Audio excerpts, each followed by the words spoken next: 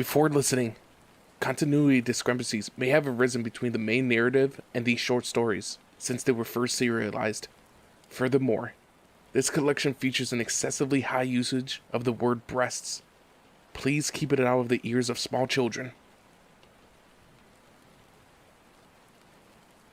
This may sound like a strange thing to admit, but I had no idea what to do with the two objects sitting directly in front of me.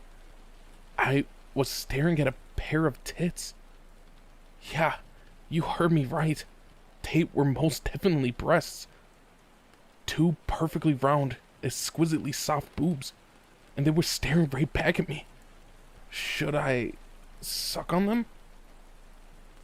First, let me explain how I found myself in this situation. I've been sent to the infirmary after feeling unwell during PE class.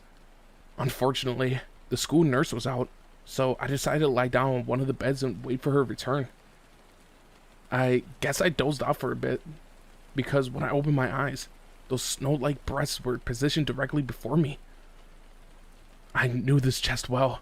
I mean, to be fair, the only breasts I've ever seen in person were my mother's and this person's. I glanced around, confirming the face of the young woman that they belonged to. She was sound asleep, my crimson-haired outer sister like Prez. Why was she resting beside me? And why was she naked? Not only that, but her black demon wings were hanging down behind her back. Prez.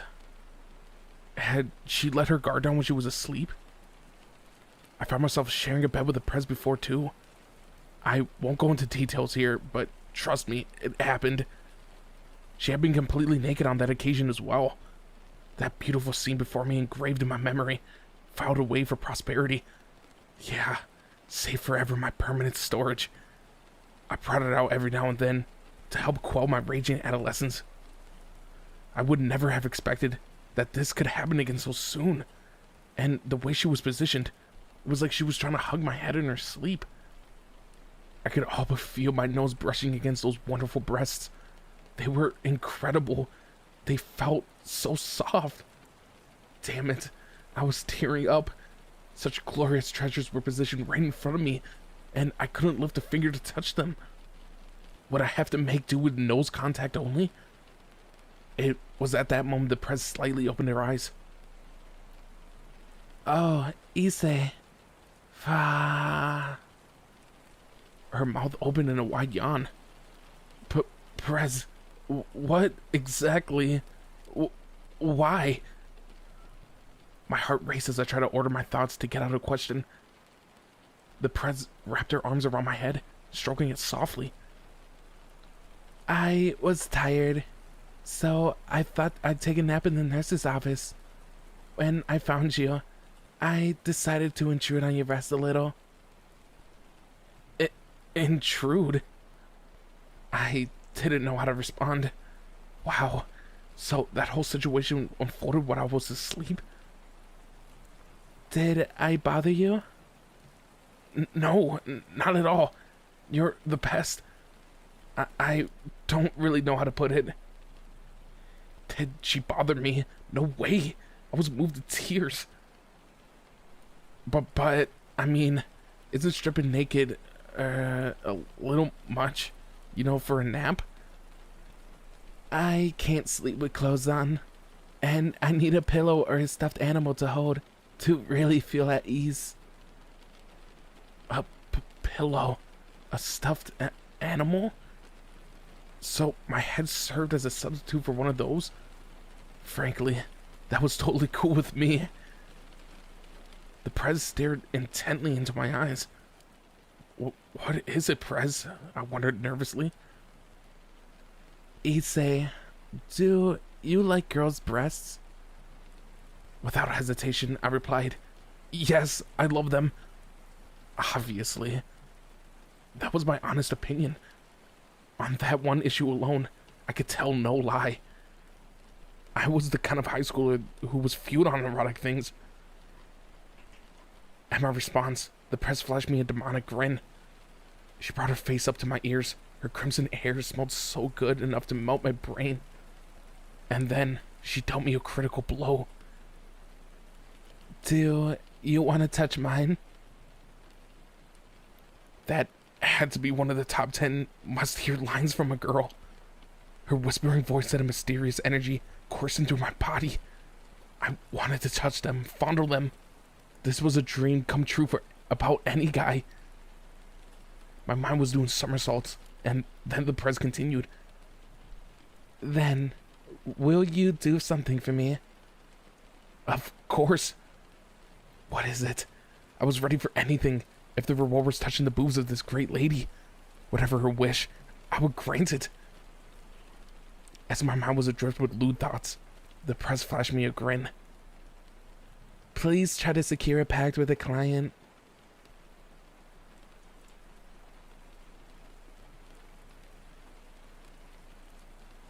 We're here. Ozzy greeted everyone in a lively and energetic tone. She and I made our way straight to the clubroom after class. Oh dear, you're early, Issei, Azia. Would you like some tea? Akano said with a warm and bright smile. Ah, Akano, I can see you put your lustrous black hair up in a ponytail today, and your bosom is just as large as ever. Please. No sooner did I give my lively reply than she began to fill the teapot with hot water. The rest of the club members were already present. The press was seated in the back of the room, sipping on a cup. Hey, Konako, I said to the petite girl, sitting in the corner. Hi.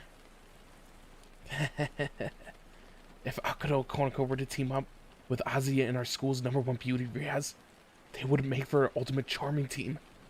They would be invincible. The Occult Research Club was stocked to the brim with hotties. I could think of no greater workplace. It was no exaggeration to say that my real reason for coming here was to hang out with them all. I was so glad I'd become a fellow member. The atmosphere of the clubroom was so clean and delicious. Hi. Another person waved their hand. Kiba. That pretty boy and his refreshing handsome face never failed to get on my nerves. That cursed guy was the arch nemesis of every other male at the school. Yeah, hi. I replied vacantly, not bothering to look Kiba's way. Damn pretty boy. Looks like we're all here, the press stated. In that case, let's get started. We all took our seats on the sofas by the table, with the crimson-haired press naturally taking the head. And so, the day's regular meeting at the Occult Research Club got underway.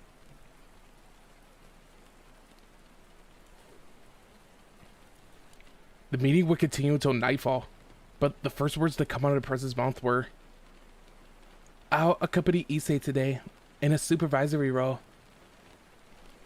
The Occult Research Club's activities were ostensibly just that, studying the occult research here on campus. In short, we supposedly investigated ghosts, monsters, magic, and anything else like that. In reality, though, what we actually did was quite different. To begin with, we were all demons. When the sun set and the darkness blanketed the world, our real work began. A demon's job was to forge pacts with clients who summoned us through magic circles. We granted their wishes and took payments in return. This remittance could take in form of money, material, possessions, or sometimes even a life. These days, few people went out of the trouble of manually drawing a magic circle to call upon a demon. And instead, we handed out leaflets with pre-drawn arrays for them to use. Anyway, back to the meeting. I still hadn't gotten the hang of typical demon work, and had yet to make any tangible headway. Truthfully, I hadn't secured a single pact. I felt pathetic. Oh, I was getting jobs, that wasn't the issue. Yet, every single time, some inexplicable problem would arise before I made the pact. And thus, my jobs always ended in failure. Admittedly, I was getting along quite well with the people who summoned me, but seeing as the demon's whole purpose was to forge pacts, having a friendly rapport with clients was meaningless if I couldn't grant their wishes.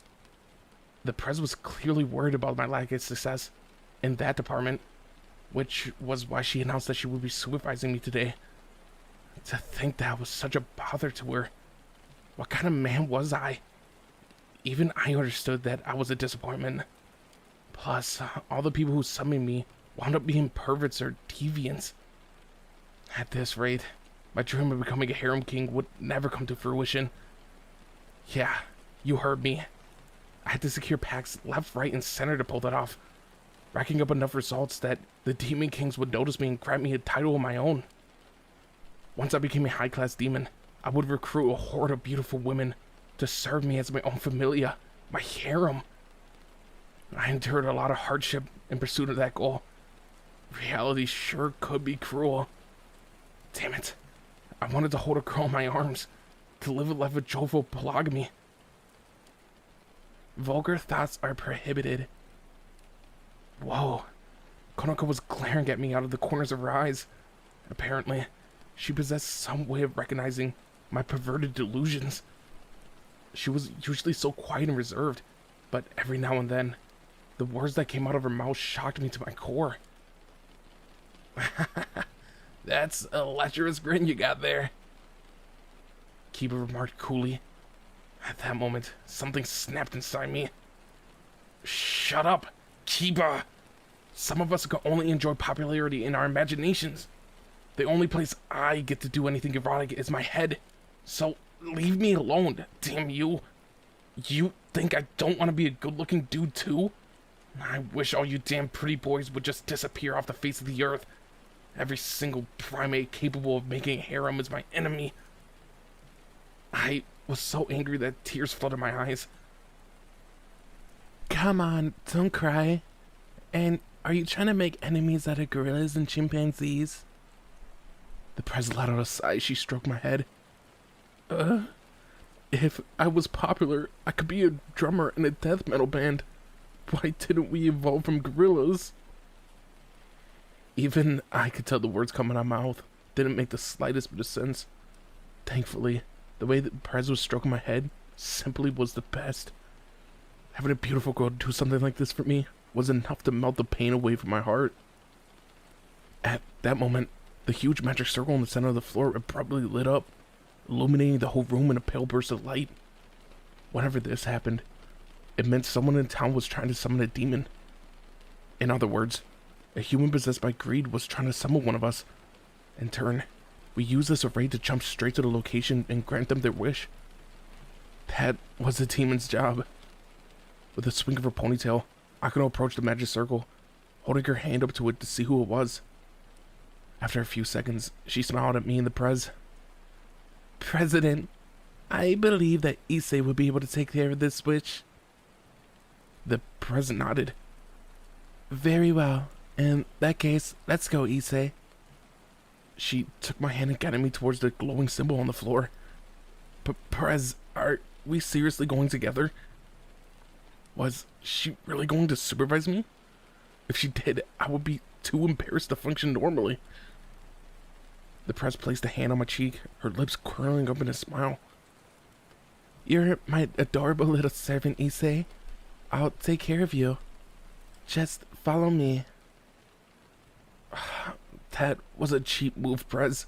If you talk like that, I'll end up becoming dependent on you. Okay, I'll be in your care, I declared, my face reddening. Issei, you can do it. As it cheered me on, the Prez and I disappeared into the light of the magic circle. When the dazzling brightness subsided, I found myself in an unfamiliar room. Based on the layout, I guess we jumped into an apartment. As I glanced around me, I realized the room was filled to bursting with objects related to Japan's Sengoku period, the area of warring states.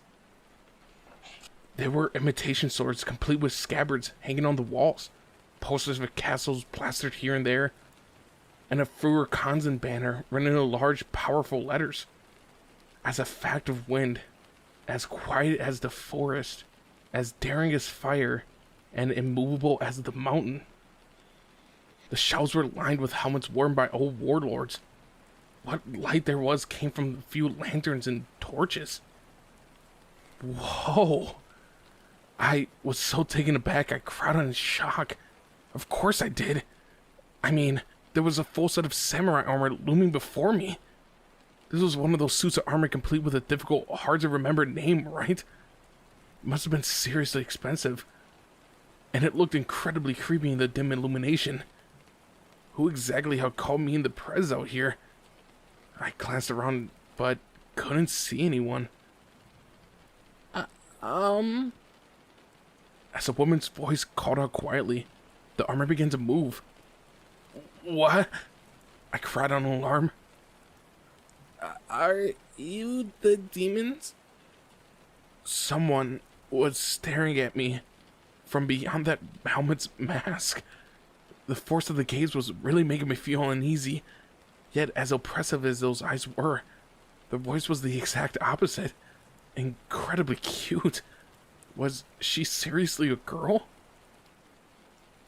Yeah, we're demons. I nodded, trying to conceal my apprehension. I really did call a demon then. I'm sorry, but I just want to make sure. You are a girl, aren't you? But that was such a shock. To think a real-life demon would have popped out. That was my line. I was the one taking it back here. What kind of young woman wore a full-body suit of Sengoku period armor? My name is Susan. As you can see, my hobby is collecting items related to the Sengoku period. Susan? A foreigner? Today was just full of surprises. I'm sorry about the way I'm dressed. It's dangerous at night, so sometimes I put on this armor to protect myself. It probably wouldn't have done much good to point out that right now she was the threatening looking one. The basis of any cross-cultural exchange is direct contact with its unique properties. The Prez commented, nodding in admiration. Oh, hold on. I get the sentiment, but this is clearly something else entirely. This is such a relief. You're a pair of kind-looking demons. If you were a scary one, I might have to use my Kenjin Maru Kunashigi sword on you. Sure enough, Susan was gripping the hilt of a Japanese sword sheathed at her waist. I was the friend one here. Susan was a spooky client. So, why did you summon us, if you don't mind me asking? You have a wish you want granting, right? No sooner did I ask this question than she began to cry. Can you come to the university I attend as an exchange student and help me pick up my notes? Please, I'm so scared of going out at night. Seriously? She was the front one? But I respectfully held my tongue.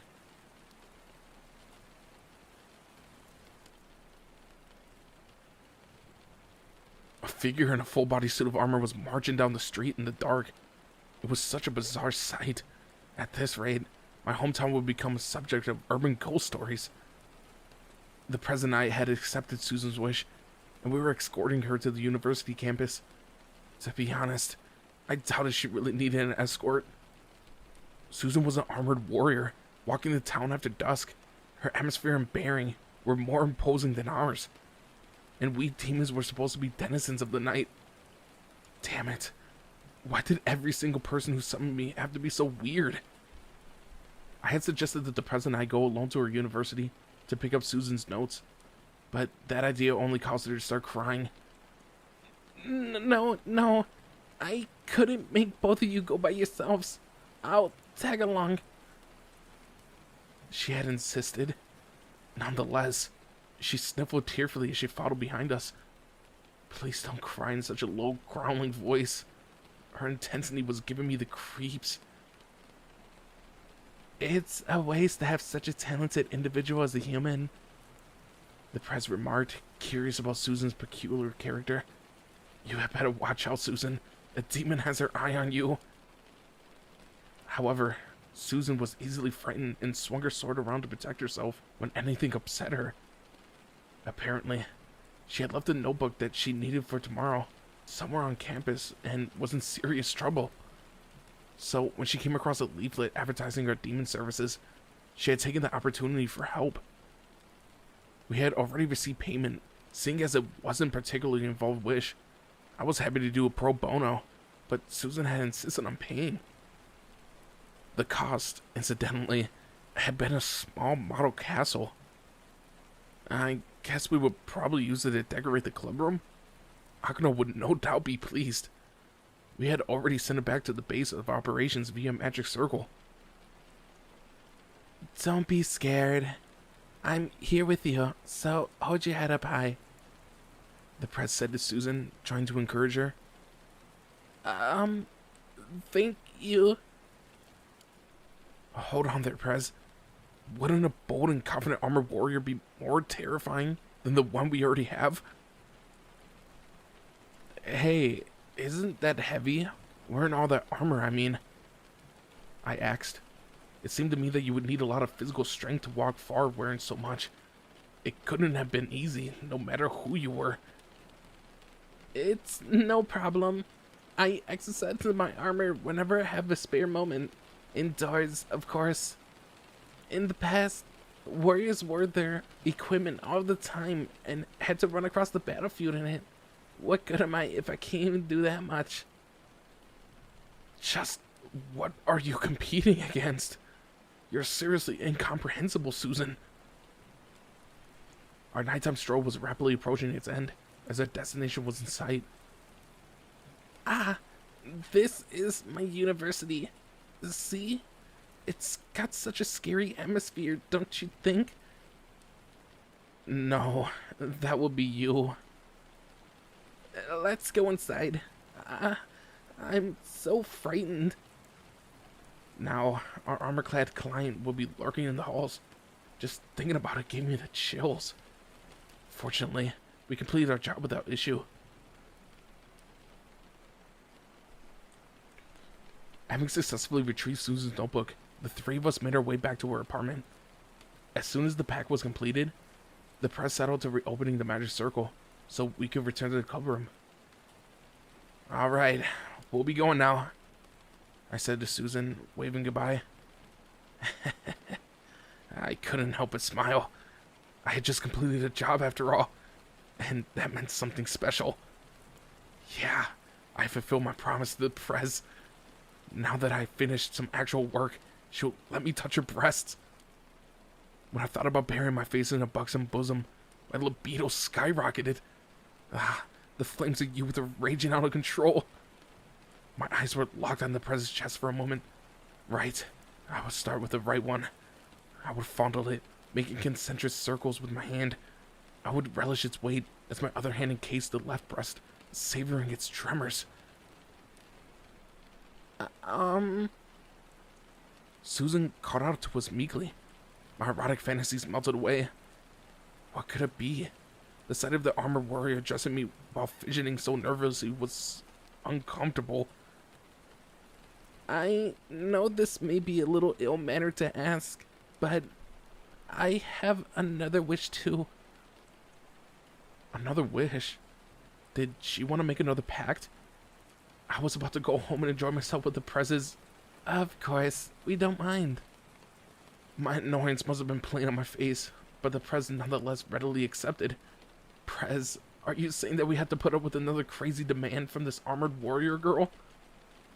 The Prez paid no heed to my tearful, entreating gaze, deactivated the magic circle, and turned her attention back to Susan. I could picture her breast moving farther and farther away. The Prez listened carefully to Susan's new request.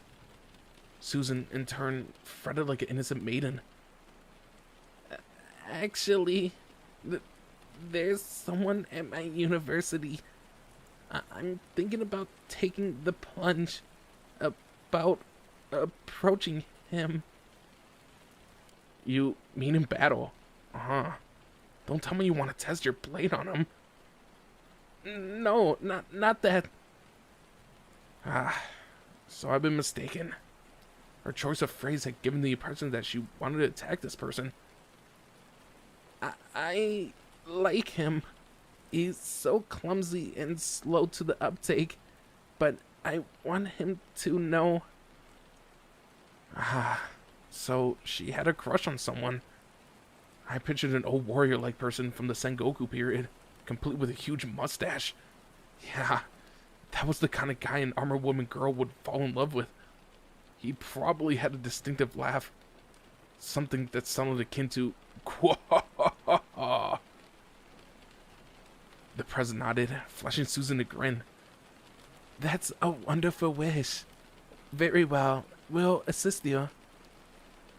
Susan began to all but jump for joy. You will? Thank you. You demons are so kind. Please don't make any sudden movements in that armor. I'm petrified enough as it is. What do you want us to do? Set up an extravagant place so you can confess your feelings? Or do you want us to bewitch him so that he falls in love with you? No. I mean, I want to do it by myself as much as possible.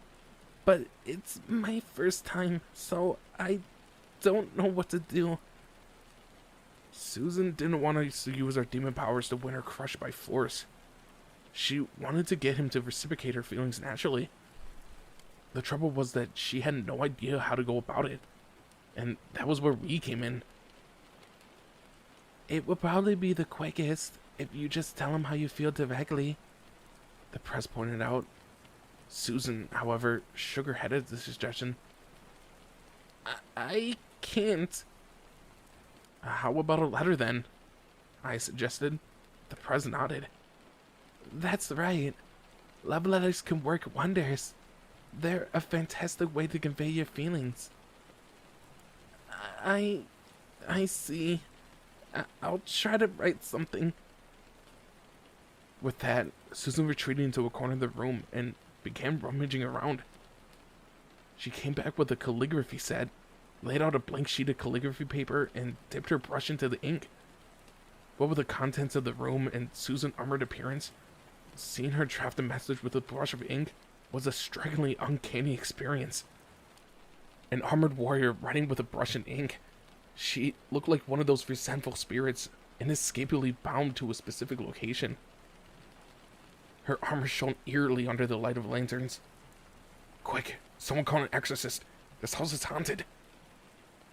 Susan? Wouldn't it be better to use a normal pen and paper? What are you writing there? I inquired nervously, sweat dripping down my face. A love letter, right? A love letter. Though this missive may reach thee unforeseen, I pray that thou puttest thy heart at ease. Hold on. What language is that? I blurted out when Susan began to recite what she had just written. Japanese, of course. It means not to worry because it's nothing too serious. No, you can't write it that way. You only confuse him. No one in this day and age will be able to understand any of that. And no one writes with a brush anymore either. What is this, the Sengoku period? Why does your letter have to be like something from 500 years ago? And it doesn't make sense to say it's nothing too serious. It's a confession of love, right? It doesn't sound like you're really interested in him. If you don't come out with it and tell him that you care, he'll just think it's some anonymous curse or something. My outburst must have come as a shock to Susan, as she fell to the floor with an audible crash. I don't know how to write any other way. What?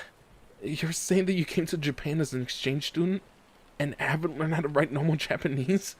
Heck, you could just write it in English then. You're an exchange student after all. He'll be so happy that he got a letter that he'll have someone translate it if he has to. But then why did I even come to Japan? Japanese men are supposed to be descended from samurai. I want to go out with a noble warrior. Someone who excels in manners and etiquette.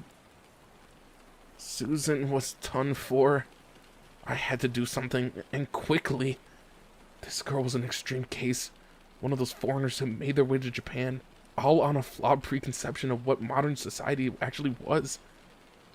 This went way beyond a mere cultural mix-up. I haven't met so much of a single samurai since I came here either. I thought there would be at least one in this town. No. Even the president made a spectacular misunderstanding. Hey, there are no samurai wandering the streets in ultra-modern Japan. The only person who would openly brandish a sword is this college girl in this very room. Just who was the person who captivated Susan? Don't tell me it was a burly warrior type guy or something. I suppose I won't need this then. Susan let out a resigned sigh as she stroked the string of her bow. You were planning to fix the letter to an arrow? Susan, if you shoot that at him, you'll be arrested immediately. It'll be an international incident. I could envision the newspaper headlines. Love letter sharpshooter, reviewed as armored female exchange student. I could even imagine her statement to the media. It would be something like, I wanted to conquer his heart. The news would talk about it for days, one endless commentary after another. Oh, I thought it was normal to attach love letters to arrows here in Japan. Yeah, maybe 100 years ago. Times are different now. This is the Heisei era, okay? It isn't the Azuchi Momoyama period anymore. If we had a time machine, maybe we could send you back 500 years. Susan was one unfortunate individual, having been born in the wrong country and year. I cradled my head in my arms, not knowing what else to do. The Prez let out a sigh. I suppose there's no other choice. We'll spend the night teaching you how to write a proper confession. And so, I spent the night at Susan's place. As romantic as that sounded, she was an armored warrior, and the Prez was with us too. I felt like weeping.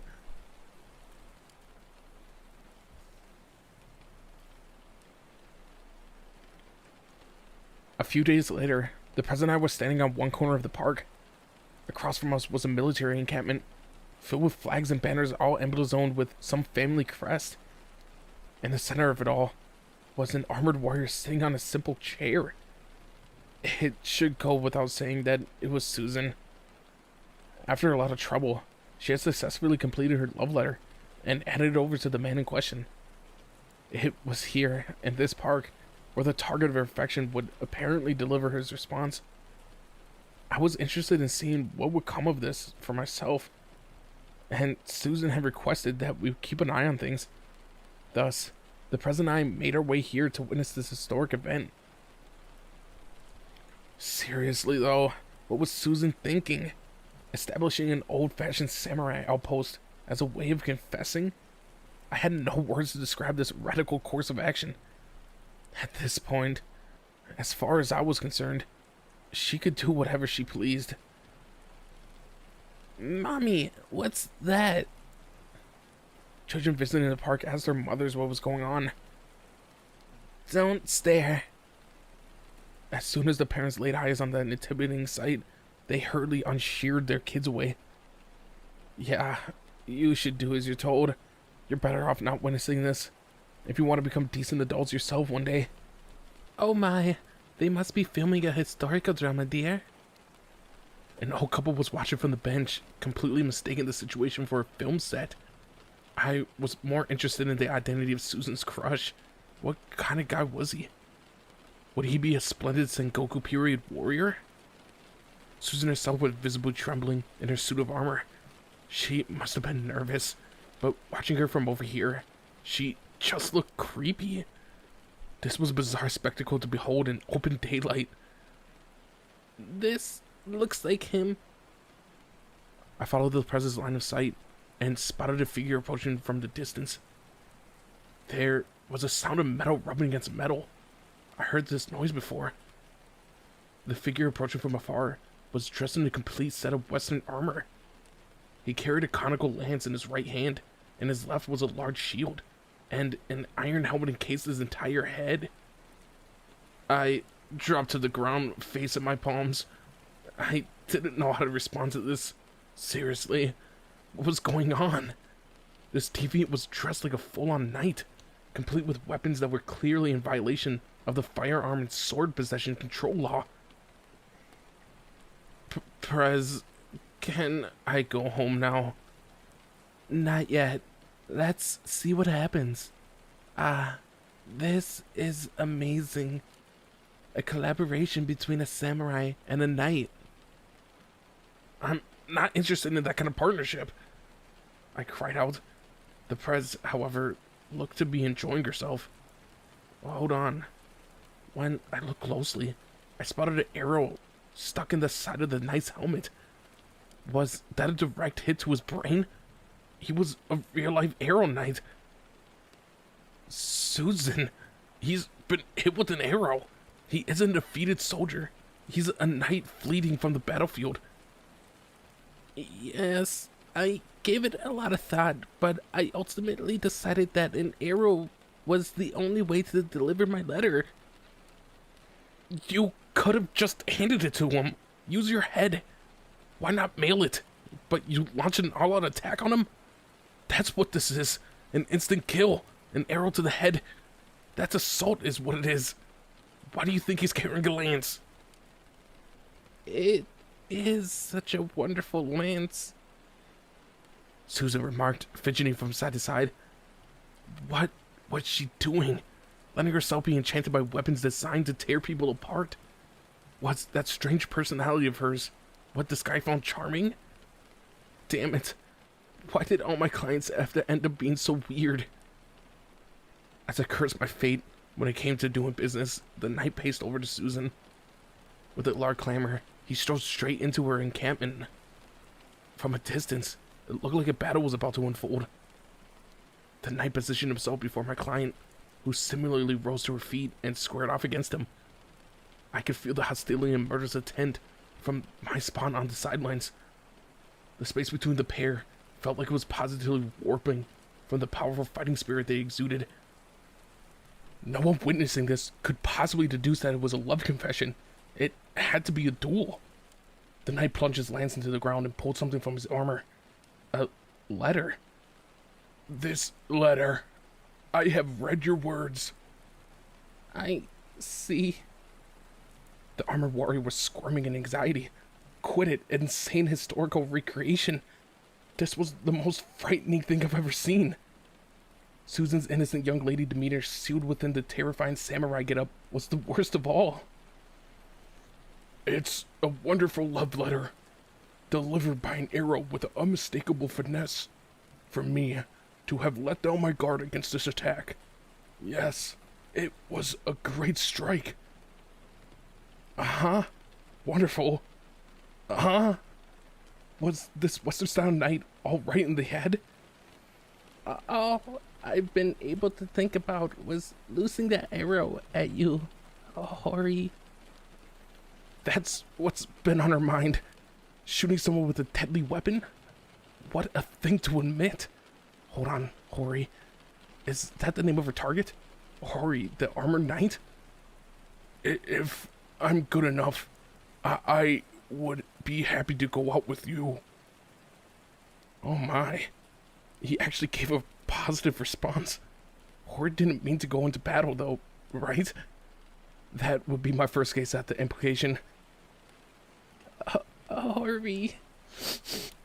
Thank you. Susan's voice began to waver. There was no telling for certain, but it sounded like she was crying. Susan. The Western Star Knight took her in his arms, embracing her gently. They were both fully armored, of course, so all I could hear was the ragged sound of metal against metal. Just what kind of scene was this? I can't wait to talk to you about the Book of Five Rings that you mentioned in your letter. Yes, I've wanted to discuss Miyamoto Musashi's school of swordsmanship with you for so long. The two armor-clad figures began to leave the park, hand in hand. Thank you so much, you two. Susan called out, waving to me and the Prez. The Prez responded with a warm smile. To think that she could react to such a bizarre display with such poise. Reyes was amazing. Thus, a new deviant couple was born before her very eyes.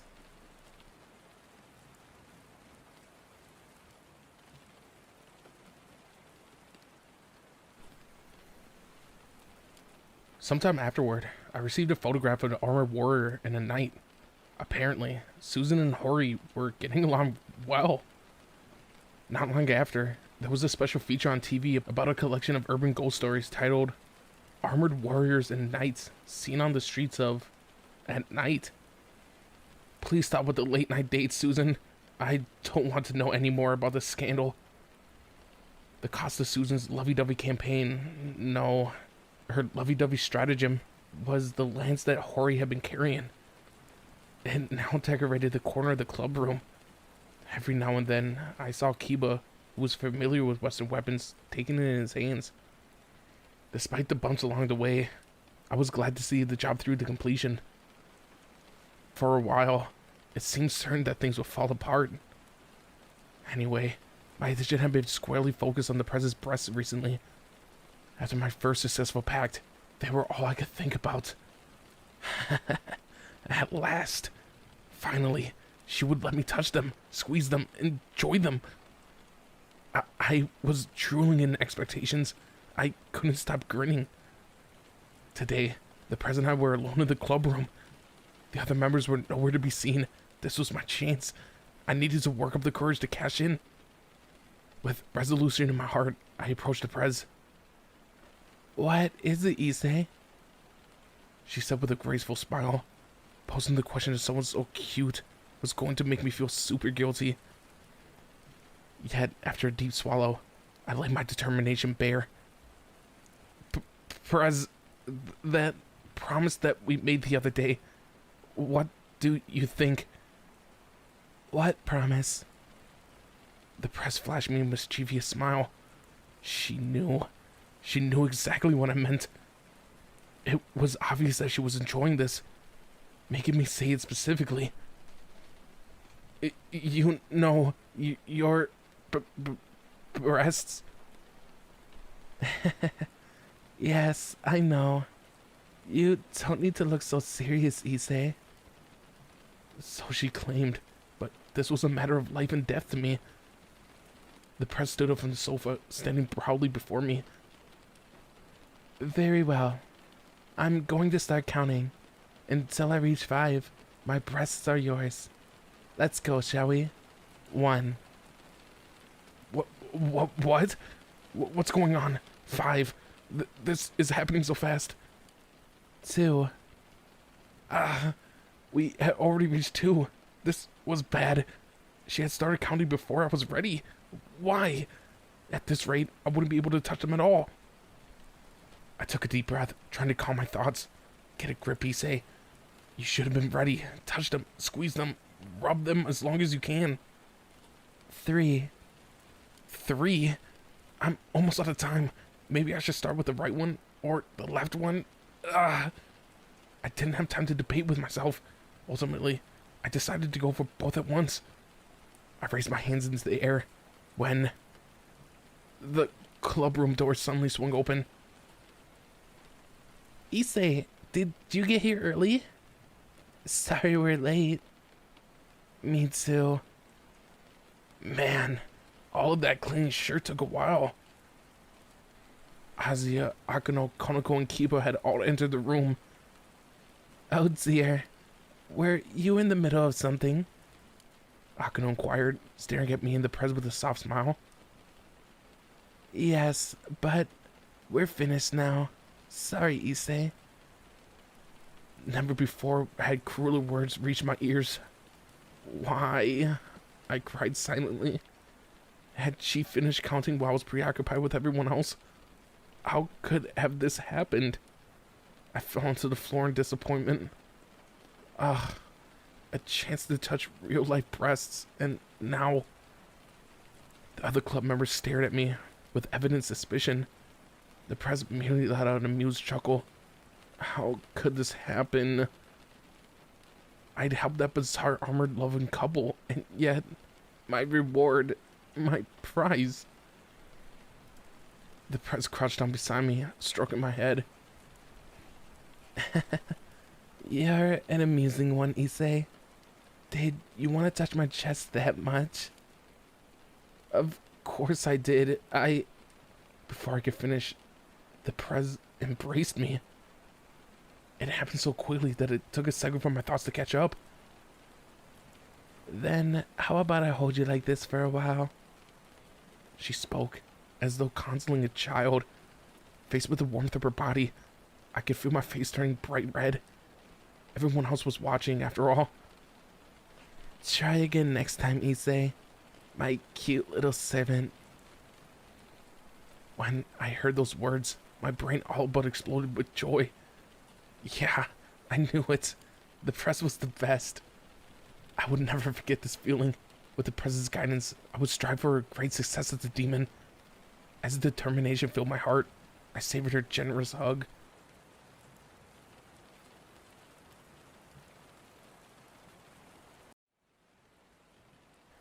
Before listening, continuity discrepancies may have arisen between the main narrative and these short stories, since they were first serialized. Furthermore, this collection features an excessively high usage of the word breasts. Please keep it out of the ears of small children. I was in the midst of witnessing a magnificent sight. Before my very eyes was a girl's changing room scene. Yes, the girl's changing room. I was savoring the immodest figures of the first-year girls, peeping on my underclassmen as they changed. My sense of immorality and guilt was like an added spice that accentuated my erotic obsession. They may have been younger than me, but the well-developed among them were incredible. Whether they were naked or encased in a bra, those boobs asserted themselves with delightful confidence. Uh-huh. Where was I watching from, you asked? I was hiding in a metal locker, complete with a notice that said it wasn't to be used. Thanks to that, I could enjoy this magnificent view to my heart's content.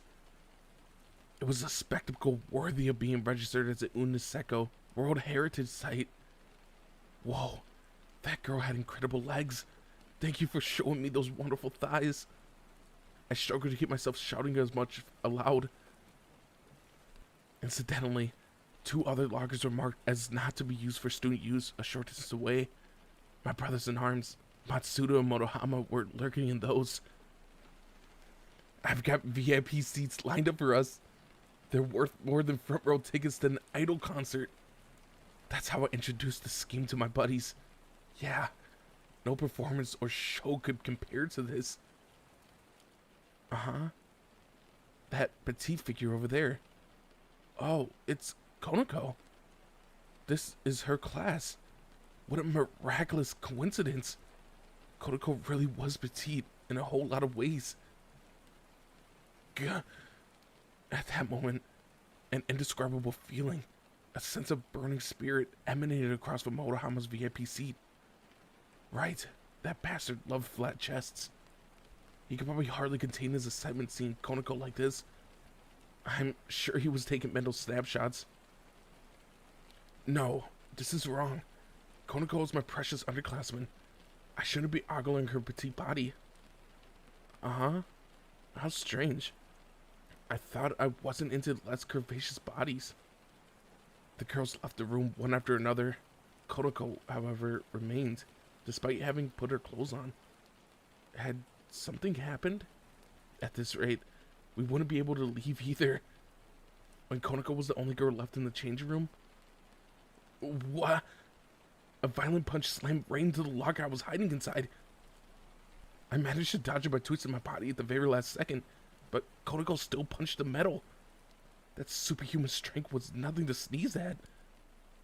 She tore the door clean off the locker. What's the point of building out of steel if it could be destroyed this easily?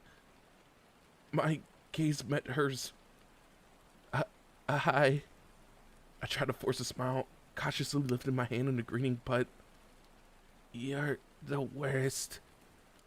Gah! Hold on. Konako, please, just... Gah!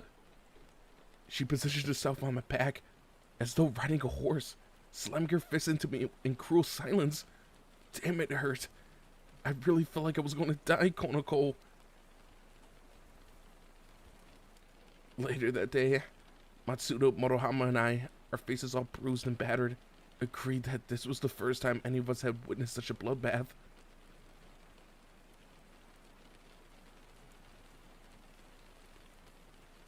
after school. Ow. Are you alright? Ozzy and I were in the meeting room. She was graciously using her healing ability to restore my swollen cheeks. There was an obvious worry in her expression. You reap what you sow. Konako muttered from the sofa, a short distance away. Her lips were pursed, and she didn't look at all pleased. She had every right to be angry. We had been spying on her as she got changed. But she sure hadn't held back with that spectacular punch combo. I'd been confident that she was going to beat me to death there. Why do you have to be so... The press wore a similar look of astonished disgust. Oh dear. If you insist on spying on girls, you need to learn to do with certain boundaries. Akano chided with her usual smile as she poured me a cup of tea. I guess I did let myself get carried away. I'll let you watch me get changed anytime you want. Keep it quipped. Shut up. Why the hell would I want to look at you undress? I can't even bring myself to enjoy watching undeveloped girls properly. Underdeveloped? Konako fixed me with a razor-sharp glare. Sorry, Konako. Forgive me. Issei, you shouldn't spy on women as they change. If you want to see a naked body so much, Azia trailed off, fidgeting bashfully. No. You don't have to do that, Azia. I want to see, but not like that. Lately, Azia had become quite bold. Her recent behavior was undeniably cute. But as someone who was supposed to protect and watch over her, that attitude of hers always left me in a quandary. That's right. If you want to see a naked woman, you should just say so, Issei. I'm happy to join in the bathroom or in bed whenever you want. The press stated so casually. I already lived in the same building as her, and now she was offering me this. I felt so thankful. Tears dampened in the corner of my eyes. The press was always laying into me with erotic attacks. My body couldn't withstand it. Regretfully, I couldn't do anything because I was living with my parents. On top of that, ow. Azia, her expression sullen and her cheeks puffed out, silently pinched me on the cheek.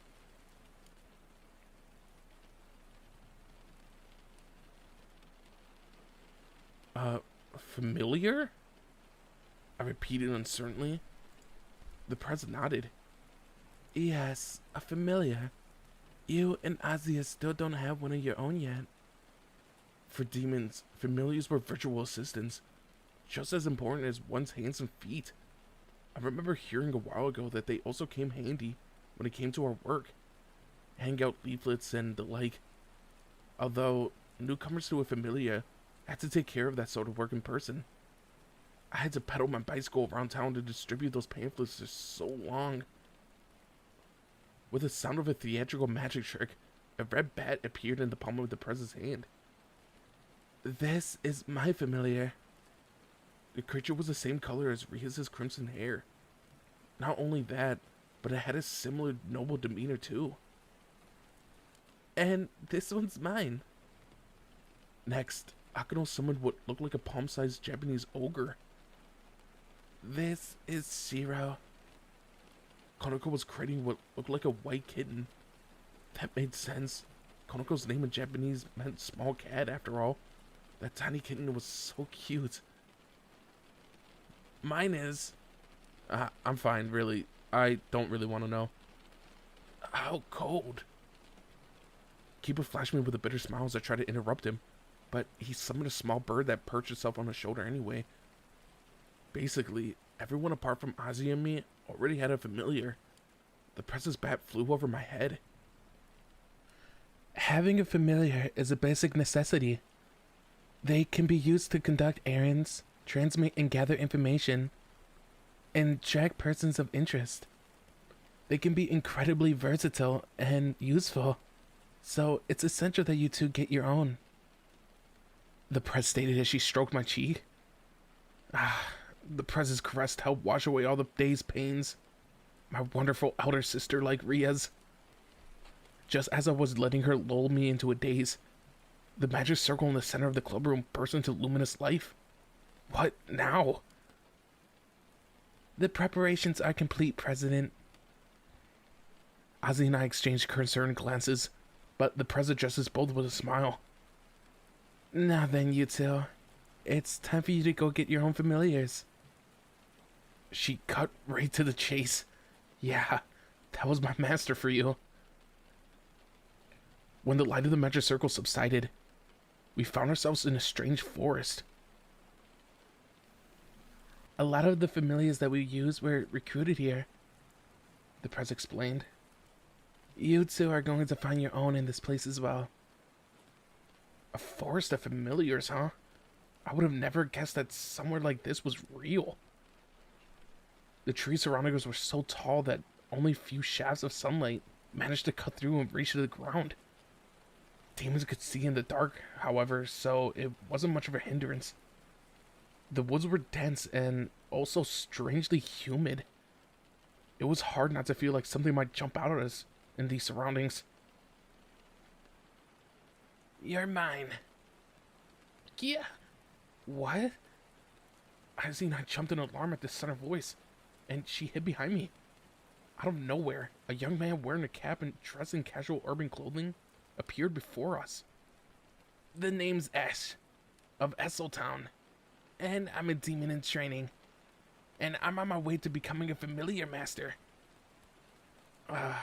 Where did this weirdo come from? A demon? Him?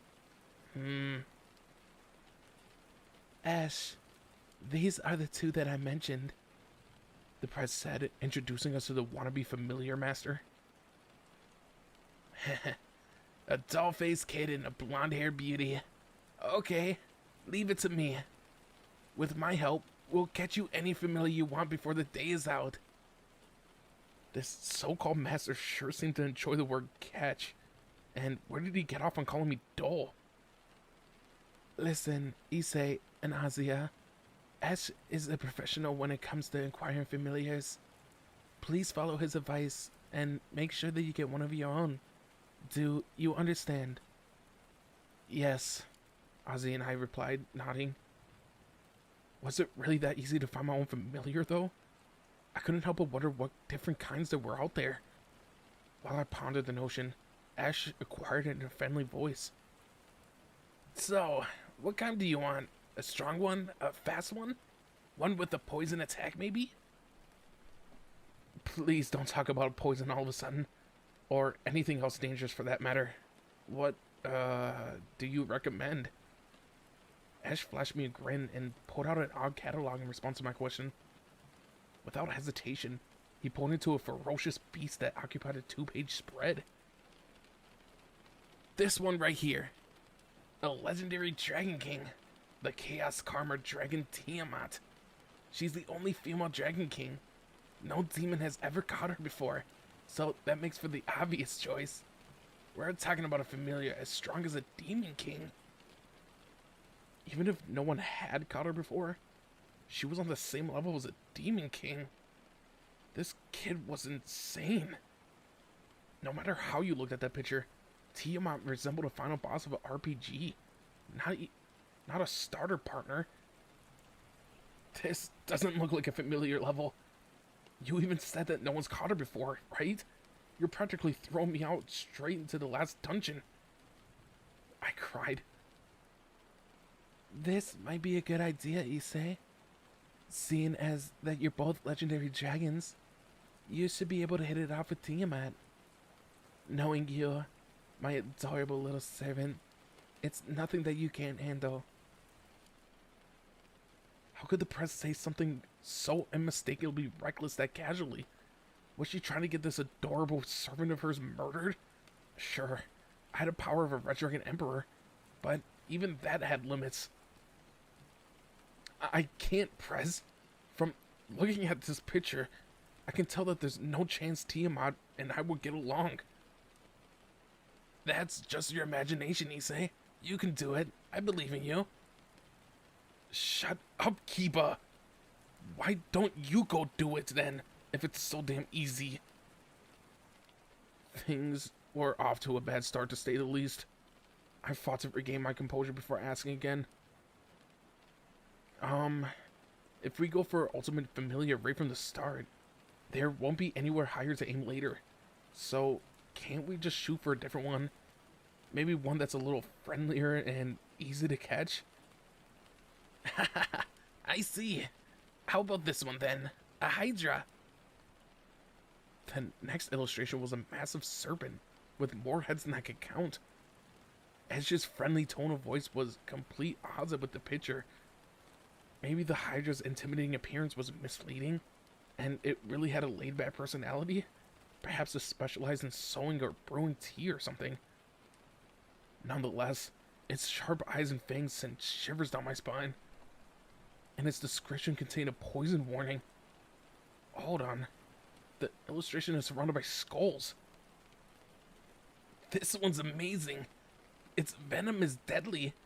No demon can survive it. Plus, it's immortal. It's the most ferocious monster ever. Hydras are even known to kill their masters. What do you think? Sounds useful, right? I could hardly hold back my anger. Can I punch this guy, Prez? Please? Calm down, Issei. Hydras are certainly rare and wonderful creatures. And if I remember correctly, there is one somewhere in these woods. We would be able to go home before the day is out. The Prez was staring into the depths of the forest. Was she that eager to acquire it? I wouldn't be going home if we went after that thing. I'd be listed as a missing kid on milk cartons. If something went wrong, I could end up in that stomach of the allegedly useful Hydra. Ash laughed, giving me a thumbs up. Everyone needs a little adventure in their lives. Cut it out. I don't need a monster stronger than I am. You sure have a lot of conditions. What do you want then? Ash was plain messing around with me. I almost wanted to use the dragon that dwelled within me to slaughter him. Aren't there any cute familiars? Like girl-type ones? Surely, there had to be some like that, right? Ash immediately clicked his tongue, his expression one of obvious displeasure. That's what you newbies don't get about familiars. Listen, you need to catch powerful ones. They've all got different abilities. And if you want to be a familiar master, you need to get the same one multiple times, and then pick the strongest male and female between them. Then you breed them together, and they give birth to a baby with even higher power, and then... From there, he launched into his theories of advanced familiar training. Man, this guy was annoying. I want a cute familiar too, Ozzy said, finally peeking out from behind my back. Ash answered with a warm smile. Okay, got it. What was with this guy? It sounded like this process of catching a familiar was going to be a long one.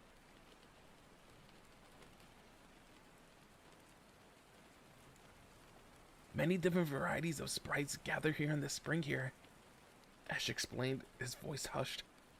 A large spring sat in the clearing, its surface like glittering glass. There was a sacred feeling to the spot. We were hiding in the shadows nearby, concealing our presence. The water sprites here, undines, don't show themselves when people are around. According to Ash, undines were lovely maidens with pure hearts and beautiful figures. On top of that, they were skilled healers. This will be perfect. A young woman, pure, beautiful. Sure, Ozzy already embodied all those traits, but thinking of having my very own Ozzy-class spirit filled me with energy. This would be the first step towards realizing my harem. First, I would make a cute curl-like sprite my familiar. I could already picture it. A beautiful, slender beauty, complete with an all but transparent robe. Ah, an undine, one of my very own. My first order would be for her to let me rest my head on her thighs as a pillow. Then I would have her clean my ears. After that would come her breasts. I couldn't wait. Perez, am I allowed to do whatever I want with my familiar? I asked just to make sure. I had to be certain there weren't rules prohibiting sexual stuff. Yes, anything you want. It would be your familiar after all. She answered plainly. I shed tears of joy at this response. Soon, I would have a girl of my own, with whom I could do whatever I pleased. Excitement practically poured out of me. Ah, the spring is glowing. An Undyne is about to appear. As she observed, pointing to the water. At last, I looked gleefully in the direction Edge indicated, delivering me to the world of my dreams. A light blue entity with hair sparkling in the light and garbed in an almost see-through robe appeared. Oh, she was also gigantic. The Undyne had insane biceps, calves thicker than my waist, a torso that looked like an iron chest plate, and a face covered in battle scars. For a second, I couldn't believe what I was seeing. I rubbed my eyes again and again. Surely, this had to be a mistake. What? What is this? Huh? That's an Undyne. Ash confirmed, his cruel words stabbing into my poor heart. This wasn't a dream. It was a nightmare. No, just look at her. She's a training martial artist who came here to bathe. She has to be. I mean, look at her arms. They're clearly designed to snap a person's body in two. She can conquer the world with those fists. There's no way I would stand a chance. She's a veteran. Yeah, Undynes are always squabbling over territory. There's no way one would be able to hold on to a whole spring by herself without considerable brawn. Sprite society is based on martial prowess. Still, that one does look exceptionally strong. That's a high-level Undyne right there. I recommend catching her. A water sprite with an exceptional attack stat ain't bad. An Undyne that excelled in physical power. That was something I didn't want to hear out loud. The words alone were dangerous. I'm sorry, but that isn't a healer type familiar at all. It's a murder type. I don't need a spirit with massive attack power. I wept in disappointment, howling in lamentation. This was beyond spiteful. How could fate do this to me? But she's a female like you wanted, and a really strong one too. I don't care. I covered my face with my hands and wailed. Was that really a girl? Why did reality have to be so unforgiving? The world is changing, Issei. The press consoled me as she rested a hand on my shoulder. I didn't want it to change.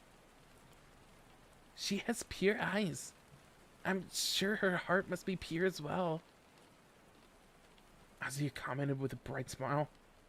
Azia, please don't call the Undyne a girl so casually.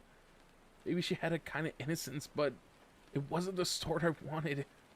My tears were endless. Ah, there's another one.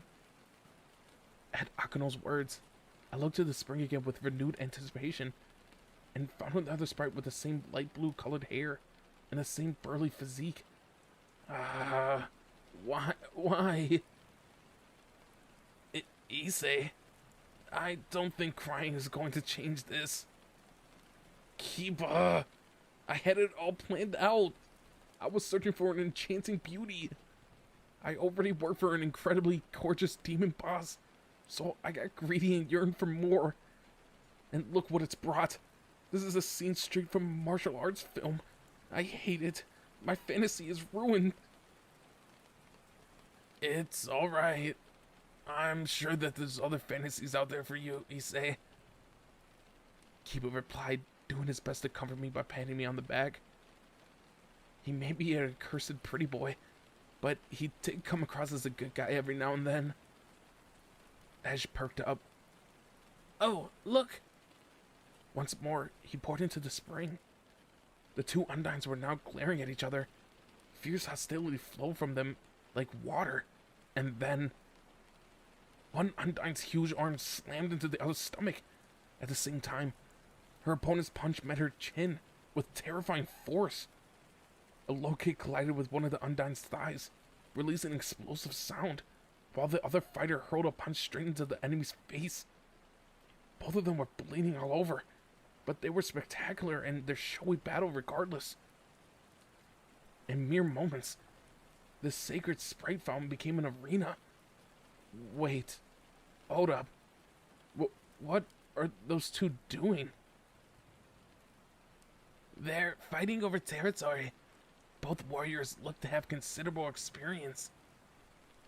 Edge nodded, watching with his chin rested on one palm, utterly engrossed in the spectacle.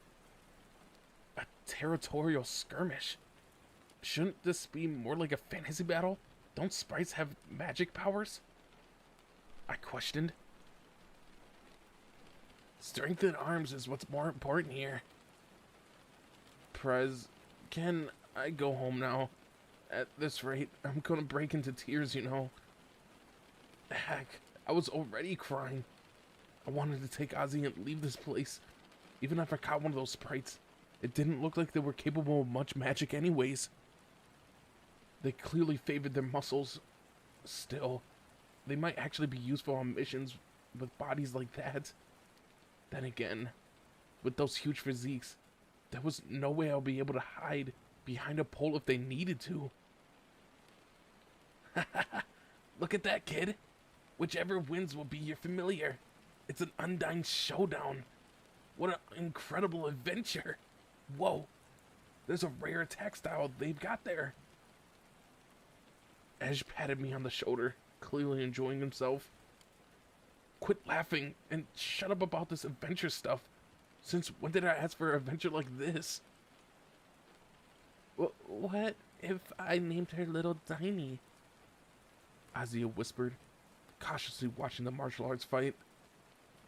No matter how you look at it, Azia, Little Tiny would be too much for us. Keeping a familiar like that around would guarantee that you'll get pregnant in no time. It's radiating intensely hypermasculine energy. If it's your child, Issei, then I'll gladly accept. Ozzy exclaimed. I see. Hold on. What was that? That's not what I'm saying. You'll have my child. You've got it wrong. Forget about little Tiny already. You won't be able to control her, Azia. But Little Tiny must be so lonely all by herself. I understand how she must feel. Azia was apparently relating to the Undine. I, however, glimpsed nothing within that sprite but danger. So I rested my hand on Azia's shoulder and twisted my lips into a forced smile. Even so, she knows how to look after herself. See how well trained she is? And her body. Nothing can stand against her. Let's give up on little Tiny, okay? Besides, we can't call her that. And which one is supposed to be little Tiny in the first place? Hey kid, Little Tiny's in a tough spot. The other one just hit her with a shoulder throw. Ash, just shut up already. The press let out a resigned sigh. Alright. Perhaps we should move on to another location. This isn't going anywhere. And so, having renounced any hope of taking little Tiny home with us, we made our way to the next point of interest.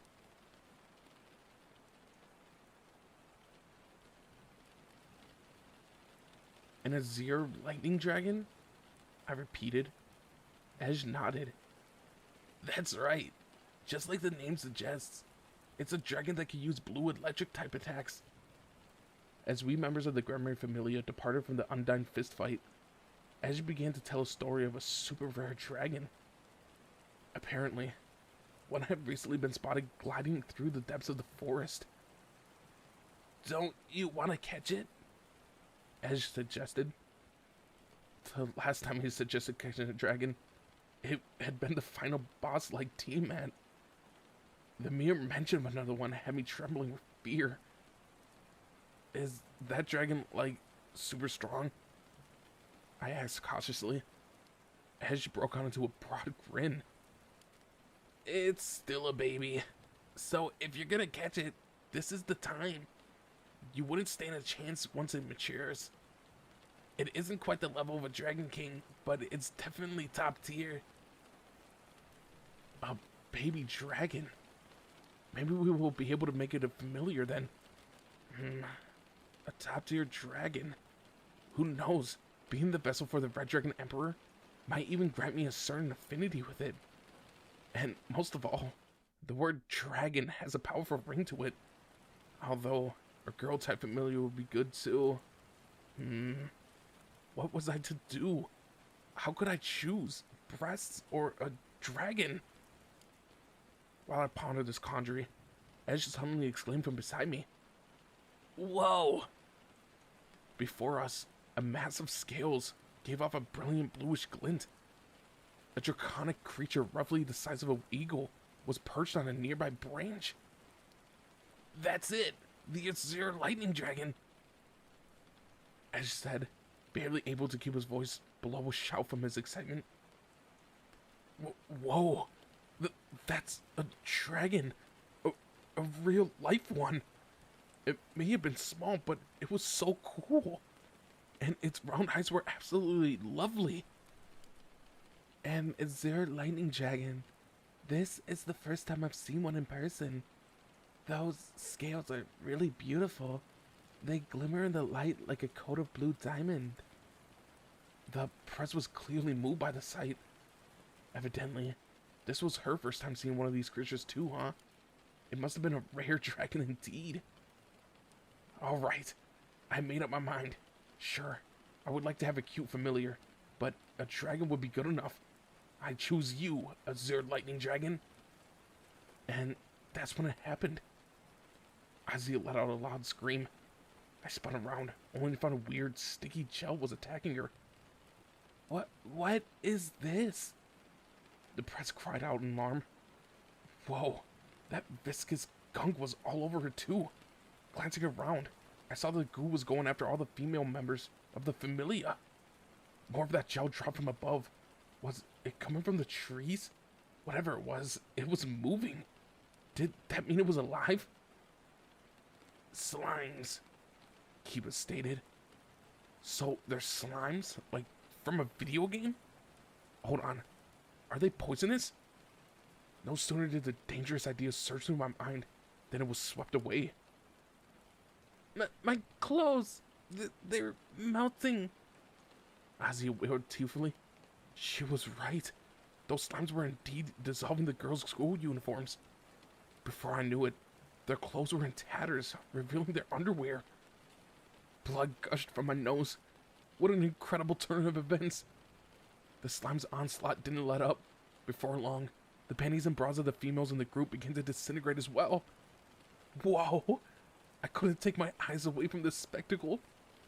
Konako, shielding her privates, punched me hard. Gah! Don't look. That was all she bothered to say.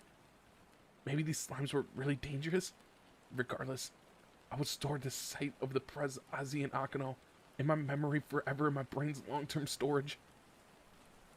Kiba looked embarrassed and was doing his best to avert his gaze. That guy was quite the gentleman. I, on the other hand, didn't bother holding back. At that moment, some kind of tentacle-like appendage emerged from behind a giant tree, ensnaring the almost naked girls. No!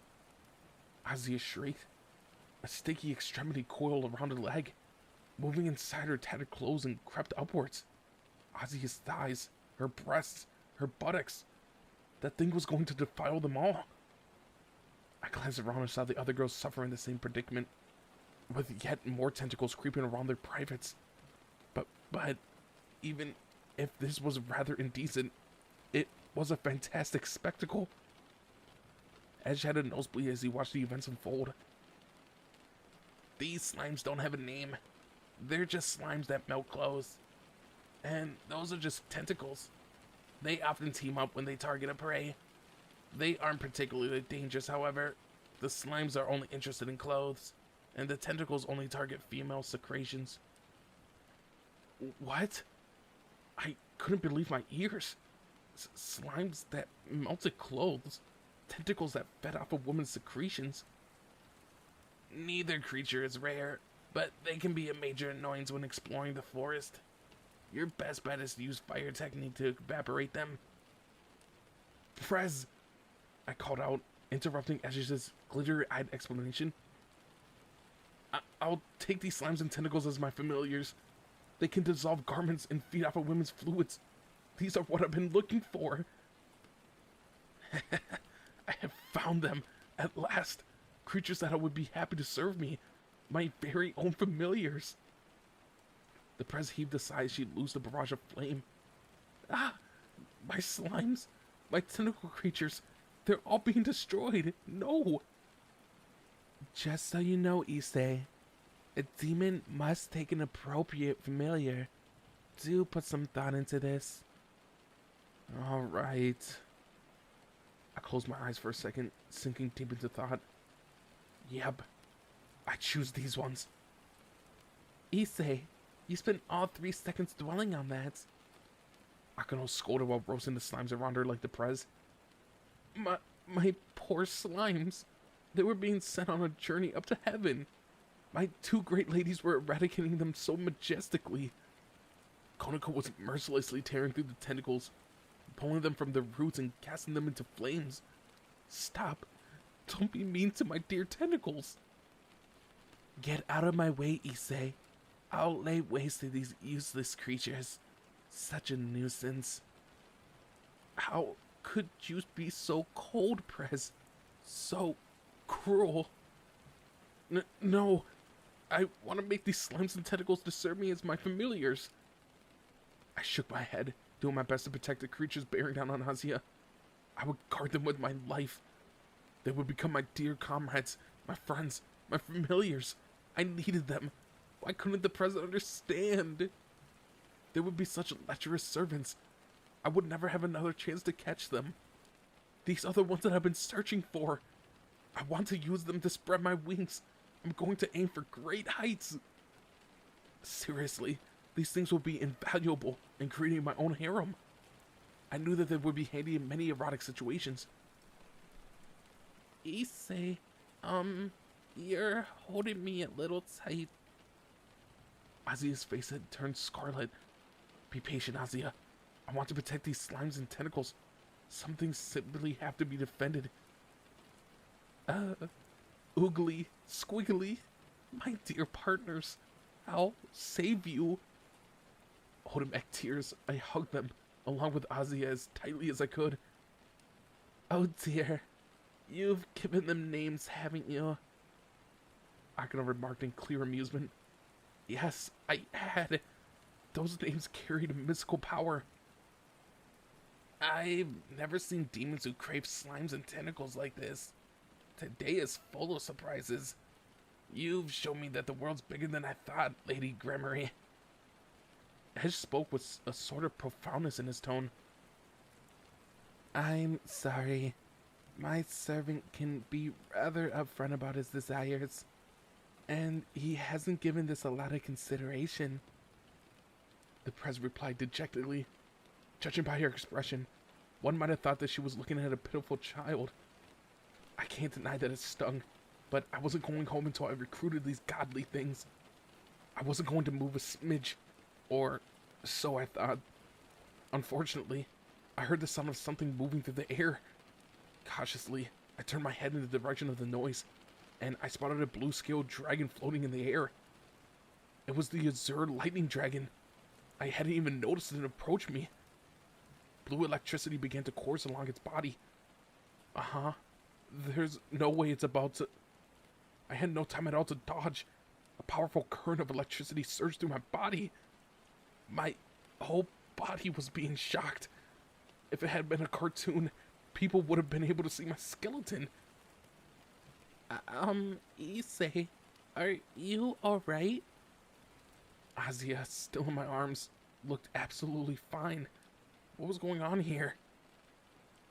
Azir lightning dragons only harm its intended targets.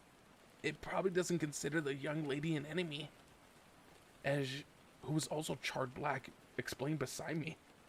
He had been electrocuted too. Was he saying that the dragon believed the two of us were its enemies? Looking around, I saw Kiba was charred as well. He was putting on a smile, but I could sense his anger at the dragon. Then I realized all the slimes and tentacles attached to Ozzy had been reduced to ashes. No! My dear friends! My precious familiars! Oogly! Squiggly! I broke down into tears as I crated their miserable remains. Why was this happening? How could the world be so heartless? It looks like the dragon has destroyed the slimes and tentacles that were attacking Asia. I wonder if it's male. I remember hearing somewhere that male dragons are often attracted to females of other species. The press said as she stroked the small dragon's head. It sounded like that scaly murderer had rather blunt motivation. Still, this was awful. My oogly, my squiggly, they were both dead. I was despondent. That dragon must have been a lecherous fiend like me. It was the only explanation for why it had only let out the three guys present. Props to it for getting Kiba, but still, there was no forgiving it. Oogly and Squiggly may have been perverted, but they weren't bad. At least, I didn't think they were. They were just trying to live their best lives. I wiped away my tears, slowly rising to my feet to face the young dragon. Oogly and Squiggly were good guys. Really good guys. The best of friends. And you killed them. I was literally trembling with rage. The dragon was now my mortal enemy, and I was determined to avenge my fallen comrades. The small dragon let out a sound. A yawn. That only served to piss me off further. I could feel my demonic aura, stoked by fury, raging around me. Even the other club members looked taken aback by the explosion of power.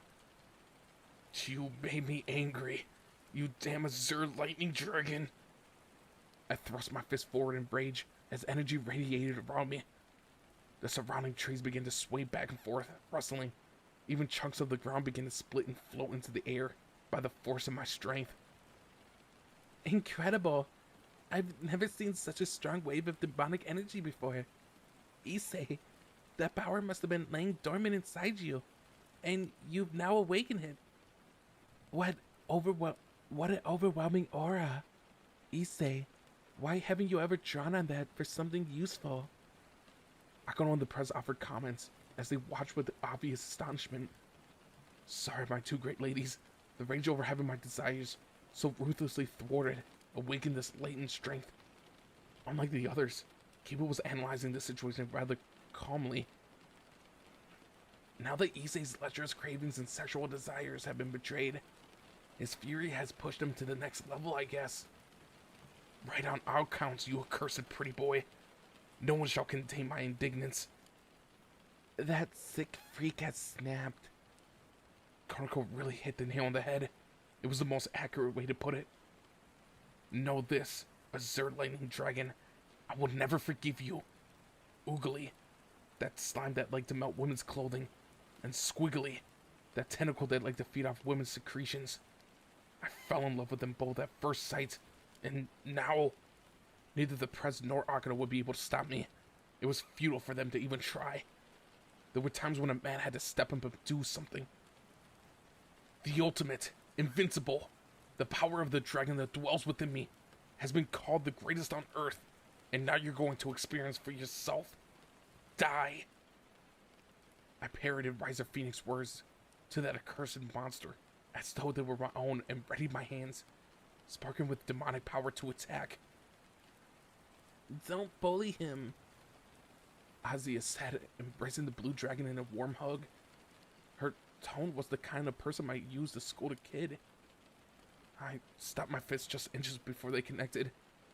When my dear Azia, who was like a younger sister to me, pleaded with me. I was helpless to resist her. I continued to glare at the small dragon as Ozzy doted on it. They say that the Zer dragons only open up to those who are pure of heart. It looks quite attached to that young lady, as you explained. Hold on. Did that mean I'd fallen in love with Azia? That was proof of the innocence in her soul. Yeah, my Azia simply was the best. Looks like you lost, Issei. The press stated with an amused grin as she rested a hand on my shoulder. I let my demonic powers dissipate and took a breath. Can I keep this dragon as my familiar? Azia asked, looking a little uneasy. That depends on Issei. What do you think?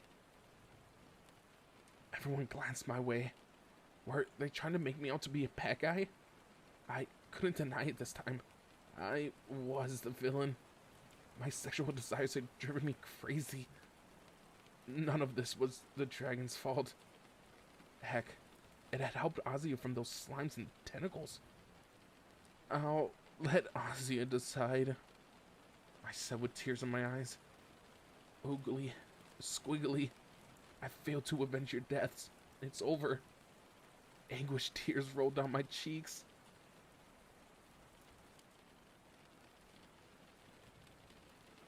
I, Azia Argento, command thee, accept my contract and become my familiar. We made our way back to the entrance of the forest. Azia had opened up a green magic circle and the Azure lightning dragon at its center, and was conducting the ritual necessary to recruit the creature as their familiar. Naturally, as this was Azia's first time doing this, Akano was helping her. Thankfully, the process went off without a hitch. Akano wore an expression of relief. Yeah, Azia sure was an exceptional demon, unlike me. Normally, Azure lightning dragons aren't willing to pledge themselves to a demon, but this one must have been especially attracted to your young lady's purity, as she explained. It's rather unprecedented, but it doesn't look like there'll be any problems. Azia had succeeded in satisfying some incredible complicated conditions to recruit this rare creature. Damn, she was incredible. The light of the magic circle began to fade away gradually. The contract must have been completed, as the baby dragon glided to Azia, showering her with affection. That tickles, Rase. Rase?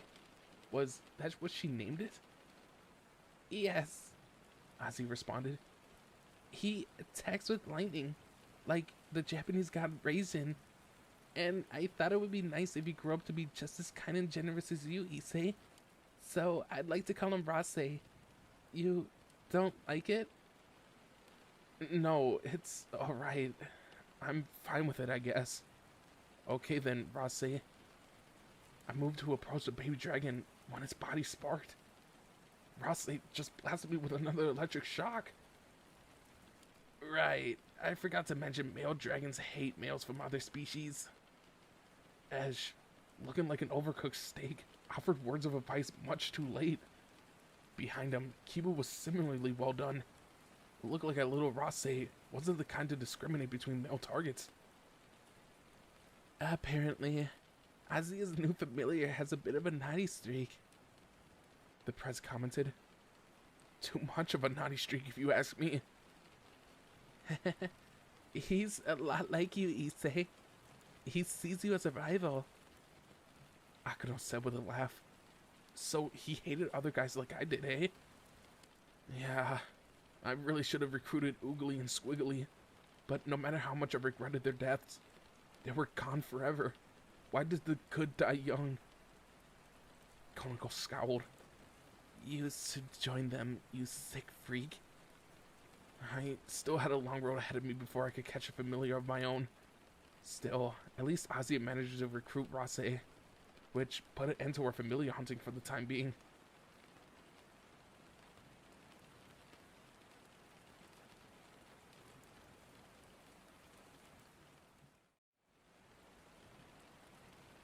It was the start of summer. The shrill droning of the cicadas was so loud I could hear them indoors. I was sitting near a window in the club room, staring vacantly outside. I'd been in a dejected slump all day. Issei, what are you up to? Came a sing-song voice. The prez wrapped her arms around me from behind. Normally, I might have jumped at this, saying something like, "What? Perez? You can't just grab me like that and push your breast against my head." Yet, in this moment, all I could do was let out a deep sigh. What's wrong? This isn't like you. The prez rested her head on my shoulder. She sounded almost bored at my weak reaction. "Sorry, Prez. I was just thinking back on some things." You were remembering something? Yeah. I was brooding over a sad farewell back when I was in elementary school. I lost something precious at this time of year when I was younger. My sorrowful eyes remained blankly fixed on the world beyond the window. The Prez, realizing at once something was up, wore a perplexed expression. But she kissed me lightly on the cheek. Tell me about it. I'll listen. Okay. Maybe the others should hear this too. Are you sure? Very well. Everyone, would you come here, please? The members of the Occult Research Club all gathered around at the Prez's urging. Azia tilted her head in apparent worry. What is it? Oh dear, has something happened? Akano asked. I'm curious, Konako added. This is about your past, Issei? As your friend, I want to know what's bothering you, Kiba said. Zenovia looked a bit puzzled. Does this count as club activities? I guess I still don't really understand Japanese customs, huh? Everyone took seats around me, watching with visible concern at my melancholic mood. When they were all settled, I began my tale. When I was 7 years old, there was a nearby park that I'd like to often visit after school. An old man who lived in the neighborhood used to perform Kamashibai storytelling plays, with a series of illustrated boards there. I always looked forward to seeing the old man's shows. After the ring of the bell, he began his latest work. There weren't many people in the audience, and they were all children. Some days, I was the only one who came. Yet the old man still gladly performed his latest story just for me. I loved his shows. Once upon a time, there lived an old grandfather and a grandmother. One day, the grandfather went up to the mountains to gather firewood, while the grandmother made her way to the river to wash some clothes. There, flowing down the river from upstream, came... I sat there in anticipation, eagerly waiting to hear what happened next. The old man fixed me with a smile before moving on to the next picture board. Breasts. Child though I was beyond excited about the realism of the illustration. Ah, how I wanted to fondle those boobs. The old man's drawing skills were genuinely top-notch. Wriggle waggle, bounce bounce, wiggle waggle, bounce bounce. Those breasts exceeded G-cups in size. They were wonderfully firm, exquisitely shaped, and utterly perfect tits. I listened to the tale, my heart racing as I treated myself to a snack breast-shaped pudding. He talked about an order that suffered defeat because of breasts, and a man who found happiness because of him. There was a youth who suffered divine punishment for his interactions with boobs, and a dog that liked to dig them up. Though those tales of breasts, I learned just how absurd the world could be. When the old man finished his latest tale and started to pack up his things, I asked him, "Have you ever touched a breast?" The old man answered with a warm smile. I have. Many a time. But listen, my boy. Breasts aren't only things that you touch. You could suck them too." Uh-huh. But I thought babies did that. Back then, I had thought that boobs only existed for fondling, but I was wrong. You're still a child, so you've got to learn. But you'll understand one day, when you're a little older, adult men fight the urge to shuck them every day. At the time, I hadn't comprehended the meaning of the sage words. However, I knew what he was saying sounded cool. Listen up, boy. This is how you shuck on them. The old man opened another breast-shaped pudding and vigorously slurped it into his mouth. The whole thing had disappeared in a split second. Whoa! My young heart was struck with admiration by the speed of his actions. Here, I'll let you taste some of these puddings. Practice at home. The old man spoke as though trying to nurture a successor. I brought those breast-shaped puddings home, sneaked them past my parents, and sucked at them as hard as I could. Yet, despite my efforts, I couldn't suck them into my mouth as he had. Every failure served to inform me of his greatness. One hot summer day, it came time to say farewell. I pedaled my bicycle to the park excitedly. It was time for a new story. Just what kind of folktale would the old man have for me this time? Would it be a funny story? A sad one? One about big breasts? Small ones? I was all but exploding with anticipation. Unfortunately, when I arrived at the park... Alright, now come with us. What makes you think you could show kids this sort of thing in broad daylight? The old man was being taken away by the police. This couldn't be happening. Why him? He hadn't done anything wrong. Child that I was, the old man was my hero. I ran over as the police marched him away. Gramps, what's going on? One of the police officers took a hold of me, stopping me from helping the old man. Stop. Stay away from him. He's a bad guy showing things that he shouldn't. He isn't bad. He told me about breasts. Gramps. I cried out tearfully. I learned so much from the old man. He wasn't an evil guy, just a perverted one.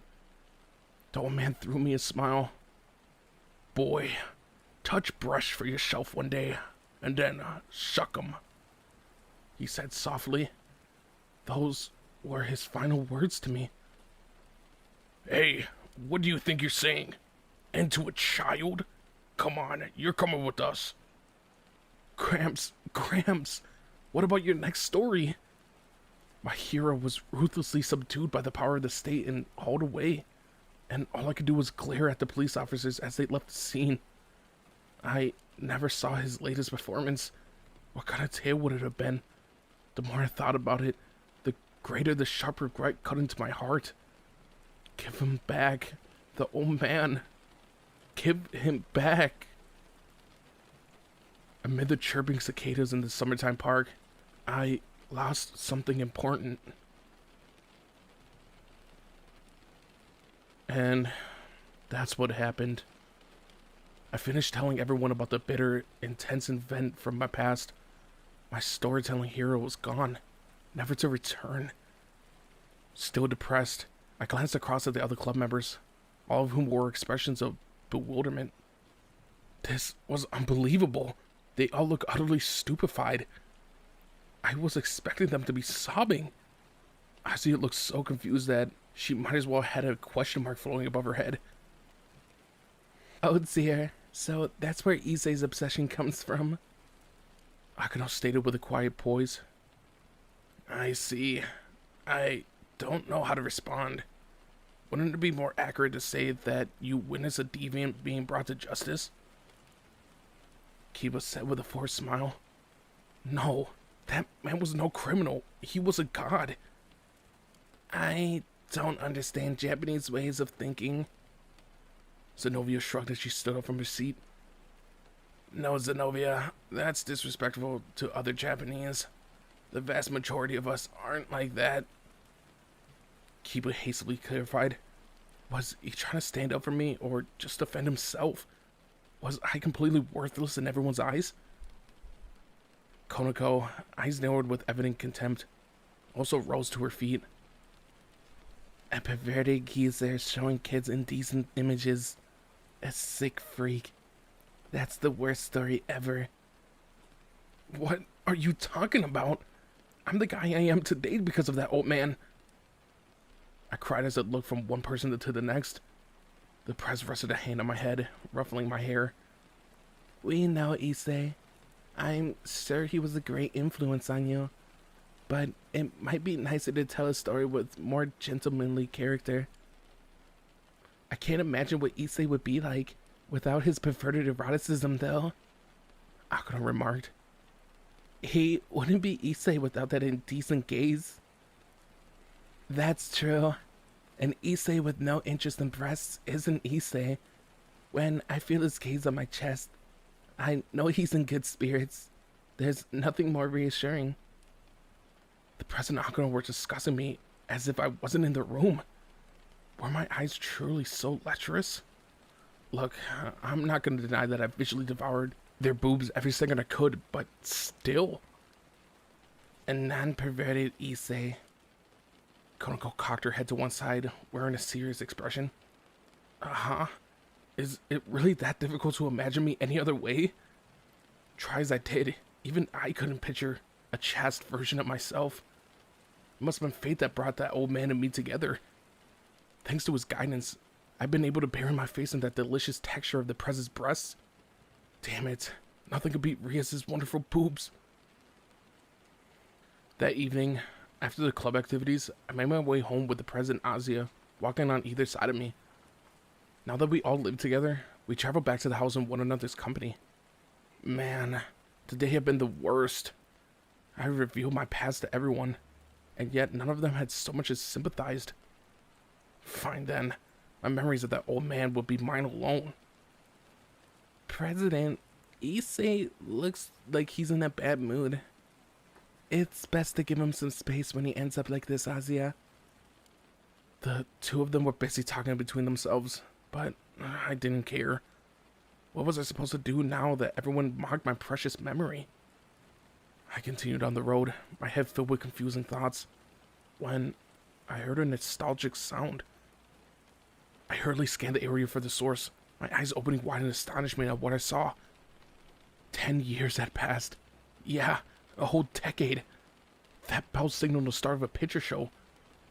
In the corner of the park we had just passed, a familiar old man was preparing a set of illustrated storyboards for a Kamashibai play.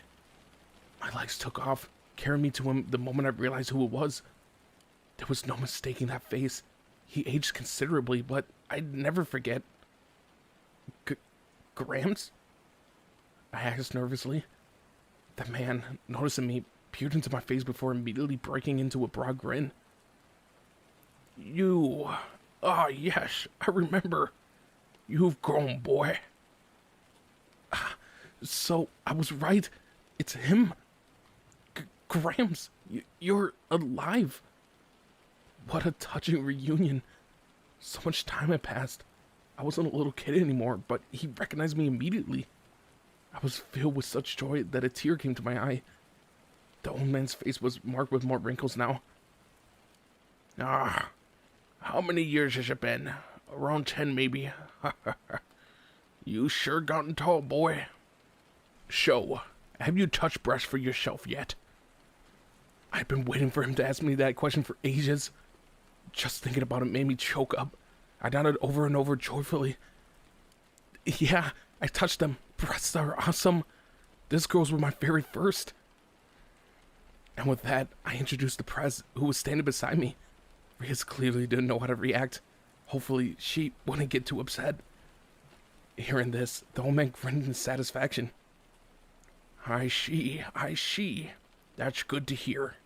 10 years later, and you've got a girlfriend of your very own. How splendid of those knockers of her are. Surely, you now understand what I meant back then, right? The urge to shuck 'em. Yeah, I want to suck 'em, Gramps. The old man's face lit up in joy. Boy, do you want to watch the play you didn't get to see last time?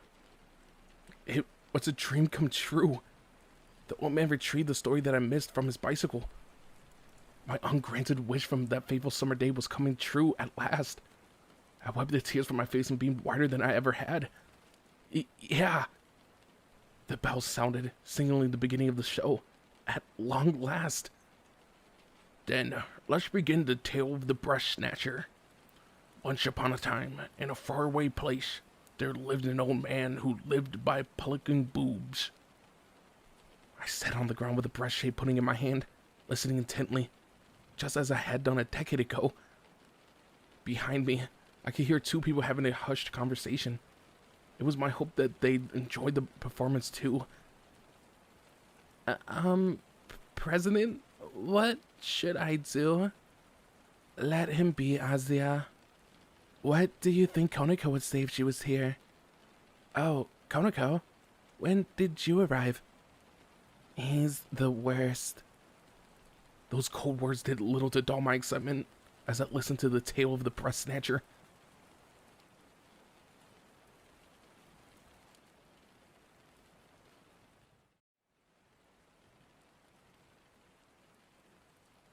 Hi there, everyone. Summer sure was hot this year. I was sitting in the club room, glaring at the open dictionary in front of me. This was tough. My research demanded a serious delve into the topic. What are you looking for, Issei? Ozzy inquired, glancing at the hefty tome as I was reading. Oh, I was trying to find out where the word boobs came from. Boobs? Ozzy looked a little flummoxed. I was being serious. This was a question that long weighed on my mind. Boobs. The word had such a wonderful ring to it. Whoever first uttered that sound deserved to be remembered as one of history's great figures. There weren't many words capable of moving a man's heart the way that one did. In fact, only breasts and boobs were capable of making me tremble in awe. I wanted to know why people started calling breasts boobs. And so I set off on this journey. There are a lot of theories. One is that it came from baby talk for something that tastes good, with the word yummy changing into booby. Another suggests that it came from an ancient Korean word, pai, meaning to suck out. Personally, I'm leaning towards the first option. What do you think, Azia? Azia seemed a little taken aback by my question, but gave it consideration nonetheless. What do I think? I suppose babies do think breasts taste nice. So maybe the first one? Maybe they're trying to say, yummy, but all they manage to say is booby?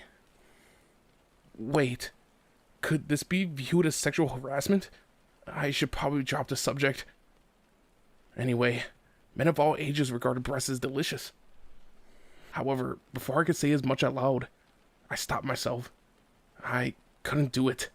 I couldn't let Azia, who trusted me so implicitly, get any bad ideas. A non-sequitur conversation shift was in order. The prez sure has taken her time with that student council, huh? Smooth. Now I just had to. The president's discussion with the chairwoman may continue for a while. How about some tea, Issei, Azia? Akuno said, pouring us both a cup. The members of the Occult Research Club all gathered in the clubroom, waiting for Rias to return. The president and chairwoman were friends, so I couldn't help but wonder what exactly they were talking about. Checkmate. I win. Looks like there's no way out of this. Did I lose? Kibu and Zenobia were playing Japanese chess on a nearby table. That's 5 straight losses for Zenobia. Konako muttered as she spectated. Do you want some tea, Gasper? Akano asked of the cardboard box in the corner of the room.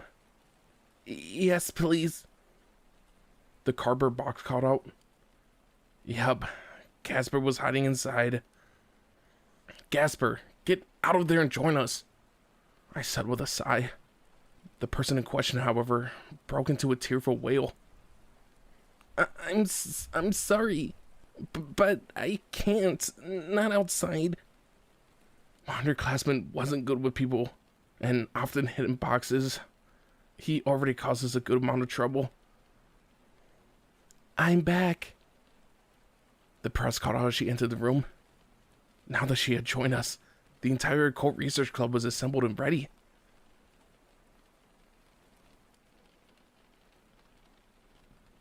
Gloria showed on the Prez's face as she announced, I have to submit a club activity report. "Uh-huh? Didn't you just do that?" I questioned. I had been under the impression that the reason that she had gone to see Chairwoman Sona was to deliver that very thing. Reyes gave a troubled exhale. There was a public-facing activity report on the relationship between demons and UFOs. The problem is our real activity report as demons. Given all the incidents that have happened recently, I completely forgot about the submission deadline and had moved up a little earlier than last year. Our activity report as demons? I tilted my head to one side.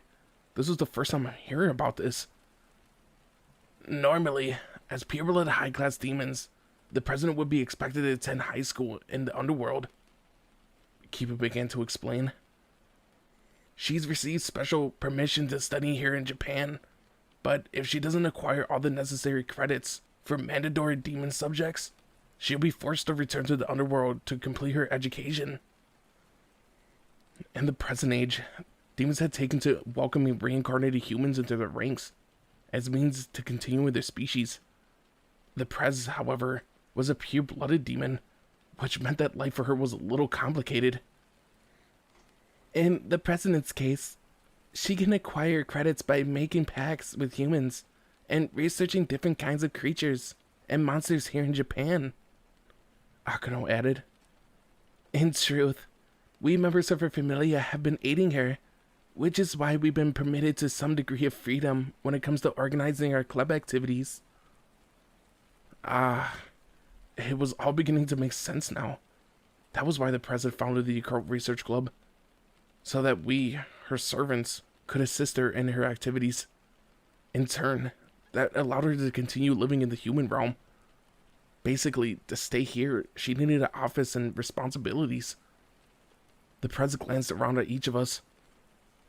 That being the case, we're going to prepare another activity report to send to the underworld. I want you all to investigate creatures and monsters living in the area. As usual, we'll start by talking to well-informed Kappa that resides in the swamp on the outskirts of town. Kappa?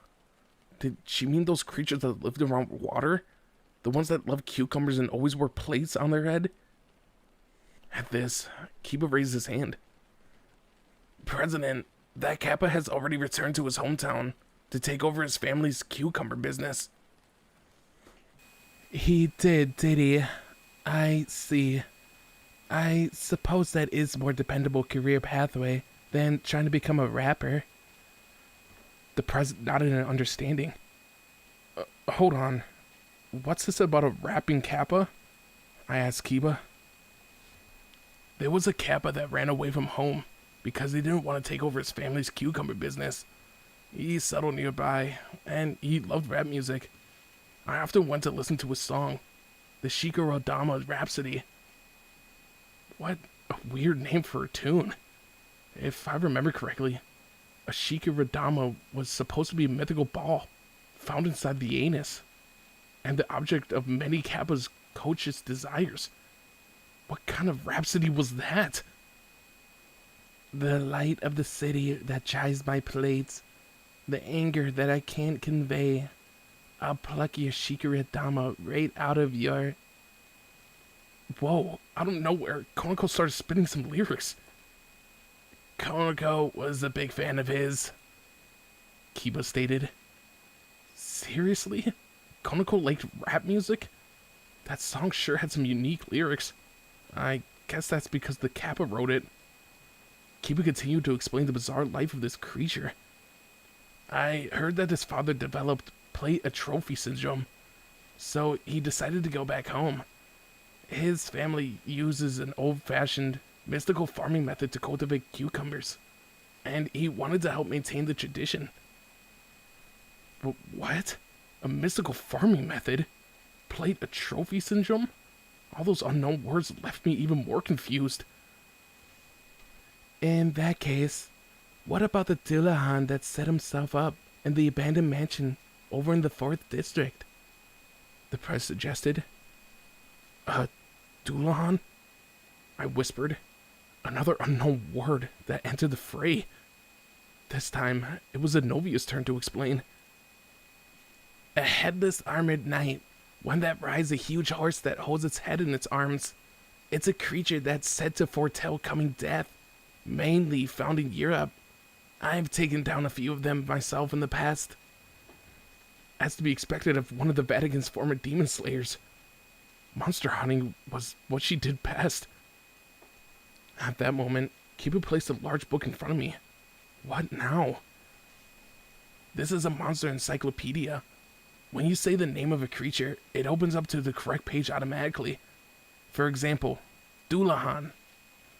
No sooner did he finish speaking than the thick tome opened by itself, flipping through its pages. It was an enchanted book. The pages came to a stop on one of the illustrations of a headless horse rider, surrounded by paragraphs of text written in incomprehensible writing. That was the demon script, which I couldn't read yet.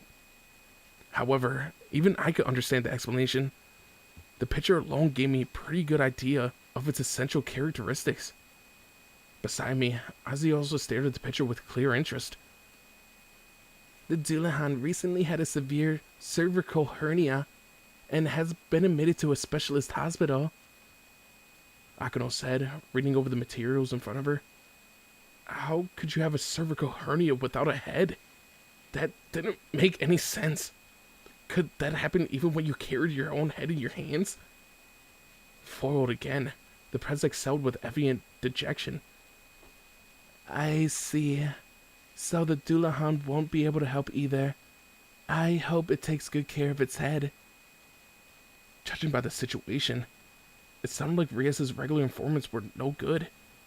That being the case, I turned around, pointed to the cardboard box which Gasper was lurking. How about this, Prez? We could write a report about a rare vampire in a box. I've never heard any other vampires who chose cardboard boxes over coffins. You say, what are you suggesting? The box screamed back. I walked over to it, tapping on its side. You're a member of the Press's Familia, so you should be jumping at this opportunity to help out. What kind of containers do you like? How comfortable is it in there? Do boxes from different manufacturers feel different? Heck, maybe we could just transport you and your box to the underworld and be done with it. What? You say it's going to ship me off? A vampire in a box, fresh from the farm. The Prez didn't seem nearly as amused by the exchange as I was. Alright, let's find another way to do this. Another way? Do you have anything in mind? I inquired. The Prez nodded. There's someone here at Kuo Academy who's a living compendium of monster knowledge. That was news to me. Tennis balls were being hit back and forth. The Prez brought me to Kuo Academy's tennis courts.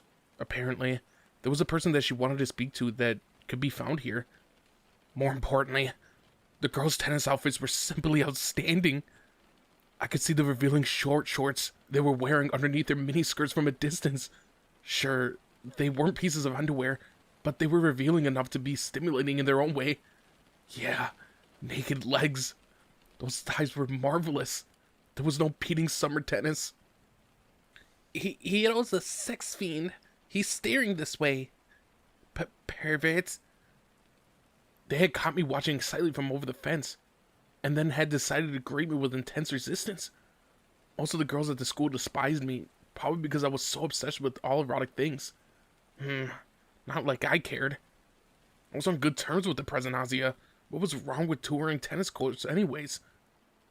Shut up. It isn't like I'm stealing anything from you all, I shouted.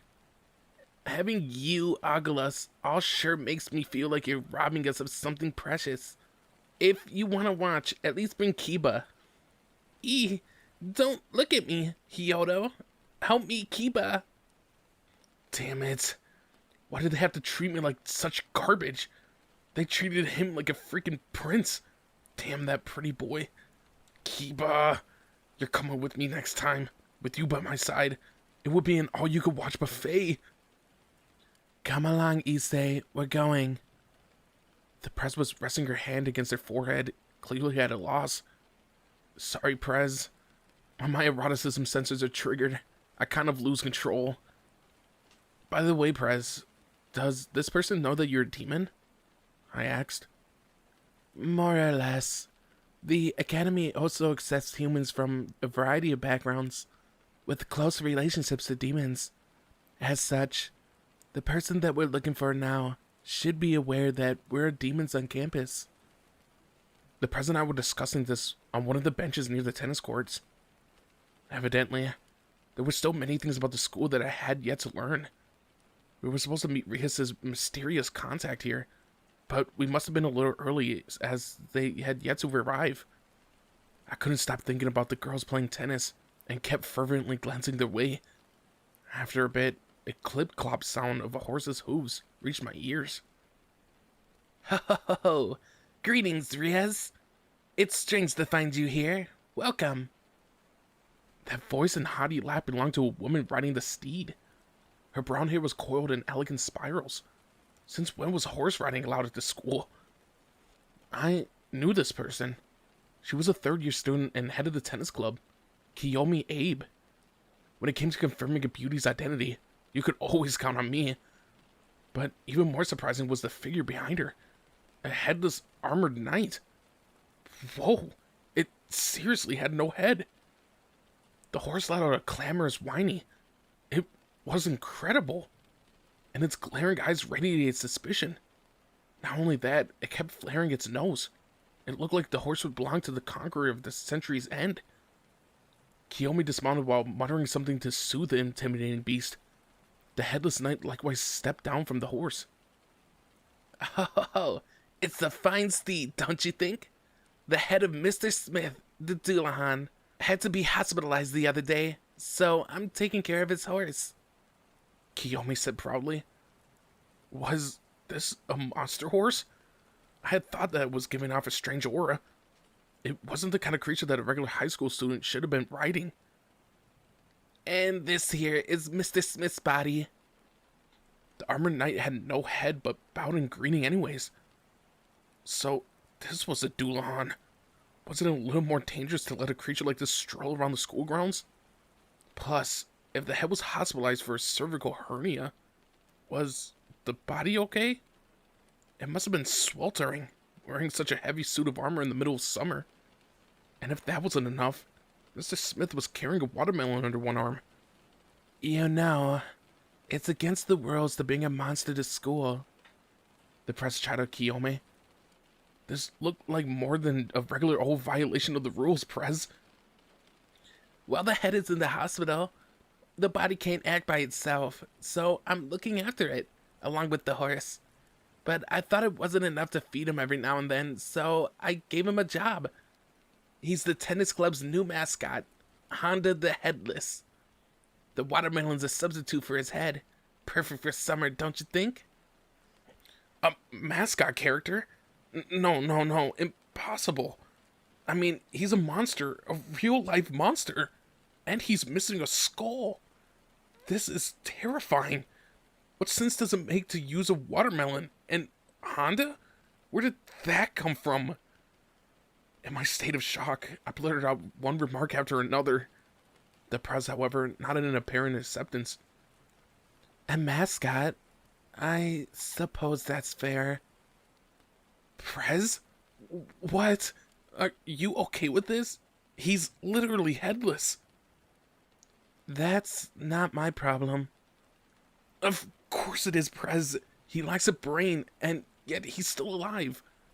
Anyone who sees him at first sight would know he's some kind of supernatural monster. The student council chairwoman said it the same thing.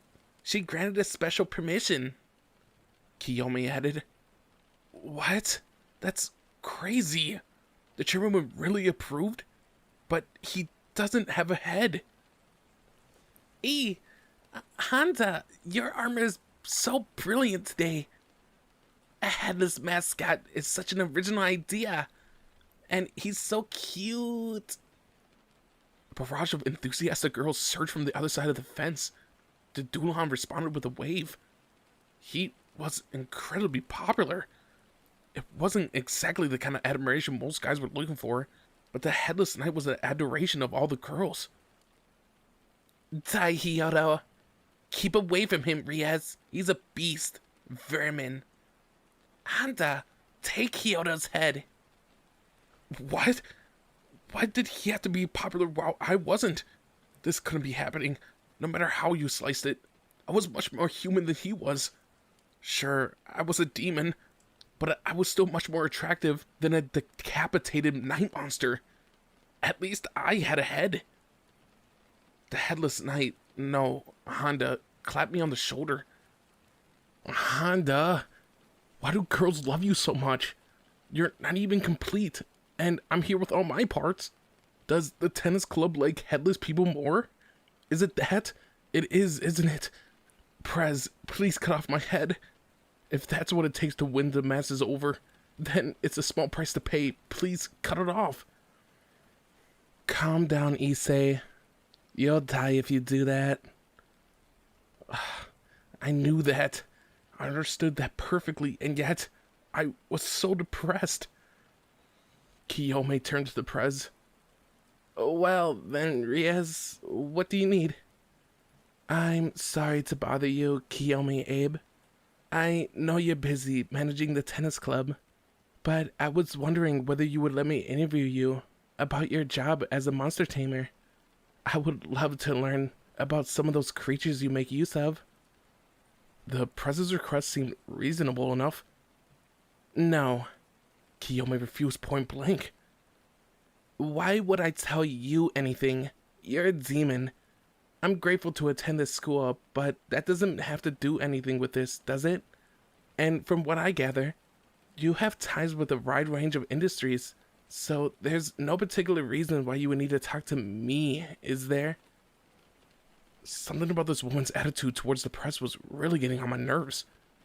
Undaunting, the Prez continued calmly.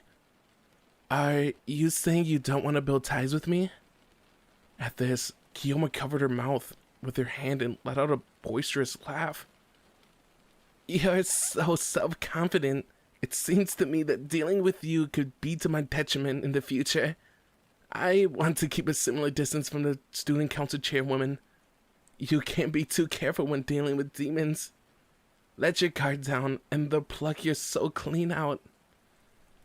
The Prez wore a look of complete astonishment. So that's how non-demons saw us. After becoming a demon, I had dedicated myself to my work with such fervor that, at some point, I had completely internalized the demonic perspective. For outsiders, though, demons were symbols of evil. A pact with one of us meant paying a price. The notion of striking an agreement with a demon must have been terrifying to some. Heck, I probably would have been scared too, if a demon had approached me while I was still human. The Prez did her best to keep a smile. An agreement with a demon isn't such a serious thing these days, you know? I would usually just thank you by inviting you to tea or a meal. Are you sure you want to refuse? Akuno's tea really is the best, I said, trying to support Riez. At that moment, Kiyomi's lips curled into a nasty smile, as though she realized something. I just had an idea. It would be so boring to do this for free. How about a tennis showdown? Me and my monsters on one side, and you and your occult research club on the other. The loser has to give the winner whatever they want, for free. Whoa, hold up there. A tennis showdown? That's her condition for doing this? Oh, that does sound interesting. I do like playing tennis, you know? In that case, if we win, you will let me interview you for my report, I assume. And what do you want if you win?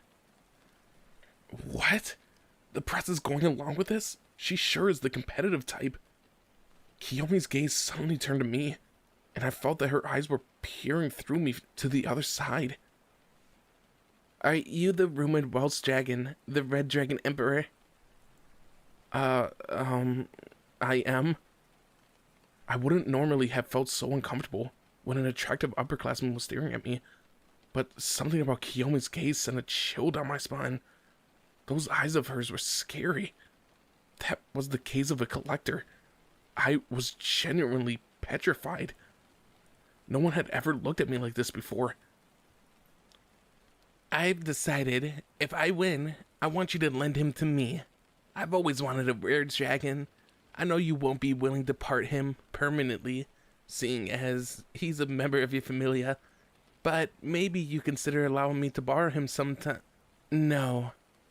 The Prez rejected the proposal with a forced smile. Seriously, that expression of hers was cold enough to freeze our surroundings. Damn, Prez, you can be scary. Reyes was the kind of demon who treasured her servants, and she liked to dote on me in particular. I was probably something like a beloved kitten to her, so of course she would have a visceral reaction to an idea like this. She pulled me closer, as though to prevent me from being taken. Issei is my cherished servant. I won't let you as much as touch him.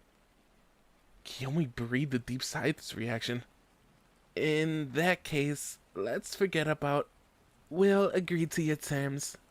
Came another girl's voice from seemingly nowhere. After looking around, I spotted Akano approaching us from behind. If we win, you will help us get our report, Kiyomi. And should you come on top, we'll let you borrow Issei for a short while. Those are your conditions, are they not? Huh? Is anyone going to ask me whether I'm okay with this? Honda was the only one to show me a sliver of sympathy, patting me on the shoulder. Turns out he was a pretty good guy. Wait, Akano. The press tried to object. Akano, however, continued. President, all we have to do is win. If we can do that, everything will be fine. The press looked like she wanted to say more, but she reluctantly held her tongue and nodded. No one here cared what I thought. Very well. We'll accept your terms. Having received the press's approval, Kiyomi broke into a shrill laugh. Then it's decided. Confronting the captain of a tennis club in a match. Be sure to practice. My cute servants are aces on the court. I'll show you what a high-class demon is capable of. I'll never surrender my adorable little Issei. This should be fun. Oh, once Issei's mine, I'll dote on him in an altogether different way. Reyes and Kiyomi brought their faces close in confrontation, both laughing in self-assurance. It was terrifying. They were both chuckling, but I could hear the murder in their tones. I was an object of a real-life bet. What was going to happen to me? Akano embraced me. Sorry about this, Issei. I can feel her breast pressing against my body. This was the only way to ensure the president gets what she needs for the report. I'll do my best in the match. Right. I'm sure it'll be fine. There was no way I could complain when Akano had her arms around me. So long as the press won, everything would be fine. I couldn't help but fret over what would become of me if Kiyomi wound up winning. That collector's gaze of hers was seriously unnerving. Then again, she was a beauty, and she said that she would dote on me. Maybe she meant bathing with me? My mind flooded with wild fantasies. I was such a disloyal servant, but truth be told, I didn't have much experience playing tennis.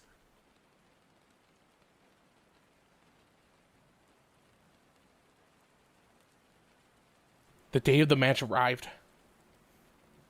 I applaud you for actually showing up. Kiyomi welcomed us onto the tennis court with a dauntless grin and a teasing remark. Beyond the fence, various monsters stood staring at us. Were those the creatures that Kiyomi had serving her? There were an awful lot of them, and they were giving off a disquieting atmosphere. The tennis club's mascot, Honda the Headless, waved my way. He really was a good guy. Victory is going to be ours today, the press declared, brimming with confidence. She really was ready to go all out. There will be 2 single matches and 1 doubles match. Whichever team wins 2 matches will be the victor. Reyes and I are automatically confirmed as participants. The remaining players will be decided by drawing lots. Kiyomi had already prepared a raffle to decide the remaining participants. She sure was fully prepared. Please, whatever happens, don't pull out my name. I was hopeless at tennis. I'll just be a hindrance. So please pick Akano, Kiba, or Zenobi instead. Anyone who drew a blue lot would be assigned to a singles match. Those who drew red ones would play doubles. Singles? Me too. Whoa, Akano and Zenobi have both pulled blue, just as I hoped. Doubles here. The Prez had got a red one. Come on, Kiba or Konako has to pick the remaining red one. Ozzy is no good at sports, and I'm just as awful with a tennis racket. I squeezed my eyes shut as I took my lot, then glanced timidly at the result. Red. It looks like you're gonna be my partner, Issei. Let's go all out. What? Seriously? The Prez flashed a fearless grin, but I could feel my own face blanching. Sweat began to run down my back. The Prez was giving off an incredibly intimidating aura. I was definitely going to end up holding her back here. And so, the first match got underway. Akano versus... Greetings. It was a monster that resembled a girl, except that her arms were both wings. And she was super cute. I had no idea beings like this existed. She's a harpy, a winged creature. Most harpies are female. The Prez explained. Seriously? The monster industry must have been huge indeed to have girls like this in their ranks. And she had huge breasts too. Sure, she had talons for feet, but she was at least 70% human. I couldn't get enough of her. The harpy, who was dexterously holding a racket with her wings, stepped onto the court, ready to face off with Akano. You could do it, Akano! I cheered at the top of my voice. My unfaithful heart silently called, You can do it, Miss Harpy. I was awful and a lecherous pervert to boot, but being able to feast my eyes on such a cute creature was a rare treat. Perhaps I could invite monsters like her into my harem one day. Oh dear, you're full of openings, my harpy friend. Yeah, this demon lady is too strong. The bout came to a quick end, with Akano dominating the match. That was one victory for us. All right. If Zenobia won the next one, we would be declared champions automatically. I wouldn't have to play doubles. I suppose it's my turn. Zenobia stepped onto the court, spinning her racket in her hands. She had said that she didn't possess much experience playing ball games, but with her dexterity and infallible hand-eye coordination, I was confident that she would be able to pull through. I'll be your opponent. The next creature to enter the fray was a woman whose lower body was in the shape of a snake's. Whoa, her bottom half was like a serpent, but that was it. The rest of her was a gorgeous young beauty. It was a pity that she didn't have thighs, but her chest was amazing. That alone was enough for me. She's a Lamia. It's another mostly female monster race.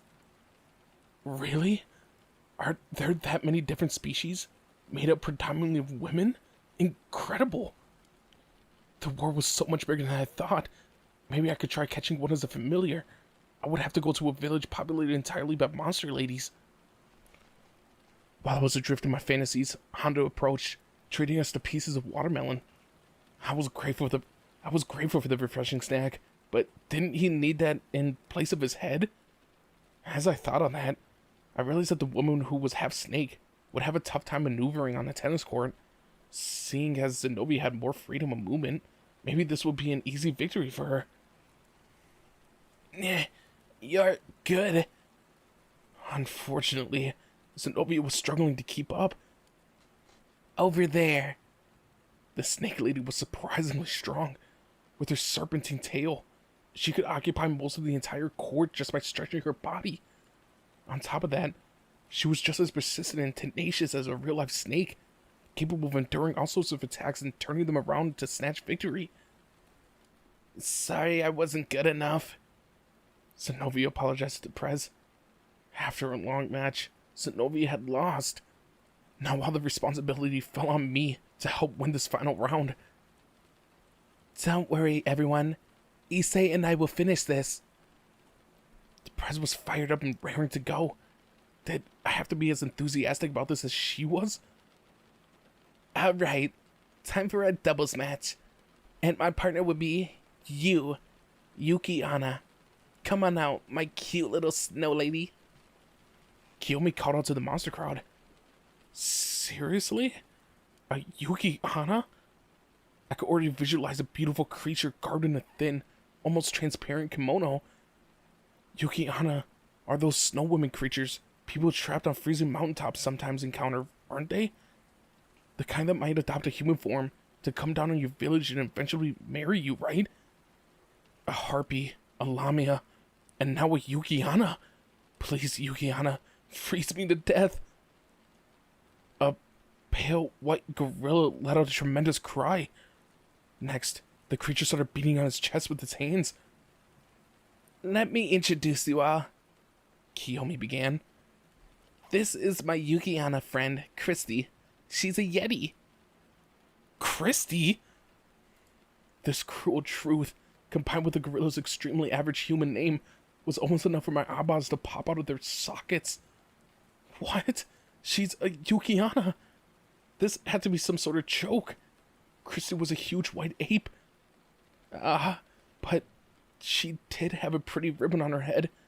Still, this was unforgivable. You've got to be kidding me. Yuki Anna aren't supposed to be huge, harking gorillas. And what's with that drumming? This is how gorillas face down their enemies, right? Is she trying to threaten us? I wailed, tears in my eyes. Anger bled into Kiyomi's voice. Shut up. Christy is a wonderful Yuki Anna. Her mother drove away countless mountaineer teams to protect her home. I'd run away from that monster too. Who wouldn't? Meaning a hulking ape in the mountains. What other choice would you have? You wouldn't even be able to distract it with a banana. It would freeze as hard as a rock. The only thing a banana would be good for would be hammering down on your tent. Christy was even doing her species' characteristic knuckle walk. There was no debating this. She was a great ape. Scientifically named gorilla. She was a snow gorilla that had come down to visit human society. That thing wouldn't freeze me to death. She would beat me to a pulp. And now, Chrissy's making gorilla noises. She was 100% ape. Issei, Yuki Anna have powerful frost breath. If it hits you, you'll be stuck in ice. Prez, aren't you saying that actually is a Yuki Anna? What happened to the beautiful lady kind that pops up in books and TV? Isn't that ribbon on her head too cute for a Yuki Anna? Plus, she looks like she's ready to commit murder. And what was that about frost breath? I've never heard that tennis term. Truth can be stranger than fiction, Issei. You should keep that in mind. I don't want to. I don't want to live in some kind of weird reality. Give me back my dream. I wanted a sexy snow woman. I don't need a gorilla monster with frost breath. And her name is Christy. Get out of here. Go back to your mountain. It sounds like that one has a deep interest in snow women, Christy. Beauty is a sin, is it not? Kiyomi chortled. What was with those ominous words? I wasn't interested in apes. And the last thing I needed was Kiyomi setting Christy loose on me. The gorilla's gaze turned my way. Woo, woo, woo. She laughed as though in mockery. Damn it. This was enough to make something inside me snap. Curse her. I was angry now. I will show them. You can do it, Issei. Don't lose to Christy. Good luck, Issei. Show us how cool you are. Ozzy and Akano were cheering me on. I couldn't afford to let them down.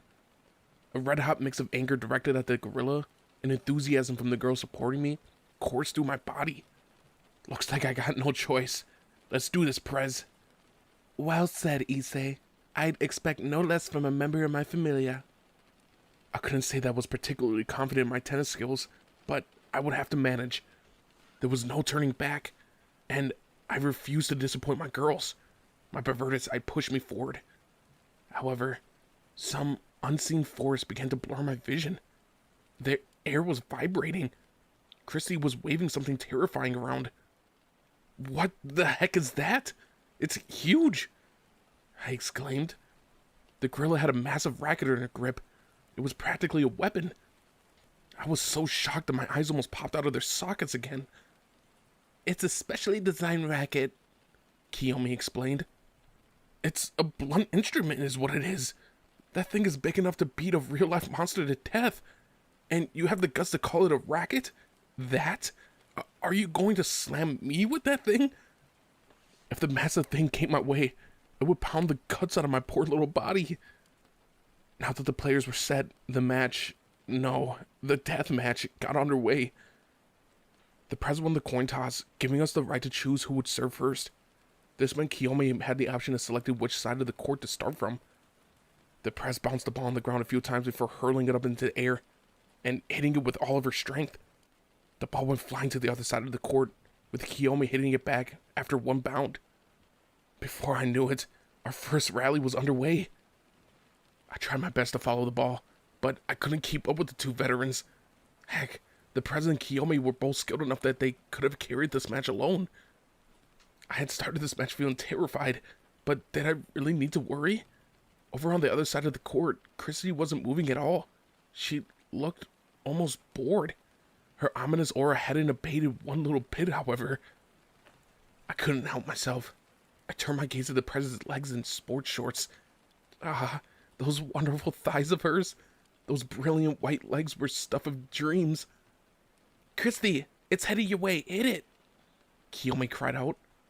Sure enough, the ball was speeding towards Christy, while I was preoccupied with the Prez's thighs. The Snow White gorilla was quick to ready herself. I wasn't about to call her a snow woman.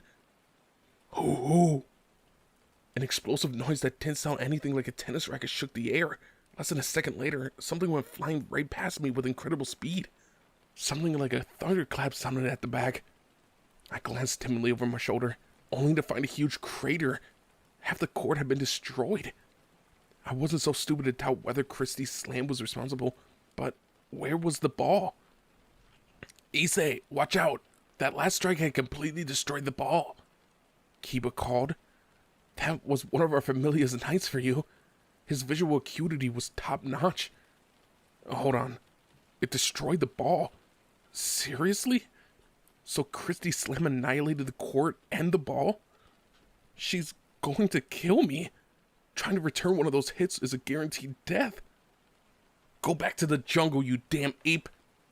Our rally had resumed, and I dived to hit the ball back to the opposing side. No, Christie's home is the Japanese Alps. You're saying that she's from Japan?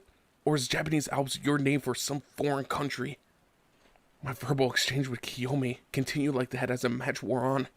Bit by bit, my confidence was building. Before long, though, Christy opened her mouth wide. From the maw came a literal blizzard. It was seriously cold, freezing. What was this frost breath of hers? She really was a monster. My hand gripping my tennis racket was now a chunk of ice. I could hardly move properly. With me immobilized, the opposing team started scoring one point after another. Ho ho ho! Looks like victory is mine, Kiyomi declared, covering her mouth with one hand. There was no way I could beat this ice monster.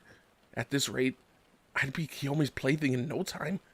Sure, that might have not been so bad, but the Prez would definitely hold a grudge against me if I let it happen. She'd been particularly strict about this kind of thing lately. In the midst of my struggles, the headless armored knight approached me.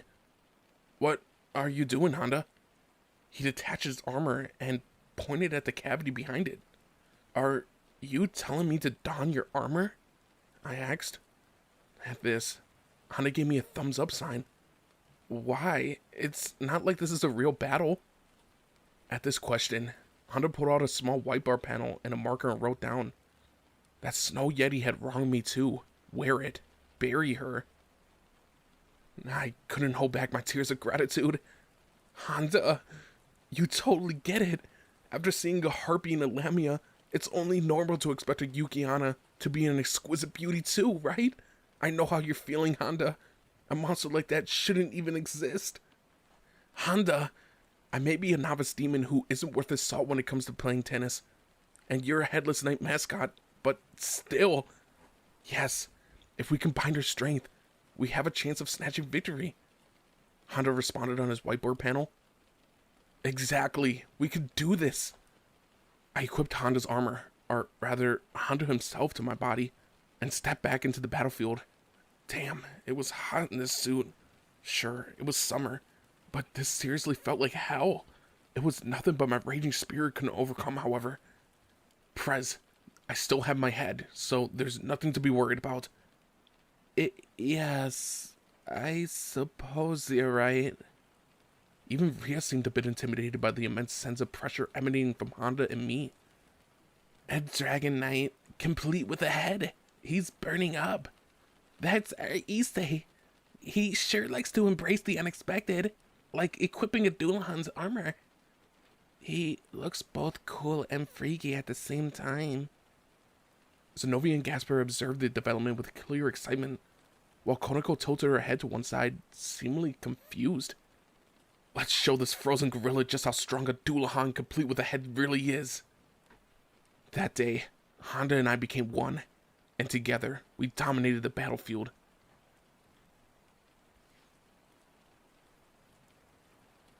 My team lost. I suppose I have no choice. I'll answer your interview questions. Kiyomi muttered despondently. We had triumphed. Honda's power, combined with my rage at the gorilla, had pushed me far beyond expectations. The game had been close, but we'd come out on top. The only problem was... It isn't coming off, Honda. I couldn't get out of the armor. The next moment, my hand moved entirely on its own volition, writing a few words on the nearby whiteboard panel. Sorry, you'll need a bit of time to remove it because of the curse placed on me. What? You've got to be kidding. You couldn't have told me that you were jinxed? I wailed in response. This could be a problem. Honda and I signed a contract. He has to work as the tennis club mascot until his head is fully healed. Kiyomi remarked. What do you expect me to do about that? I shot back. Perhaps we could have you carry out Honda's duties, Hyodo? Would that be alright with you, Rias? The press nodded at the suggestion. Okay, I don't mind lending the tennis club a helping hand. With Issei stuck in the suit of armor, I know you won't be able to lay a hand on him, so I can rest easy. Prez, this is too heartless. Oh. Through my tears, I saw the ice gorilla was staring my way with fire in her eyes. What's up with that look? It looks like Kyoto managed to win both the match and Christie's heart. Kiyomi observed, stating something absurd like it was nothing. What? This had to be a joke. Was she saying that our victory had only succeeded in bringing me greater tragedy? Oh. Christie was coming my way with hearts in her eyes. As an instinctual sense of self-preservation gripped me, I did my best to escape. Honda must have felt the same way, as we were both unexpectedly swift on our feet. Unfortunately, the gorilla took after us, knuckle walking at an incredible pace. Cut me some slack. Why did that frozen gorilla have to be so damn fast, too? No, I don't want a gorilla monster falling in love with me. And so, garbed in Honda's Dullahan suit of armor, I became the tennis club's temporary mascot.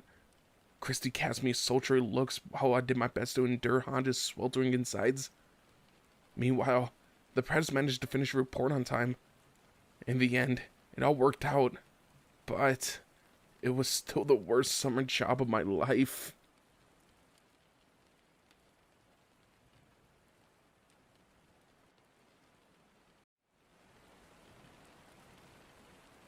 Hi there, everyone. With summer vacation having gone underway, I was on track to truly enjoying this long holiday. At least, that's what I would have liked. Instead, I was holding my head in my hands at the sight unfolding in front of me. Itsude, hold me. A young crimson-haired girl pleaded. Please, hugsies, cried the blonde-haired child on my other side. I was staring at a pair of young girls closely resembling Ozzy and the Prez. However, the genuine articles were nowhere to be found. Upon waking, I felt utterly dumbfounded when I discovered that both young women were gone, replaced with this pair of children. These kids. It couldn't be. As impossible as it seemed, I couldn't dismiss a certain possibility. Came a sound at my door. Issei, Riaz, Azia, it's time to get up. The door swung open, and Akano stepped inside the room. Oh dear. Children. That was her response as she laid eyes on the scene. Akano, what's going on? The two young girls were pulling at my cheeks and ruffling my hair.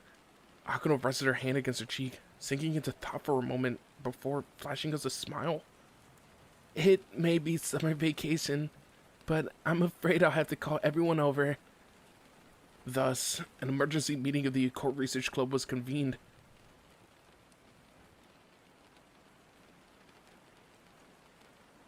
At Akano's urging her capacity of vice president of the Occult Research Club, the rest of our family was in the living room of my house. They were all staring cautiously at the two little girls. The one resembling Azia hiding behind my back, while the one who looked like the Prez was sitting on my lap. Apparently, they were both very attached to me. They certainly do look like the President and Azia, though, Zenobia remarked, head cocked to one side. I think they are the President and Azia, Kiba replied. Seriously, Kiba? You think they transformed into kids? I asked. He gave a sharp nod. It would appear so. I vaguely suspected that this was the case. There was no denying the similarities between the pair and the missing Riaz and Azia. But how on earth did this happen? Not only had they been made much younger, but they appeared to have lost their memories as well. Although they clearly recalled some things, because they kept calling me Ichike. I remember there being a technique that turned people into infants, Konako offered quietly. Is that really possible, Konako? I asked. Yes, demons are capable of using their powers to alter their appearances, Akano answered as she brewed a pot of tea. You've heard about demons who appear as old women or small children in folklore and legends, no? A lot of demons like to alter their appearances to some extent when they reach a certain age. In demon society, it's quite normal for a middle-aged woman to want to appear younger than she actually is. Most men, on the other hand, prefer to be seen as their true age. I bobbed my head. So demons can adjust their looks. In that case, had the President Azia used their powers to do this themselves? If so, then why? Still, people don't normally lose their memories when they shift their appearance. Akano held her hand to her head, her expression obviously troubled. That's what they call a rebound, Azazel said as he sipped on his tea. Rebound? I repeated. The fallen angel nodded. Yeah. When someone with high-grade powers uses techniques they aren't familiar with, there's a risk of messing it up, such that it bounces back at them. You're saying the President's techniques failed? And they both lost their memories? Looks that way. The cake bag must have sealed away their recollections at the same time, and it turned them into a pair of little kids. But for a demon like Riaz to make a mistake like that, she must have been really distracted while she used the magic. Anyway, there are two possible solutions. You could wait for the effects to wear off, or find someone capable of casting an anti-spell. The Prez screwed up a demonic technique. How had it gotten to that?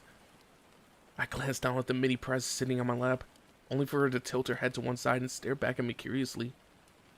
You look funny, Itsuke. She was seriously cute. Was this what she was like when she was a kid? No wonder her older brother doted on her so much. No fair. I want to sit on Itsuke's lap too. Mini Azia was hopping behind my back, staring at the mini Prez with plain envy. This was just too adorable. She was so innocent that my urge to protect her rocketed through the roof. Could this have been some form of parental love? Or maybe brotherly affection? In any case, my mini-present mini-Ozzy possessed an incredible power over me. The president and Ozzy are adorable, Gasper commented timidly. Hey, Gasper, try to get them both to laugh, I said, adopting my role as a wise upperclassman. Though seemingly taken aback by the suggestion, he nonetheless nodded cautiously. Gasper placed a hand on his backpack and pulled out a paper bag. Suddenly, I had a bad feeling about this. He poked holes in the bag with his index and middle fingers. Then he put it over his head. I knew it. Hey there, President Ozzy, it's me, Paperback Gasper. With this magic, you can boost your confidence 100 times over. Two red, glaring eyes stared at the girls through the eye holes. The mini-present mini-Ozzy clung to me, trembling in fear. See, I knew it. They're scared. Paperback Gasper was a bad idea. Incidentally, Paperback Gasper was the result of a power-up that had given the half-vampire underclassman to help him overcome his social phobia. The idea was that keeping his face concealed, he might be able to muster the courage to engage with other people. Regretfully, the transformation left him resembling a monster that instilled fear in those who met him. And that just about does it for my full explanation. What are you doing, Casper? I pushed the creep with the bag on his head away. What had he been hoping to accomplish? Why? Casper pleaded. Why do you think? Sneaking up on the present Ozzy was obviously going to frighten them. I just wanted to show them that wearing a paperback can help boost your courage. As if anyone watching this would think that you're a pervert about to do something weird to those poor kids. Damn it. I can't believe I bothered asking you.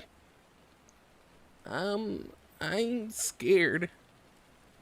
Ozzy was quaking where she stood. The Prez, on the other hand, was trying to act strong. He's so scary, but Riaz won't cry. The both of them sure were cute. It's alright now. Everything's okay. I've scared Gasper off, I assured them, patting the two girls on the head. You're awful, Issei. I'm going back to hide in my box. I don't know when Gasper had gone to retrieve his cardboard sanctuary, but he quickly withdrew into his depths. Cardboard box Gasper was essentially the guy's stationary mode. Whenever something proved too much for that pure-hearted, cross-dressing vampire boy, he would pull out a cardboard box and crawl into his own little world. Don't try that at home, though. You could get shipped out somewhere by mistake. Oh, the president and Ozzy are really adorable. Perhaps you and I should raise them, Issei. Akano suggested happily. Me and you? Yes. You could be the father, and I could be the mother. That would make us a couple. A couple? A scene began to play in my mind's eye upon hearing that key word. I'm home, I called as I returned from work. Oh dear, welcome back, darling. Akano replied, appearing in the entranceway wearing an apron. Daddy, welcome home. Let's play a game, Daddy. I was greeted by the door with the mini-present mini-Azia, my two daughters. Now, you two. Your father is tired from work, so don't make a scene, alright? Akano chided. No, I want to play with Daddy. Me too. I've been waiting like a good girl. It's alright, Akano. Come on, girls. Let's have some fun. You're too soft on them, Issei. Wonderful. Spectacular, even. What I would give for a life like that. It would be fantastic. Issei's drooling again. Look at his lecherous eyes. He's off in a fantasy world of his own again. He's probably envisioning a day as a family man. Issei's the sort that enjoys leaving the real world behind now and again. Konoko and Kiba were talking about me behind my back. Even if it was only for a brief musing, it was wonderful to imagine. At that moment, Azazel rose to his feet Well, I guess we should try to find a way to undo this. You guys should start looking for a Q2. Got it? Leaving these two like this will put us all in a bind. Let's split up for now. We can contact each other once someone finds a solution. Roger. We all said in unison. Uh-huh. We're splitting up. So we can't just fix them here now? I'll start examining any remaining traces of demonic power. That might explain what Riaz was trying to accomplish. Issei, I'm going to take a look in your room where the technique was first activated, Akano said. In that case, Konako and I should try looking elsewhere, Kiba suggested. Okay. Konako agreed, and the two of them left the living room. I don't know much about demonic power. I guess I should keep training Gasper. Hey, vampire, get out of there. If you don't, I'll slice you clean in half. Yeah, Zenobia's bullying me again. With a wailing cardboard box in her arms, Zenobia departed. I'll leave these two to you, Issei. With that, Azazel vanished as well. Only the girls and I remained in the living room.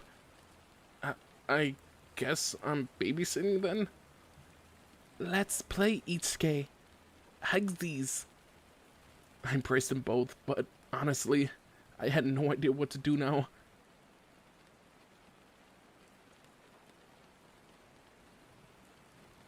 A cat! So cute! It is, isn't it? Ultimately, I wound up taking the mini Prez and mini Ozzy for a walk, holding the hands as we made our way down the street. They were interested in practically everything they laid their eyes on, dragging me from one place to another. And if you're wondering how we came to this, it's simply because the girls insisted on going out. I still didn't understand how they transformed into young children. Just what had these two been hoping to accomplish? Anyway, for the time being, our destination was the local convenience store. With any luck, buying them ice cream would get them to calm down. Now that the noble and elegant Riaz had become a kid, she was behaving like any other little girl. Even Azia, who was usually quiet and docile, was acting spoiled and selfish. That was all perfectly okay with me. Still, raising a child sure seemed tough. Yo, Issei! Came a familiar voice. Up ahead were my buddies Matsuda and Motohama. Had they been on their way to my place for a summer vacation hangout? Normally, I wouldn't have minded, but why did those annoying guys have to show up now? What are you up to? Are those your kids? Hey, what are you doing with those two little girls? Unsurprisingly, Matsuda and Motohama were taken aback by the sight of Riaz and Azia. Are they yours? Judging by their hair color, they're Riaz and Azia's kids, maybe. My friends were quick to speculate wildly. Did they really believe that I had children that quickly? They're obviously not mine, I exclaimed. Being a father without so much of experience in baby making first was plain cruel. I wanted to tell Matsuda and Monohama as much, but I kept that to myself. I did live with some incredible beauties after all, and thought it might be fun to pass my friends' envy a little. I tried to offer excuses, but that wasn't enough to stop them from elaborating on horribly inaccurate assumptions. They look like they're 3, maybe 4 years old. You say 17, right? I guess it's possible. Seriously? You're telling me he's been laughing about us behind our backs all this time? That he's only been pretending to be a virgin? Matsuda and Monohama stared my way, their expressions incomprehensibly stern. Hold on a minute. Just what are you guys planning? We need to call an emergency summit. Matsuda quickly pulled out a cell phone. It's me. It's Case D. Case D. Who is he calling? And what's Case D supposed to mean? Meanwhile, Motohama flashed pictures of Mini Prez and Mini Anzia. Hey, what's that for? Matsuna, we have the proof. Let's retreat to the headquarters of the Issei Suppression Committee. Yeah, Issei, you better be ready for when we come back. We'll be wishing misfortune on you the whole time. My two buddies quickly skedaddled. Hey! I called out after them. What's this about an Issei suppression committee? And misfortune? Stop! What kind of friends leave their buddies behind? Die! Die! They called out ruthlessly from a distance. Maybe I was a little tired, because when we finally arrived home from the convenience store, I collapsed on the sofa in the living room. It's so cold. Yummy. Mini Prez and Mini Azio were eating their ice cream with relish. But now I had a new problem. All kinds of weird rumors about me would undoubtedly be circulating by the time summer vacation was over, and I went back to class. I was terrified. While cradling my head in my arms, I wondered what I was gonna do. And that was when Azazel returned. I found a way to undo it. He was dressed like a member of an expeditionary team. He handed me what looked like a western-style sword and shield. Huh? What are these for? We need to collect materials, the kind filled with latent magic. Mixing them together will get us an antidote to restore them to their true ages. Let's get going, Issei. He pointed outside the house, seemingly enjoying himself. Huh? Go where? Kiba asked with evident doubt as he re-entered the room. We worked out how to bring the President Azia back. First, we found some vestigial traces of the technique lingering in the room. So, we're currently trying to work out how to read the spell backwards to reverse its effects. With the document that Azazel shared with us, it will only be a matter of time before Akano and I can restore them. That was a relief. It sounded like the others would be able to deduce what Rias had been trying to accomplish. That's fine and all, but I believe it would be best not to put all of our eggs in one basket. We should try the antidote plan too, Azazel asserted. However, we're going to need ingredients, and you and I are going to fetch them, Issei. And where are these ingredients exactly? A bunch of different countries. Akano, you come too. Issei ought to be able to learn the ropes with you and me leading the way. Akano's expression soured at this instruction. She flashed us a displeased frown. She didn't exactly get along with Azazel after all. As much as I don't want to, if it means helping the President Azia and Issei, I'll join you. She responded, her arms crossed. That gesture, her elbows pressing against her chest, really emphasized her breasts. What about me, Teets? Zenobia questioned as she pulled Gasper by a collar. So, she really has been training him. Keep at it with Gasper. Got it. Come on, Gasper. Let's see you practice dodging the Durandal's holy wave attacks. This is a real-life vampire hunt. Zenobia dragged the poor Gasper from the room again. At least she looks like she's having fun. Do your best to get stronger, Gasper. Where are you going, Itsuke? Don't leave us. The Prez and Azio were tugging at my pant legs. Oh dear. What was I supposed to do with them? They can come along with us, I suppose. Azazel decided. I'll make sure to keep them out of danger. There was nothing to worry about with the all-powerful governor of the fallen angels tagging along. And so we set out, using the magic circles to jump the ultra-long distances as we began to collect the necessary ingredients.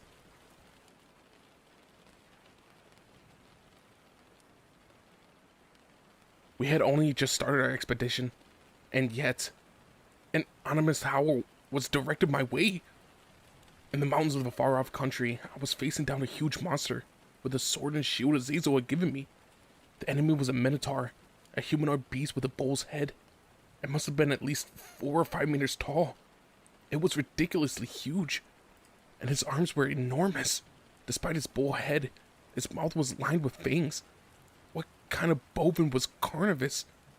Worst of all, I was the only one that had to deal with this threat. The Minotaur's enormous battle axe cleaved through the air. The weapon was bigger than I was. A single hit meant early death. It would slice me clean in two. This was all for our first ingredient, a minotaur's liver. Yeah, we were here to hunt this creature. That's it, Issei. You can do it. Azazel caught out from behind me as he prepared a cooking pot. Teach! I'm going to get killed here. There's no way I could fight this beast. I screamed, pleading for help. There was no way I could take down this colossal bull monster with a dinky sword. What are you going on about? Your love for Rias and Azia should be enough to see you through this. Besides, I'm keeping careful supervision. Despite Azazel's claim, I knew he was actually checking the soup stock on the pot. He'd even brought out a table and a gas stove.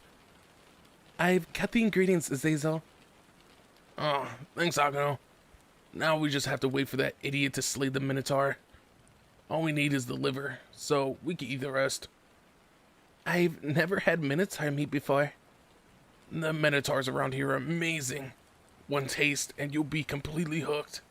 It's on the level of organic Matsuka beef. Rias, Azia, here's your plates. Meat? Mr. Cow.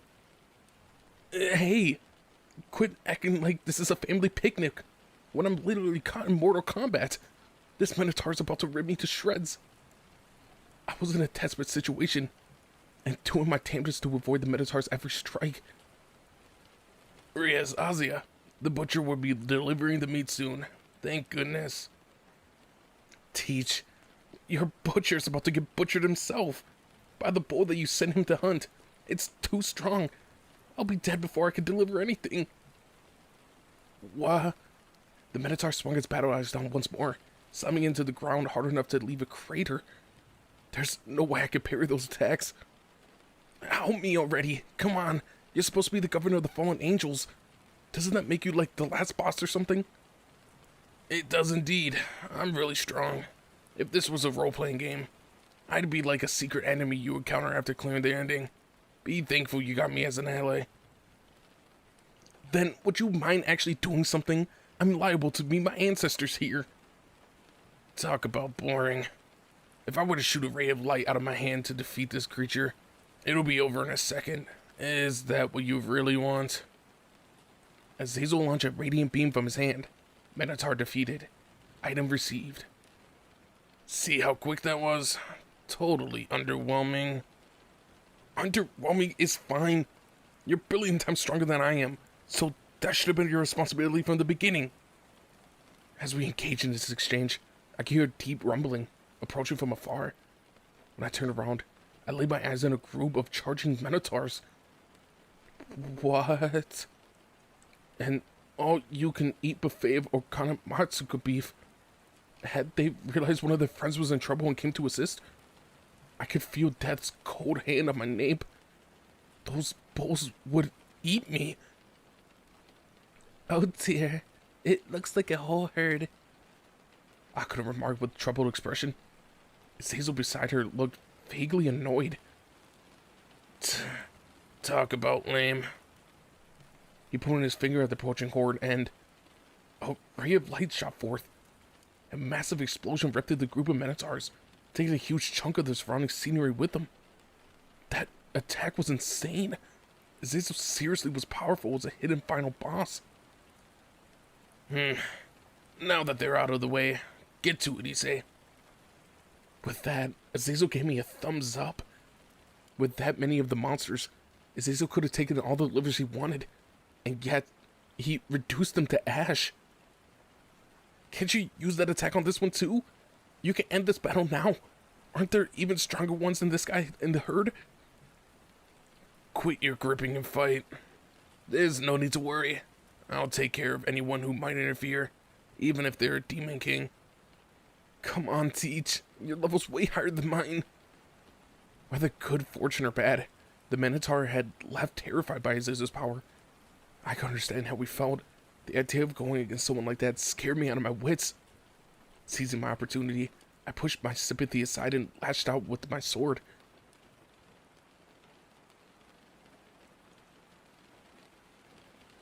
Somehow, I managed to acquire a Minotaur's liver, and with it safely in our position, we were off to the next destination. In front of us, Akano dressed in no more than thin cloth. Will this do? She asked. Her enthralling body stimulated me all over. Ah, she sure had huge breasts. I could see her gorgeous white thighs through the slit of her gown. Her legs truly were beautiful. Yeah, unicorns only let their guards down around pure virgins, Azazel explained. As you might have guessed, we were after a unicorn's horn this time. The 5 of us had come to a beautiful spring in the forest. Apparently, unicorns only approach pure and unsullied maidens. Naturally, Akano had been selected to fulfill this role. The rest of us were hiding in the shadows, trying to quiet the sounds of our breathing until the quarry appeared. The thin gown Akano was wearing was supposedly possessed an ability to suppress her demonic powers. A unicorn would have likely steered away of a demon otherwise. Akano stood alone by the side of the spring as we kept watch from nearby. The Prez and Nazi were both sitting quietly on my lap. That's it. Be good now, girls. Ah, maybe this sounds weird coming from me, but Akano sure has an erotic body, huh? Azazel whispered beside me. He was staring at her thoughtfully. It wasn't a lecherous gaze, though. To me, it felt more like a familial affection. The sort a person might have when they were surprised by a daughter or a sister's growth. I agree. Why is she so sexy? I replied quietly. That's the fallen angel blood at work there. Fallen angel women tend to be naturally sensual. Seriously? I couldn't deny that the fallen angel ladies I met previously had all been incredibly attractive. Yeah, part of the job involves seducing men from other races. Their bodies are shaped to stir desire. Still, Akano has to be top class. If you get an opportunity to be with her, you shouldn't let it slip. I mean, I would love to, if there ever was a chance. Good, good. It's still my job to watch over her, so it's a relief to hear that. Azazel nodded to himself. What was he talking about exactly? I guess so. You're making a perverted face, Ichike. Pervert. The 2 girls were pulling at my cheeks. They looked angry. What had gotten them all upset? Ah, don't pull. Looks like you've got a lot of trouble ahead of you, Azazel remarked. Oh, there it is. He turned back to the spring and spied a white horse standing nearby, and it really did have a horn sticking from its head. Unicorn horns have been used in medicine since antiquity. They're also effective in dispelling magic techniques. That's why we need one. Are you sure? Will it grow back? I questioned. Don't worry about that. I'll apply a special medicine to make it regenerate. Evidently, Teacher put a good deal of thought into appropriate aftercare. The unicorn approached Akano.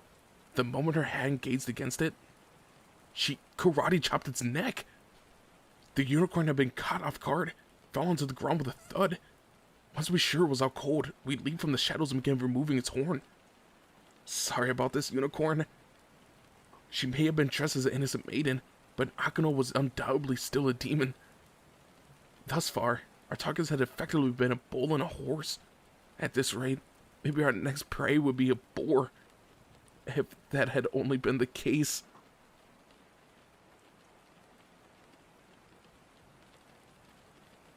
The final ingredient couldn't have been worse. A literal monster, at least 15 meters tall, bellowed fiercely. It was a red-scale behemoth, its arching wings spread wide. A dragon. This is the flame dragon, a creature that can wield fire. We need one of its scales from its bag for our last ingredient. Azazel explained calmly. Impossible. Absolutely impossible. No matter how you looked at it, this was a honking monster. I had met a young dragon before, the one that Ozzy recruited as a familiar. It had been small enough to hold in your arms.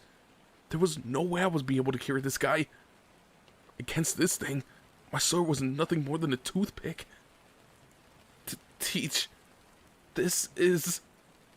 I was seriously trembling in fear, but that didn't stop Azazel from responding plainly. The dragon in you is load stronger than this guy. Show him who's boss. A legendary dragon, the Red Dragon Emperor, dwelled within me. There was no denying that, but I still couldn't draw on his powers properly, so fighting this creature was out of the question. The dragon let loose, spewing a massive plume of flame. All I could do was flee from the oncoming barrage, tears streaming down my eyes. One hit and I would be a pile of ash. It was hot, seriously hot. Why did I have to endure so many near-death experiences today? Hey, Teach, shouldn't you and Akano be backing me up?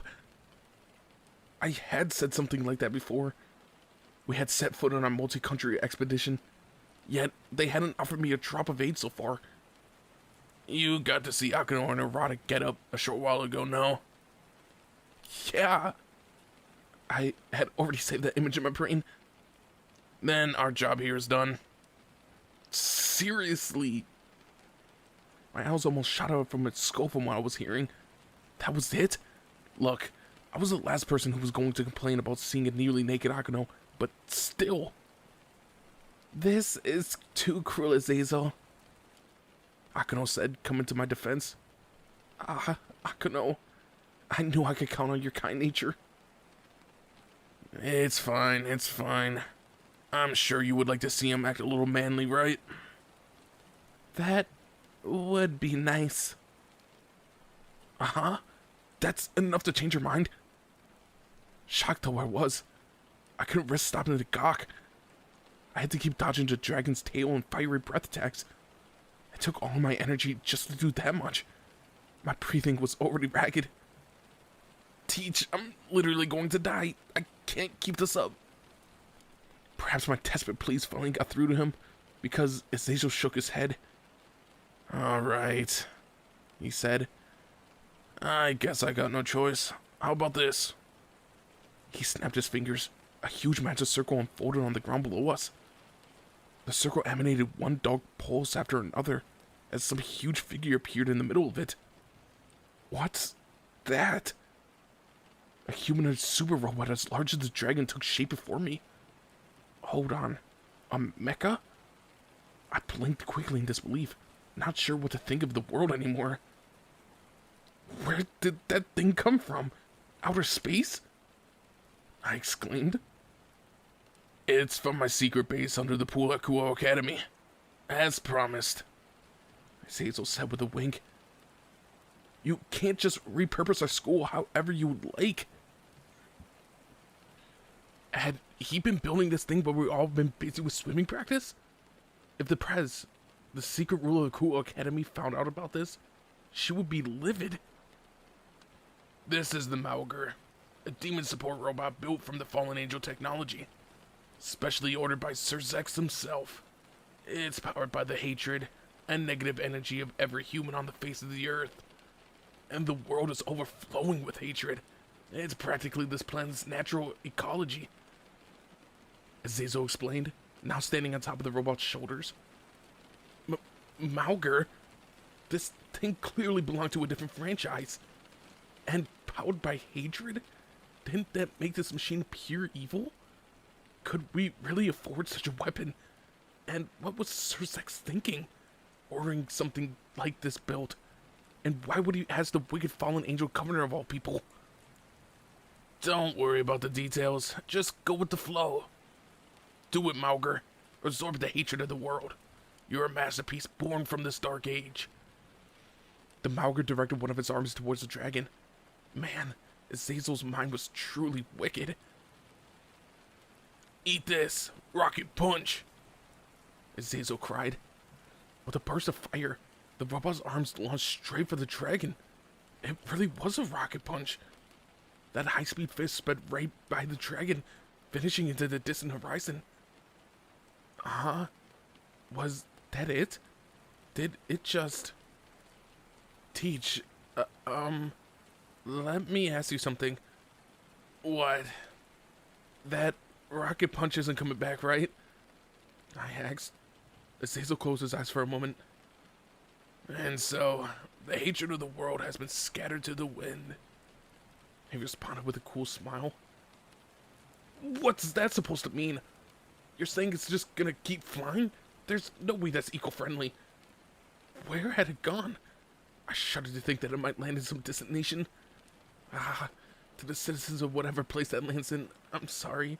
I didn't mean for a gigantic fist to show up in your territory uninvited. Alas, in the end, robots are mere weapons. Can you hear me, Sir Zex? How many times must we dip our hands into evil before we could escape this way of life? Stop being all dramatic. Besides, did you really need the Mauger? Is it stronger than you? Of course not. I'm way more powerful. Azazel declared, shamelessly pointing to himself with full confidence. Then why'd you waste time building it? It's a waste of resources. You could have finished this with that beam attack from earlier. Just so you know, there are days when I can't use that. I literally saw you fire today. Amid my argument with Azazel, the dragon let out another roar as it plunged down upon us. Shut up! Azazel, evidently snapping in anger, launched a luminous ray. The gargantuan dragon collapsed onto the ground in one hit. After all that, he didn't even need the Mauger or me at all.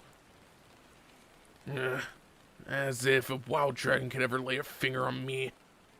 There was nothing I could say in response to Azazel's final boss-like victory phrase. And so, thanks to all of our efforts, mostly Azazel's, we succeeded in gathering all the necessary ingredients. He truly could have done it by himself. Why did he insist on tossing me in harm's way?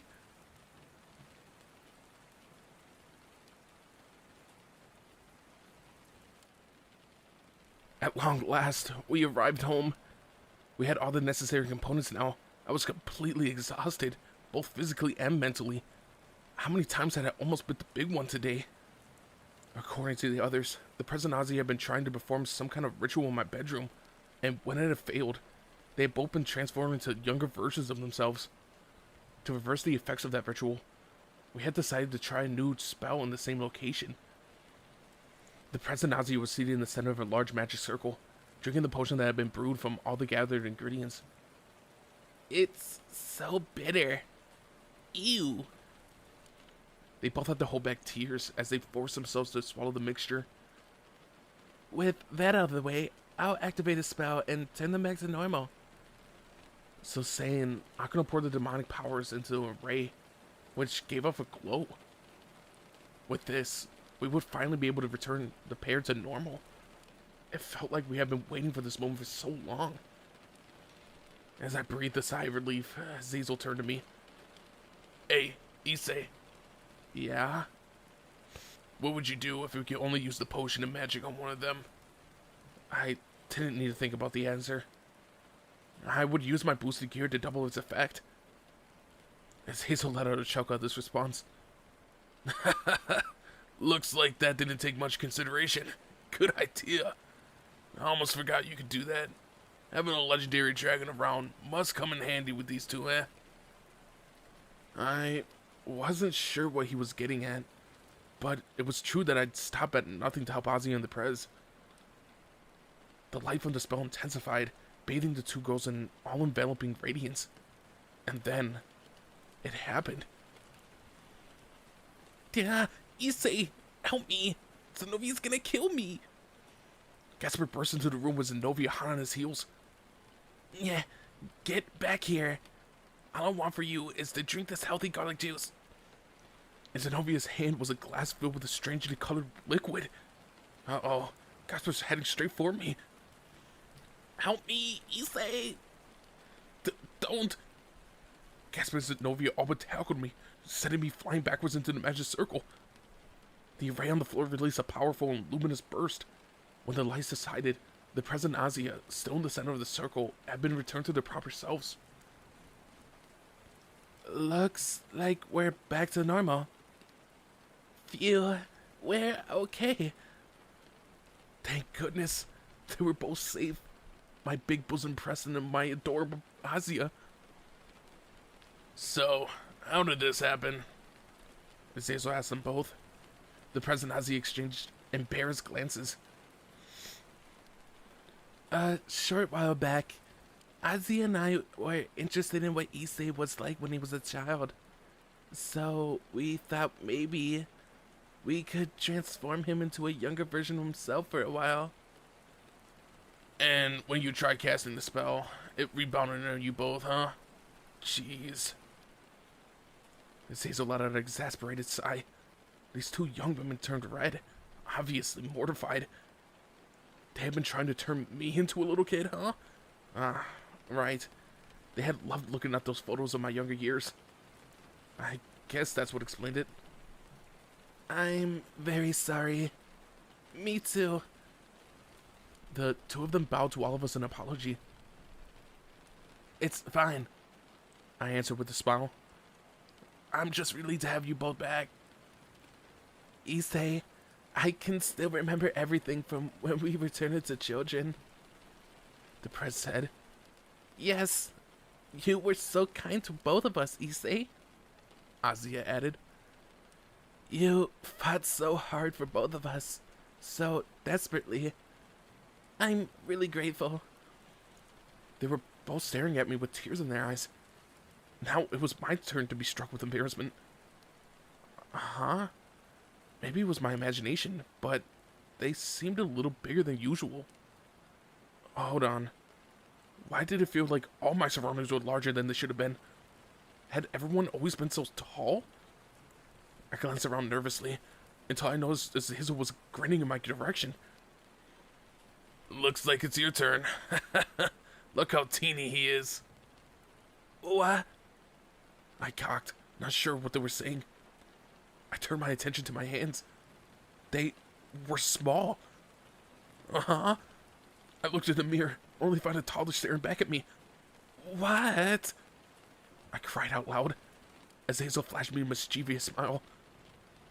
Looks like the spell must have done something to you when you were flung into the magic circle. What? You mean I turned into a kid?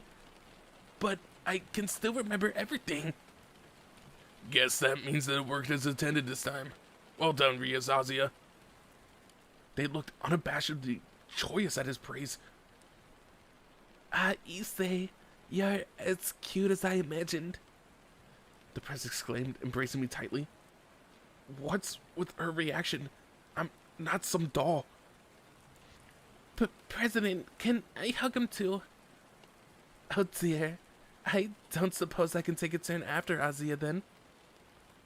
Azia and Akka were all getting emotional as well. Their eyes were positively sparkling in delight. I think you're cute too, Issei. So do I.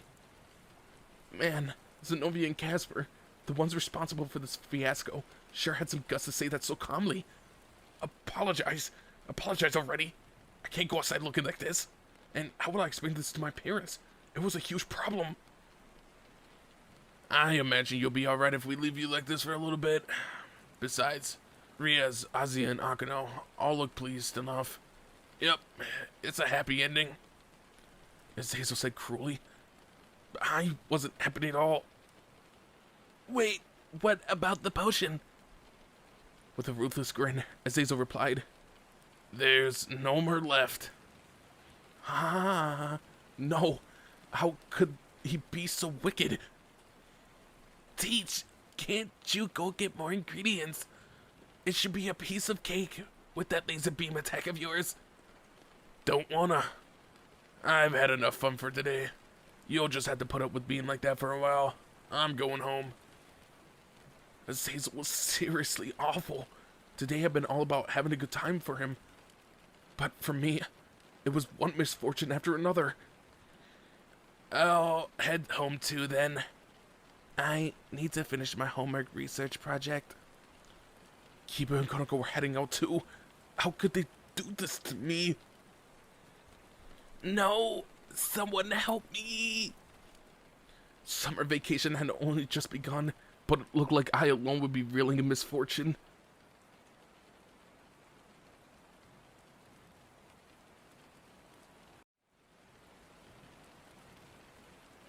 I have found myself trapped in some sort of mysterious capsule-like device. You really did pick a great time to drop in, Issei. The one letting out a mirthful laugh as he activated this experimental contraption was none other than its Hazel. I I had come to bring some tea to his laboratory when he suddenly exclaimed, "Good timing." And with no more than that, he had thrown me right in here. I had no idea what was going on. No matter how hard I beat my fist against the walls of the capsule, it wouldn't budge. "What are you going to do to me, Teach?" "Well, there's something I wanted to attempt for a while, but I never had the proper test subject. And when you arrived with tea, I figured it was the perfect opportunity." "That's it?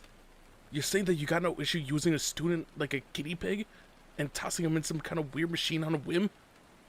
"Progress demands sacrifices." "What? You're already prepared to lose me? Get me out of this thing. No." Beg as I did, the Zizo had activated the contraption anyways. There was another capsule next to mine, identical in every way, save that it was empty. Was I the only one trapped? Just what kind of experiment is this?" I demanded. Zizu glanced at me over his shoulder, opening his mouth to speak when there was a brilliant flash of light, as I was engulfed in a powerful explosion. Gah. There was so much smoke, but at least I was free to climb out of the device. Glancing around, I found the capsule I had been trapped inside was broken. Had it ruptured when the experiment failed? The room was in disarray from the blast, littered with broken objects and pieces of equipment. There was no sign of Azazel. He must have grown bored at this failed test and left it without saying anything. I wish he stayed so I could give him a piece of my mind, though. Using a student for his own private mad scientist procedures made him unfit to be a teacher. Perhaps I should have expected as much from the leader of the fallen angels. He definitely had a wicked way of thinking. Damn that Azazel, disappearing as soon as this experiment of his was over. I spat under my breath as I quickly left the laboratory. I headed for Kuo Academy's old school building. As I reached the club room, I heard a noise. It was a girl, Azia. Following the sound of its origin, I discovered her standing stark naked. Bah! Blood gushed from my nose.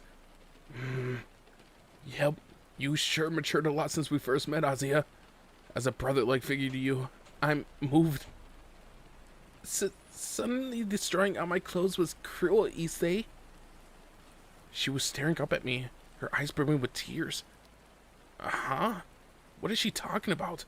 I had no memory of doing that. It was true that I had the special move, Dress Break, which could instantly shred the clothes of any girl I touched, but there was no way I would use it on Azia. Even if I had, I wouldn't forget the second after I'd done so. Hey, stop right there, Issei! This time, it was Zenovia's voice that echoed down the hall. It sounded like she was chasing someone. I glanced over my shoulder, only to find myself running around the corner of the corridor. Oh, hold on. How can I be looking at myself? The guy was my spitting image. He dashed right past Ozzy and me, and I caught the sight of his lecherous face and prodigious nosebleed as he went by. Zenovia rounded the corner not long after, and she was just as naked as Ozzy was. She had a razor-sharp blade in her hands, too. Her eyes darted around wildly, and when they locked on me, she began to move in with her holy sword at the ready. Her breath swaying all the while. I was a demon, so I would have been done for her if she hit me with that. Deader than dead. What makes you think that you could strip me naked and run off without even getting down to it? Wait, that's why she's pissed?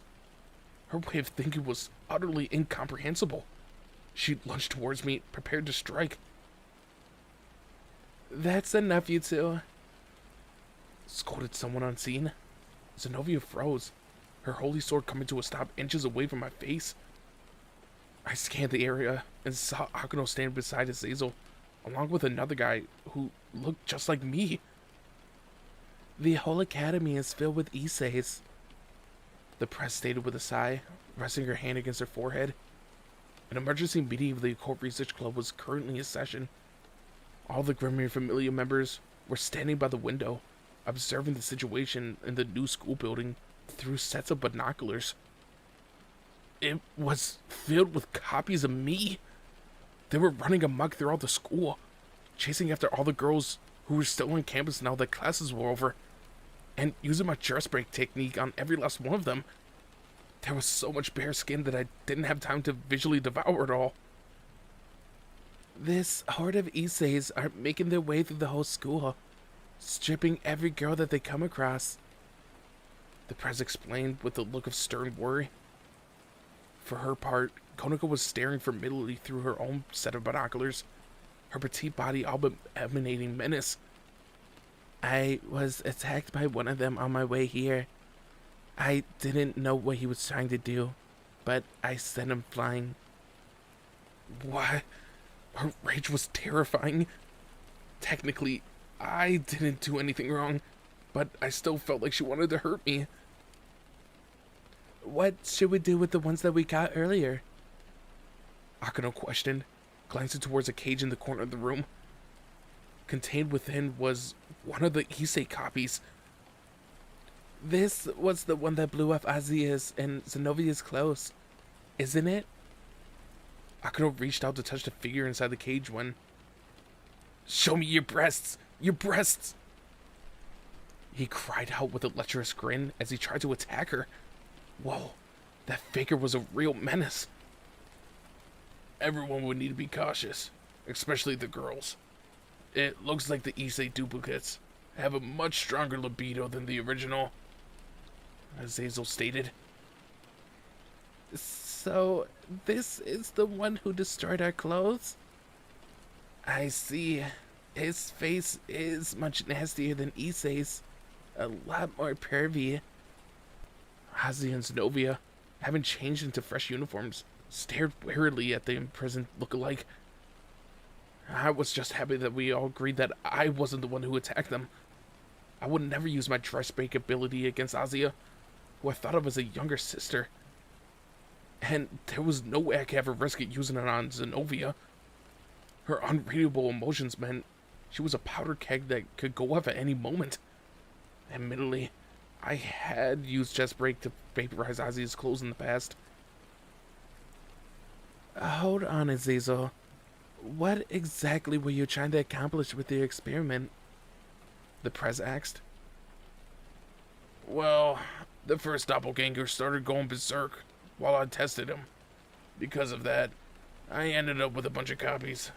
Anyway, I activated a barrier around the academy the second things went south, so they shouldn't be able to escape the school grounds.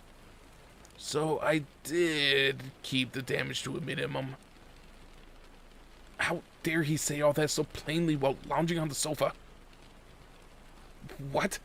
Why were you conducting insane tests in the first place? And what do you mean, doppelganger? I demanded.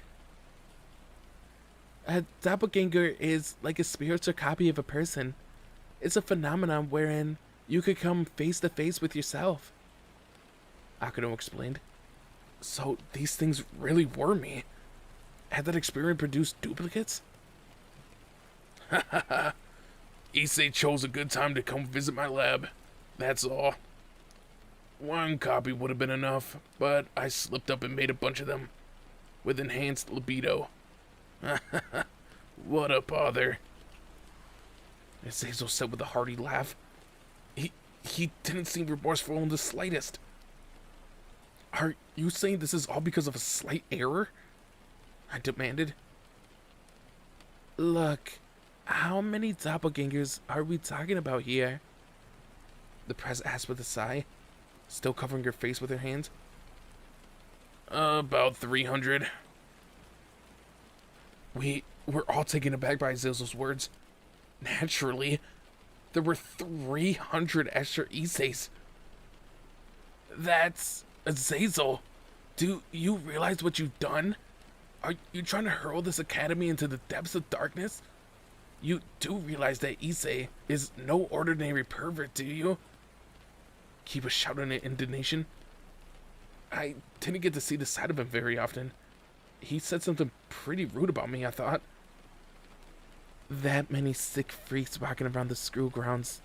is the stuff of nightmares, Konoko muttered, quivering with rage.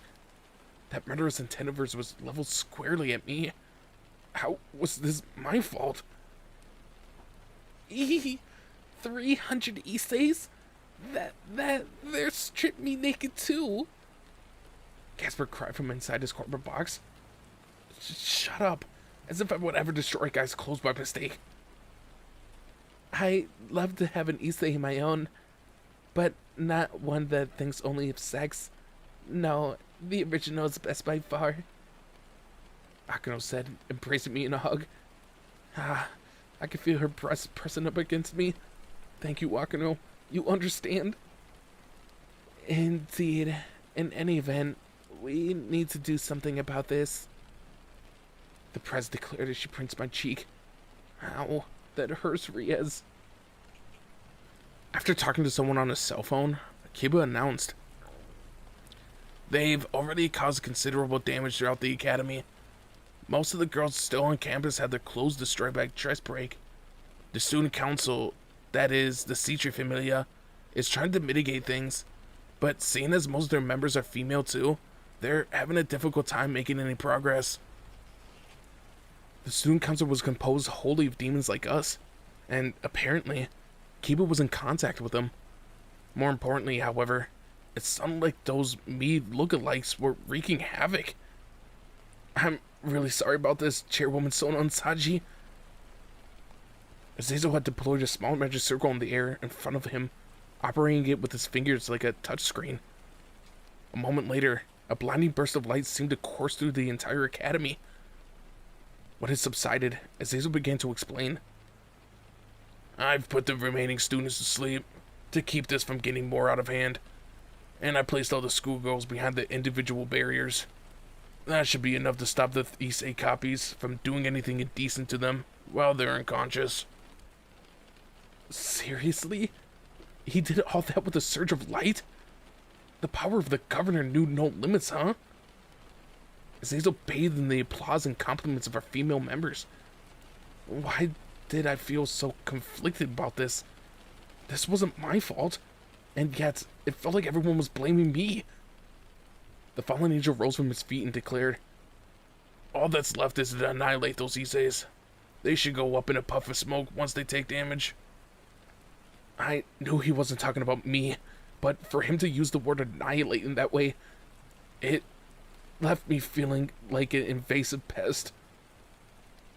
Well, there's 300 of them, so think of this like squashing bugs. An extermination. Don't say what I'm already thinking. Why are you so mean, Teach? I cried. He was the one responsible. One Issei is enough. I concur, President. Too many are liable to cause considerable damage. Shall we dispose of them? Reyes and Kiba were fired up. A true enemy of all women. The worst phenomenon imaginable. We have to destroy them. What? Konoko struck out her fist, clearly champing at the bit to smash my face. Our expressionless superhuman girl was a force to be reckoned with. It looked like none of them were particularly bothered by what Azazel had done, and were instead directing their energy toward defeating the copycat Isseis. You're awful, all of you. I'm the biggest victim here. Seriously, I'm going to break down in tears. Alright, everyone. Let's get to strategy. Don't underestimate the technology of the fallen angels. Thus, we devised a plan to defeat my many doppelgangers. Using the one copy that we apprehended earlier, we settled to developing our battle tactic. Seeing breasts make me feel so calm. Give them to me. Breasts. The imposter pleaded. He sounded just like a zombie in an old movie my dad had shown me a long time ago. But this was way worse than I thought. Were these guys suffering from some kind of disease? A breast deficiency syndrome or something? In any event, we put together a plan of attack. Strategy 1. Fishing. Azazel pulled out an object from his pocket with a dramatic flourish as a piece of light music sounded from somewhere nearby. First, we need a fishing rod. Then we can attach an erotic magazine to the end of this. And we're ready. He handed each of us one such rod, complete with a pervy magazine to use as bait. Apparently, we were supposed to dangle them out the windows of the club room and wait for the doppelgangers to bite. The offensive team waited down below, ready to destroy those imposters once they had been enticed by the trap. As it happened, I had been assigned to that group. However, would such a simple strategy really work? I had my doubts, and this was supposed to be the fruit of the scientific and technically advanced fallen angels? A kindergartner could have devised such a plan. No matter how sex-obsessed I am, I'm not stupid enough to fall for such obvious porn magazines. Erotic pictures? Give them to me. They're mine. How could so many of my doppelgangers swarm around the fishing lures like that? I was so taken aback my eyes bulged. Were my copies all right in the head? They're biting at every line, Azazel. Kiba, one of the club members in charge of the fishing rods, seemed utterly stupefied by how well this succeeded. Konako lashed out, striking down and eliminating every last doppelganger that came running for the magazines. What a blood-curdling haul. You could say that again, Konako. I was utterly aghast. But there are other bands of Issei's watching on from our shadows, Gasper observed, pointing to the spots where more fakers were hiding. Evidently, some of my copies were more cautious than others. Use a hardcore magazine for those ones. They'll come. So saying, Azazel changed the bait on Gasper's line. No, they can't be that stupid, I thought. Yeah, right. Amazing. Azia quickly landed one of the supposedly cautious doppelgangers with a more explicit erotic book. While she did seem a little surprised by that, she also looked as if she was enjoying herself. Was she a fan of pervert fishing? Exterminate all the leechers. My cute petite underclassman was mercilessly striking down my countless doppelgangers. Another one. Konako's superhuman fist came racing my way. Couldn't she tell that I wasn't one of the imposters? Gah, a punch landed straight in my gut. She aimed right for my solar plexus. Konako, I'm the real one. You can't fool me. The real Issei's face is much littler than yours. Is that how she views me? Konako, it seems like this is the actual Issei. He hasn't disappeared after taking damage. Only after Zenobia, who was on the offensive team, pointed this out that Konako relent. Today was just one calamity after another. The fishing tactics allowed us to clear out close to half of the doppelgangers. Unfortunately, nothing would help soothe my conflicted feelings. Strategy 2. Seduction. Now that none of the copies were falling for our erotic magazine strategy, we realized that we needed a new plan of attack. They aren't going for the pervy books anymore. It looks like even Issei is capable of learning. I guess Azazel had nothing but cruel insults for me today. Akuno, he called out all of a sudden. My sister-like upperclassman's usually cheerful expression turned sour. She didn't get along with the fallen angel one bit. What? I've got another plan, but we're gonna need your powers. As much as I despise the idea of taking orders from you, I'll hear you out. Akuno let Azazel whisper his plan to her, her expression only growing more conflicted. I suppose that might work. I could use Riaz, but we should probably keep her in our pocket as a last resort. Starting with you seems best, replied Azazel. Akuno nodded with evident reluctance. I understand. Uh-huh? What were they talking about? Akuno used a demonic magic to rearrange the corner of the room into a makeshift fitting area, and she stepped into it. She's changing clothes? I found myself pondering what outfit she might don. when she emerged, it was a bunny girl costume. Akano! Her wondrous legs were clothed in close-fitting tights. That erotic bunny getup emphasized her cleavage magnificently, and those ears completed the image. She already had a sexy body, but this costume boosted her powers beyond my imagination. See, even the real one's losing his mind for you. This should be super effective. Azazel chuckled as he took in my reaction. I couldn't help it. How could I not get excited for Akano in a bunny outfit? She stepped out from the old school building and, in a loud voice, called out, "Issei, my breasts are waiting for you." There was a brief moment of silence. A wave of doppelgangers that hadn't fallen for a fishing strategy emerged, their faces contorted in perverted grins. Where had they all been hiding? Give it to me. They're mine. Those breasts are mine. Breasts. They all wore such lecherous expressions, but they were all deadly serious. Just how much did they want to devour those boobs? I wanted to have my fill of them too. Just when it seemed the doppelgangers would reach Akano, she struck.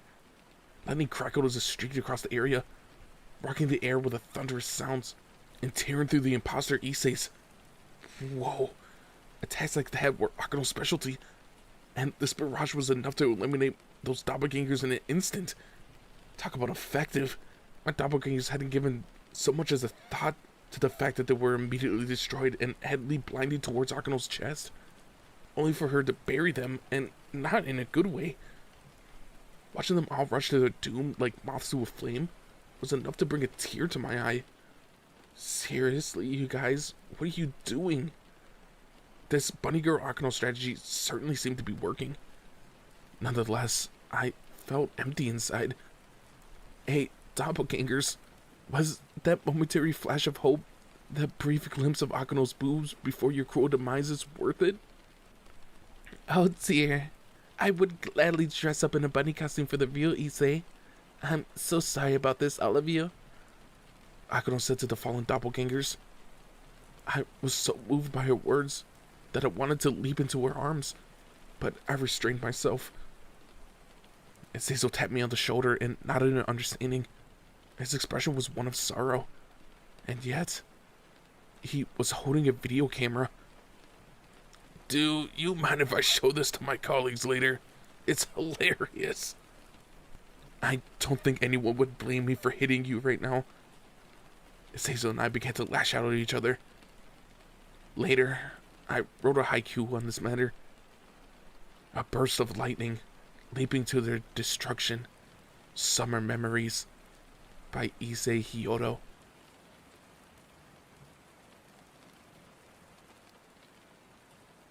Strategy 3. Imitation from the Governor of the Fallen Angels. We had already eliminated around half the total doppelgangers prior to employing our bunny girl Akano stratagem, and now there were only 10 remaining. We decided to adopt a new strategy as we moved to the final phase of our operation. Ha ha ha! Foolish, he says. Azazel was standing perched on the roof of the old school building, clad in an outfit that made him look like a boss of an evil organization. And having unfurled his 12 black wings, he certainly looked like a wicked leader. He cried at the top of his voice to all the remaining doppelgangers that had yet to show themselves. Take a look at this! Next to Azazel was the present address. She was the very portrait of a damsel in distress, a captive princess. Yet, strictly speaking, she was a princess, and that outfit really did look amazing on her. This was our final gambit, using the Prez as a hostage to lure out the remaining doppelgangers.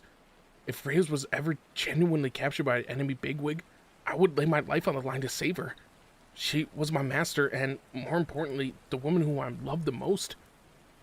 Therefore, Azazel's tactic was to take advantage of my love for her. How thoroughly despicable of him. I should have expected no less from the head of a real-life evil group. Help me, Issei. The Prez didn't seem wholly enthused by this. Her tone of voice was obviously stifled. I could hardly blame her, however. Even I thought this was a bit of a farce. Azazel sighed in response at her half-hearted acting. Hey, Riaz, put a little more feeling into it. You sound phony. That's easy for you to say. What makes you think that this will even bring out the ESO doppelgangers? Just as the Prez had said, my remaining imposters are nowhere to be seen. You're right. At this rate, we'll never get any of them. But I've got an idea. Azazel paused there, inhaling deeply before bellowing. Listen up. I'm gonna grope Riaz's breast myself. You hear me? If you don't like the sound of that, you better rescue her. How could he scream something so absurd? Hey, grope the Prez's breasts. No one told me that the plan was gonna go this far.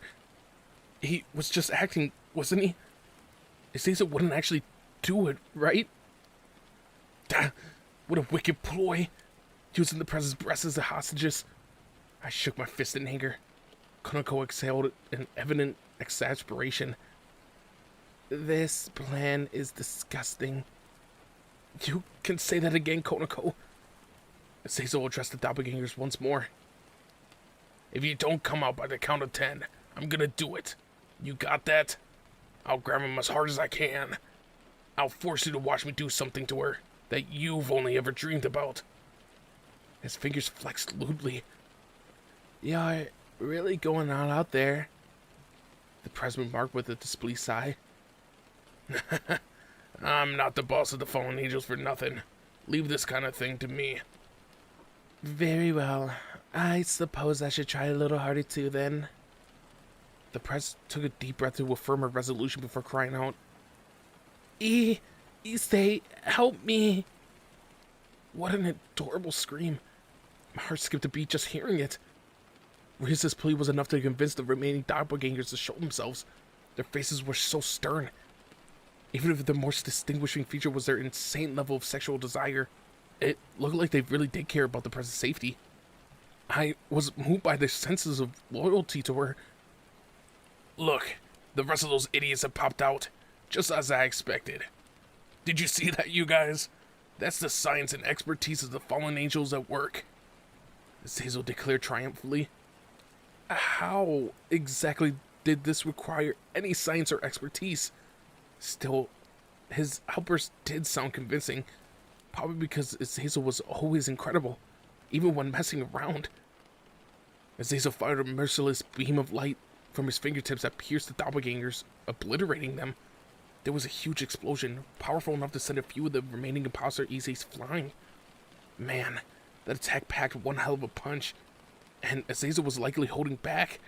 His power level was positively terrifying.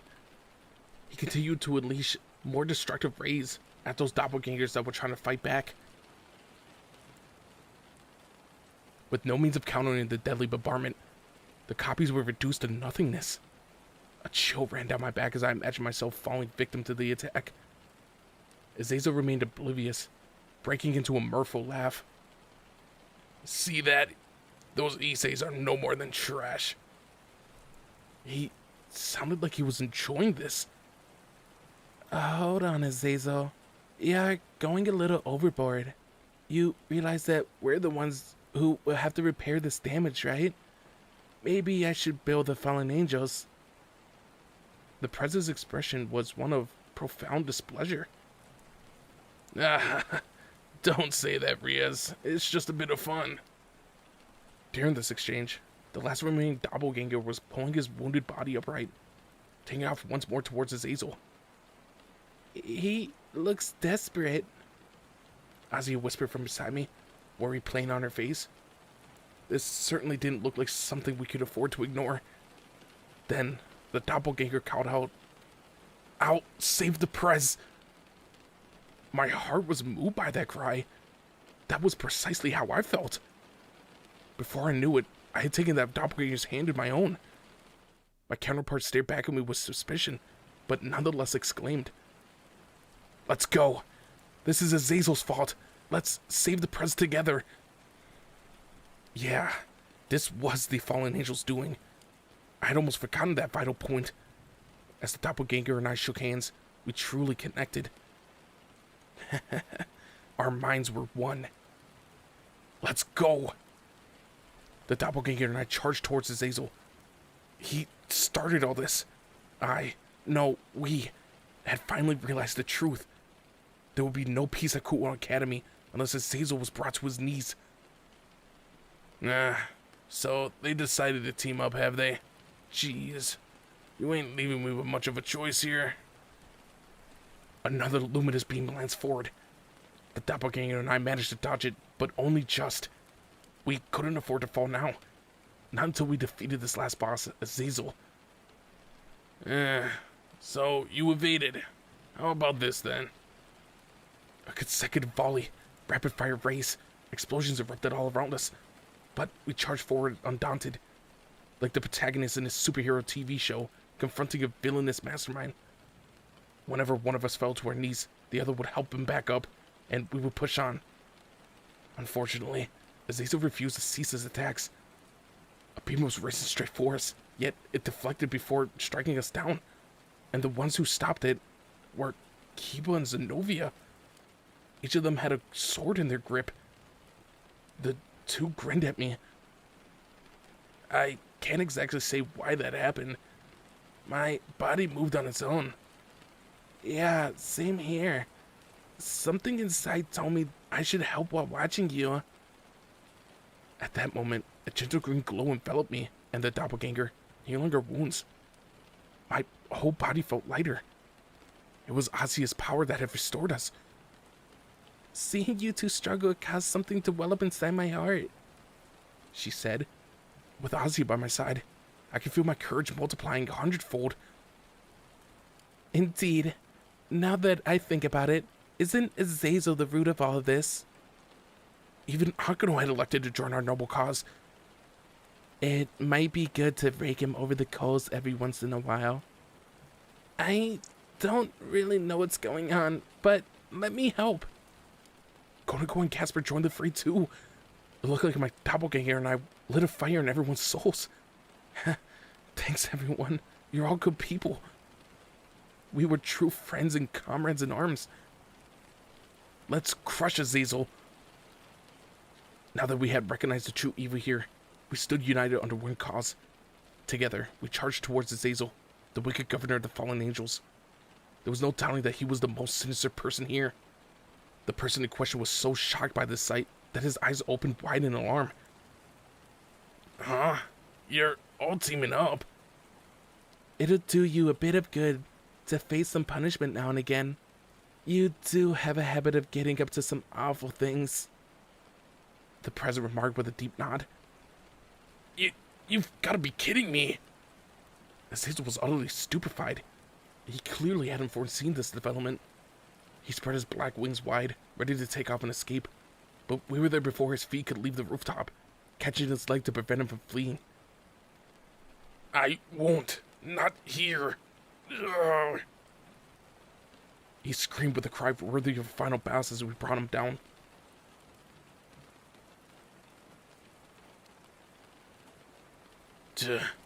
Did you have the gang up on me? Bullies. Azazel groaned, his body completely covered in bandages. How can you say that? This is your fault, you know. Akano shot back with a grin. Exactly. Why don't you reflect on your actions, Azazel? The prez added. Nah. It looked like he had no response to that. Once we had caught him, we made sure to give him a thorough disciplining. A bit of humility never hurt anyone. None of this would have happened if not for that experiment he conducted on a fickle whim. Your doppelganger, it looks like he's disappearing. I turned around at Gasper's words and saw that my doppelganger was indeed fading away. The imposter Issei's must only last for a limited span of time. I gave my disappearing comrade a silent salute, which he reciprocated. It had only been a short battle, but we fought arm in arm. Glancing around, I found Asia, Zenobia, and Gasper saluting him too. We had all marched on the feudal battle together. A moment later, my doppelganger was gone from this world. He vanished with a look of satisfaction at helping defeat Azazel. In the end, he had done a great deed. We decided that erasing all the members of the doppelgangers' mischief from the minds of the regular students was the best course of action. That way, we can hopefully prevent any rumors from spreading around about my stripping everyone naked. No, if we erase their memories completely, it'll cause many other problems. So I'll just erase all details of the doppelgangers. In other words, they still remember that you destroyed their clothes. Is they so explained? Uh-huh. What exactly did... But before I could voice my concern, Keeper pointed down to something out the window. This is bad. There's an army of girls marching on the old school building. What? I glanced down from the rooftop when... There he is, Hyoto. That pervert. How dare you destroy our clothes? Get down here. You're as good as dead. We'll make you regret ever trying to defile us. Hazel's sleep technique had clearly worn off quickly, because everyone was awake and at our doorstep. The hoarder girls with tattered clothes radiated pure bloodlust. They're going to kill me. Sorry about this, Issei. I'll treat you to a meal sometime. So just try to hang in there for now. With a casual laugh, Hazel vanished. Don't just run away. What kind of teacher are you, you accursed fallen angel? What? My body felt suddenly weightless. Konoko had lifted me up into the air. We can't let you drag the rest of us into this. Please sacrifice yourself for our survival. My adorable petite underclassmen threw me into the horde of murderous schoolgirls. A group of athletic girls caught me like a baseball before dropping me into the middle of the crowd. I was surrounded by young women. In a way, it was a harem of sorts, but certainly wasn't the kind I wanted. They were all glaring at me, silent and foreboding. Hostility washed over the area like ocean waves. I scurried to my knees, desperately trying to flee. They were going to kill me for sure. Don't you dare, Hyoto. The girls cried out as one, giving chase. What? Teach, where are you? Damn it. I swear I'll take you down with me. With an army of furious hot girls at my heels, I wept as I raced around the school grounds in a mad search for the missing Azazel.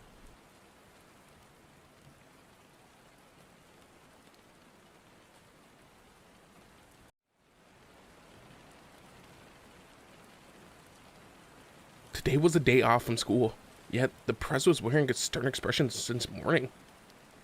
This is bad. She was clearly frustrated, and she looked wholly unlike her usual self, pacing back and forth between my room and the first floor of my home. Riaz is acting very strangely, Ozzy remarked, watching anxiously from her seat beside me. Just as Ozzy had said, the prez had been behaving oddly all morning. She started cleaning the house out of nowhere and was repeatedly checking on her appearance every 10 minutes. We have recently returned from our intense battle against the evil Norse god Loki. The second-year students at Kuo Academy would soon be leaving for a trip to Kyoto. As such, the other second-years and I really needed to go shopping soon to prepare for travel. But right now, all I could think about was the prez. Is something wrong? I asked cautiously. Riaz turned around, answering sternly. My sister-in-law is coming. Your sister-in-law? You mean Grafia? The press fell silent at my response. Grafia was a maid in the service of the House of Gregory. She was deeply involved with all the family's doings, from settling their personal schedules to managing their finances. On top of that, she was also the wife of the Prez's older brother, Sir Zax, a demon king. This made her Riaz's sister-in-law, in addition to being the House of Gregory's maid. The Prez typically referred to Grafia by her name, so why did she abruptly start addressing her as sister-in-law? It was Akano who tried to clear up my confusion. Today is Grafia's day off, you see. So that means she's technically not a maid right now. Indeed. Typically, Grafia and Riaz keep a servant-master relationship, but it's a different matter when she's not on the clock. Only then does Grafia become Riaz's sister-in-law. The president is scared of Gravia when she becomes her sister-in-law. It sounds like she's really strict. Konako remarked. Now I understood why the prez was fretting. Nodding, Zenobia said. So even the president has someone she can't handle. Although the prez was destined to be the next head of the noble house of Gremory, she was still a teenage girl. So basically, she went into full sister-in-law mode. I was kind of intrigued to see how she and Riaz reacted. Just what kind of marvelous topics would those two beauties discuss? Judging by how nervous the prez was, I couldn't help but worry that something less marvelous was about to happen. I'm guessing she decided to spend her day off visiting my place? I inquired. Akano let out a soft chuckle. Indeed. There must be a matter she wishes to discuss with Riaz as her sister-in-law. While the prez went about her tidying, Akano and I sat down and continued talking. You can't make this place any neater than it already is, prez. I need to prepare some tea as well. Issei, make sure that you're properly dressed. She will undoubtedly want to take a look at you while she's here. The prez said as she fixed my collar and checked my hair. Me? What does she want with me? You... She paused there, her face turning red. You're, special. Special? I didn't really get it. Was it because Riaz lived with me? Or maybe it was due to all the training I had been subjected to in the Underworld during summer vacation. We had visited Riaz's home during that time, and people made a big fuss over me for some reason. I was put through dance lessons, a crash course in her family's history, and other exercises that the rest of the familia weren't. Even now, I wasn't sure what that all had been for. To top things off, the Gremory servants kept calling me young master. Try as I did to rack my brain for an answer, I couldn't come up with one. That was the sound of the doorbell. Seeing the president's reaction, I had a pretty good guess who had just arrived. Riaz heard downstairs, and she headed for the front door. The rest of us exchanged concerned glances before following after her. A beautiful silver-haired woman, dressed like nothing if not a celebrity, was standing in the entrance of my home. I recognized her at once. Her clothes and hairstyle were at odds with her usual maid outfit, but she was definitely Grafia. She was wearing her hair up, and her outfit appeared to be very expensive. Whoa. She was striking even in her usual maid getup, but today she was utterly gorgeous. Normally, Grafia visits us via a magic circle. Today, however, she knocked on the door like an average visitor. She must have wanted to take a different entrance because she was in sister-in-law mode. As though Grafia's own appearance wasn't glamorous enough, there was a luxurious limousine parked behind her. It definitely befit the wife of a demon king. Grafia regarded us all pleasantly. Good morning, everyone. She flashes a graceful smile before focusing her eyes on the prez. Cheerfully, she added, Good morning, Riaz. Good morning, sister-in-law. The prez did her best to return the smile, but it was clear as day how nervous she was. It's been so long, princess. Came a voice that was definitely not Grafia's. A strange creature stood in the doorway with her. Its face was shaped like an eastern dragon's, but its whole body was covered in crimson scales. The torso, however, looked more like that of a horse or a deer. It must have measured around 2 meters in size. Whatever the case, I had never laid eyes on this thing before. What is this creature that had spoken? It must have realized I was staring at it as the creature bowed its head to me. You must be the Red Dragon Emperor. It's a pleasure to meet you at last. I'm Sir Zex Pawn. Enku is my name. How do you do? It talks, and so politely at that. Yes, it's nice to meet you. I responded, doing my best to be courteous, but it was hard to believe that a voice belonged to the dragon being. Enku, right? Hold on. He serves his eggs. That means... Issei, Anku is a legendary Kirin and a member of my brother's familia. It's nice to see you again too, Anku. You look well. The press patted his neck. These days, people tended to associate the word Kirin with a giraffe, as that was the Japanese word for the animal. This Anku guy was obviously the sort of Kirin that appeared in ancient myths and legends, however. Even I had heard of those things. I might have not known the details, but I recognized them from ancient Chinese folklore. Man, to think that Sir Sex had an actual Kirin in his familia. And while Anku might have been a pawn, he was clearly worth more than just 1 or 2 pieces. I was a pawn myself, but he was obviously far beyond me. Anku addressed Grafia. If you require nothing more of me, I shall retire to my post. Yes, thank you for the escort, Anku. I would have been fine coming by myself, though. Don't say that. You are our queen, and the wife of our master. It would be unthinkable to let you on such journey alone. Not that I believe anyone would be able to threaten you in the slightest. Were they to catch you by yourself. In any event, I thought it would be nice to bring some good fortune to the Red Dragon Emperor's abode. I'm glad to see the princess and the new young master for myself. So, that was it. It sounded like a big deal for Grafia to make an official visit here as his ex-wife and Rias' sister-in-law. Hold on. Did he just call me young master? What exactly was my position here? Plus, there was a bit about good fortune.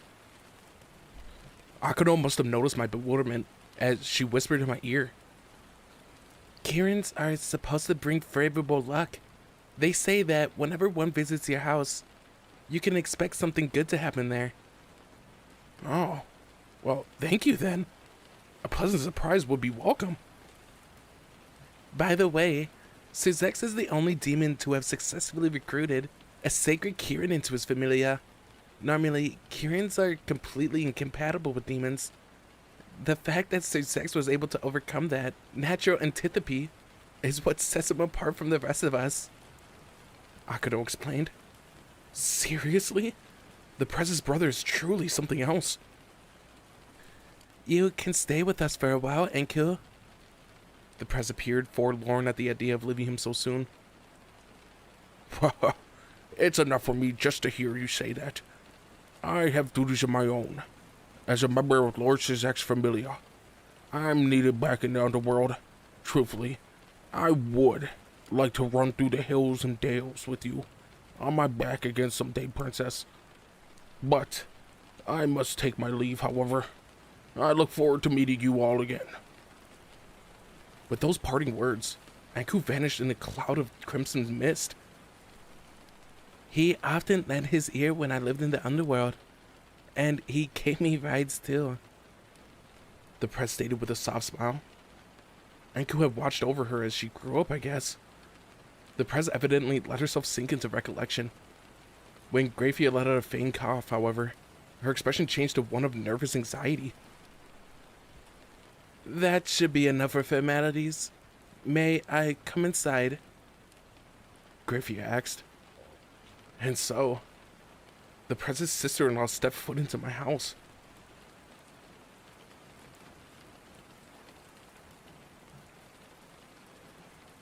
I'm relieved to hear that Riaz isn't causing you any trouble.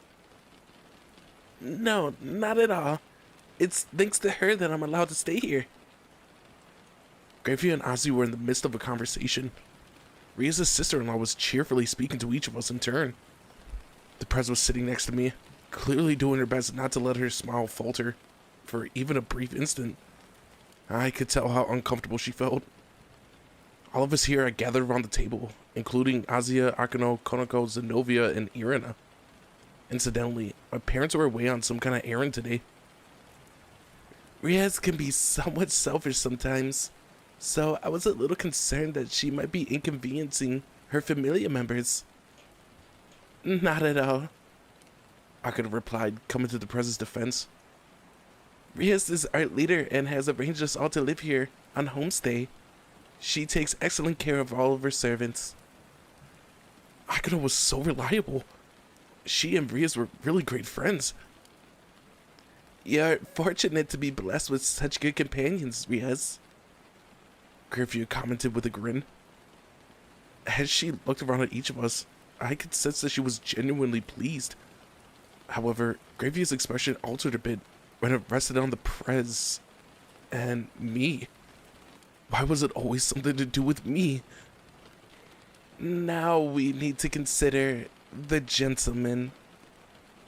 With that remark, the whole room turned tense. No.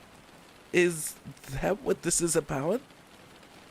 Azia, who had been beaming not a moment before, now appeared deeply worried. I see. That must be why Gravia caught on us in such an official capacity, Akano said. I could literally feel the pressure behind her forced smile. Even Konako, usually so stoic and expressionless, appeared stern.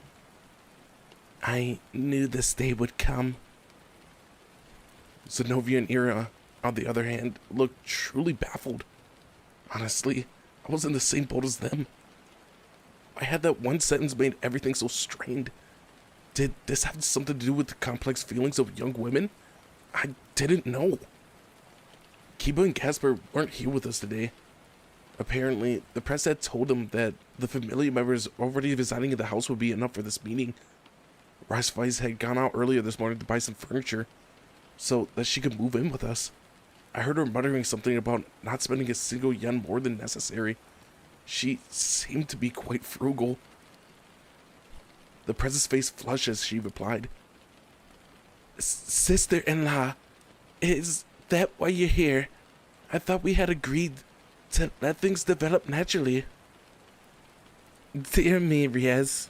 Your mother and I never said anything like that. And let's not forget, you were the one that broke off your previous engagement. So wouldn't you say that responsibility is yours to reassure us that the fate of our house will be in safe hands? The press had no response to Gravia's calm assertion. I had to imagine she was doing her best not to offend her sister-in-law. Previous engagement. Gravia means Rias' relationship with Riser, right? That had been a major debacle for the House of Grimmery.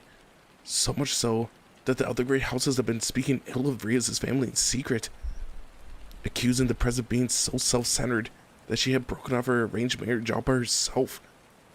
For the upper echelons of demon society, with their preoccupation with status and noble blood, maintaining a good relations between families was paramount. High-class demons seldom had the freedom to wed for love. Aristocratic society sure sounded difficult.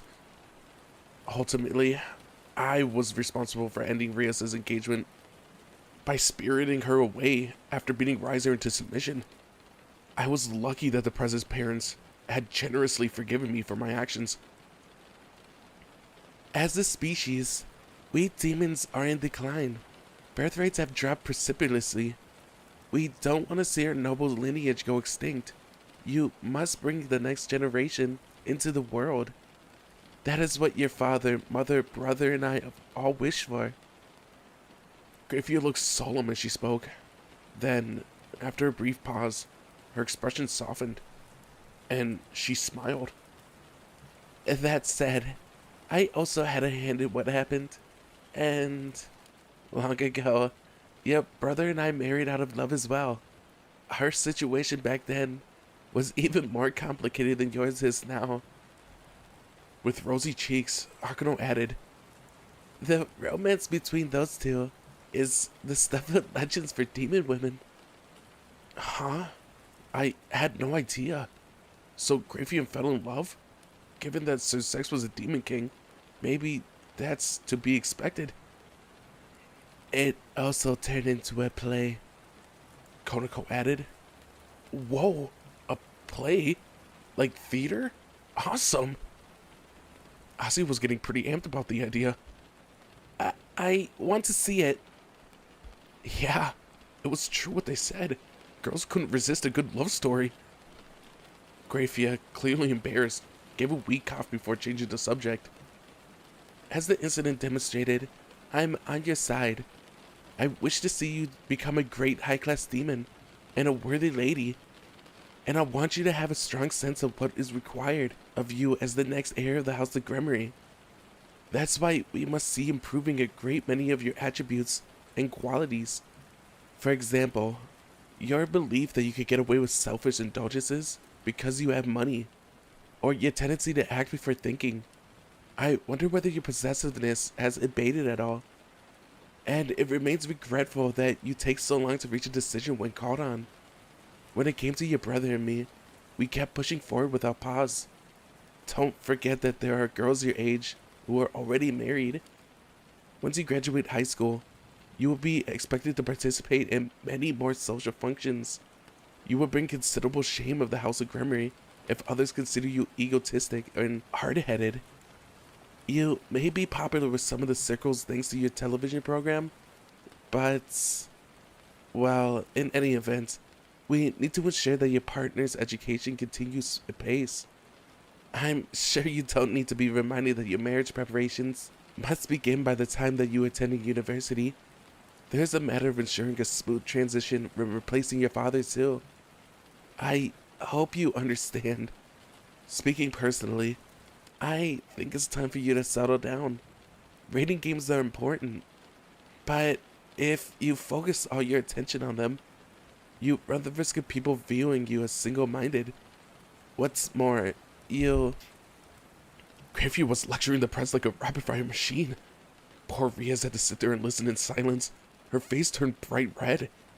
She typically conducted herself with dignity and poise, as was expected of a House of Gremory heir. Yet, at that moment, she looked no different from any girl on the receiving end of a long scolding. Her family and relatives probably still viewed her as a child who couldn't be left alone. There was no end to Griffia's tirade. My guess was that she was taking out all of her pent-up frustration from her maid's work. Come now, Griffia. Riaz is doing quite well, wouldn't you say? Another new voice entered the fray, but I recognized this one. Everyone turned to look at the far end of the table. There sat a crimson-haired man. The press rose to her feet in clear surprise. Brother? That's right. Our latest guest was none other than Sir Zex Lucifer. Yeah, a Demon King just made an entrance, everyone. Hold on. When did he arrive? I hadn't felt his presence. How did he enter my living room undetected? Hey there, Riaz. How are things?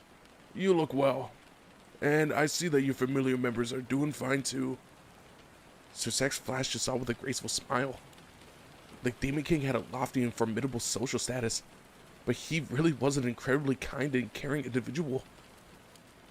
I brought a present. It's a photo collection I'm producing that features Riaz. I've titled it A Girl Called Switch Princess, a chronicle of little Riaz's physical development. It follows her growth from early childhood up until the time she started high school here in Japan. Suzex pulled out a photo compilation in question and passed it around to us. Whoa, it even included photos from when the Prez was middle school age. She already possessed a generous bosom back then. I wish to go back in time to meet that younger version of her. The Prez tried to snatch the book away from us all. Don't look, don't look, she cried out, her cheeks like tomatoes. What an adorable reaction. Aren't you supposed to be attending an important meeting of the 4 great Demon Kings today? Don't tell me you sneaked out. There was a sharp glint in Gravia's eyes as she asked that question. Sir Zex, however, didn't seem particularly bothered. I thought I'd attend remotely from here, he answered calmly. So long as that we could broadcast in real time, everything should be... Ow, ow, ow, ow, ow. That hurts, Grafia. She was pulling Sir Zex's cheeks as hard as she could. Sir Zex maintained his grin, but couldn't hide the tears in his eyes. Why are you always like this whenever I take a day off? Maybe I should have stayed at work. I could go back to being a maid this very instant if I wanted. Grafia muttered. Whoa, she was seriously angry. Her aura was rising dangerously. A skin prickled just by being near such a tremendous reservoir of magical power. A foreboding atmosphere flooded the room. Even the press was visibly terrified. 3 small lights appeared above the table. taking a form of little magic circles. What looked like a three-dimensional image took shape over the floating arrays. Though initially filled with static, the image slowly cleared until 3 faces were visible. Sir Zex! Sir Zex, can you hear me? Hey, Sir Zex! The voice was still somewhat distorted, but I recognized the distinctive tone. A moment later, and both the image and audio were clear enough to fully understand. Sir Zex, what are you thinking? Running off to the human realm all by yourself? I wanted to go. It was a magical girl. No, a Demon King girl, Seraphal Leviathan. Ah, Seraphal. Sorry. I'm at Issei Hyodo's house right now, Sir Zex explained. At this, Seraphal's eyes turned my way. Oh, so you are. Hi there, Red Dragon Emperor. Oh, is Riaz there too? How do you do, Lady Seraphal? The press greeted. Yep, good morning, little Ria. Hey, Zizex, you should have said something. Ajuka and Falby were wondering why you hadn't joined us. Even Seraphal seemed mad, and that wasn't a common occurrence. Then again, that pouting of hers was adorable enough to set my heart at ease. She truly was like a magical girl, or rather, a Demon King girl. Hold on, Ajuka and Falby? The names were familiar. Did that mean the 2 other faces belonged to... Sir Zex, to think that you would wriggle out of a meeting to visit the human realm. Either a great incident is underway, or something interesting is about to take place. I'm guessing it's the latter, said an incredibly handsome youth with a bewitching smile. Don't do anything crazy. I don't want any extra work. The last voice belonged to a sleepy-looking figure resting his cheek against his hand. I knew these people. Back when we were all gone to the underworld, the 4 great Demon Kings held a social event for the Prez and 5 other promising young demons from noble backgrounds. I had only met Sir Zex and Seraphal, so this was my first time addressing the other 2 directly, but it was undeniably them. Whoa, this was incredible. The 4 great Demon Kings all at my table? A full set? This was a huge deal. Sir Zex must have realized I was freaking out because he said, I still haven't introduced you, Issei. This mysterious fellow here is Ajuka Beelzebub. He's our chief advisor for technological development. His main focus is our research program. Ajuka Beelzebub looked at me. A mysterious atmosphere is rather fitting for a demon, wouldn't you say? But where are my manners? Greetings, Red Dragon Emperor. I've heard a lot about you. Hello? I'm Issei Hyodo. I was so nervous. I was speaking to a Demon King, and wasn't he the guy behind the entire evil pieces system? So Zex motioned next to the final member of this momentous conference call. This languid figure may not appear much of a go-getter, but Fabium Asmodius is in charge of our military affairs. Hi, I'm Fabium. What a dull voice, I thought. Was he seriously a Demon King? And in control of the demon military, no less. I didn't know how to feel about entrusting something so crucial to an utterly disinterested guy. Before I knew it, I was fretting about issues that were beyond me. Greetings, Lord Beelzebub, Lord Asmodius. The other members of the Gremlin familiar said in unison. Hold up, Falby. This is Little Rias' familiar and Red Dragon Emperor. You've got to greet them properly. Leviathan was getting angry. Apparently, Falby was Leviathan's nickname for Fabium Asmodius. Asmodius' listless expression remained unchanged, though. All he did was breathe out another sigh. You work too much, Seraphal. Sir Zex. You work, you lose. That's my motto. I only do critical stuff. My servants can handle everything else. That's why you need a good familiar. I'm tired. What's with that attitude? If I remember correctly, the present Asmodius was from the house of Glacia Lobolis, right? His personality was the polar opposite of the wild, tough guy currently in the running to become the family's next heir. The only time Asmodeus ever went all out was when he was recruiting members of his familia, the press explained under her breath. He made sure to gather extremely talented individuals. Ever since then, he's been delegating his responsibilities to them.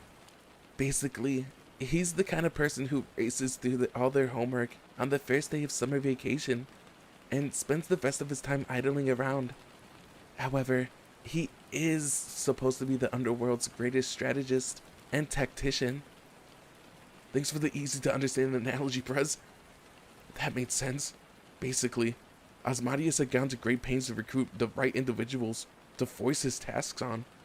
I appreciated the logic, but I couldn't stop thinking less of the title of Demon King.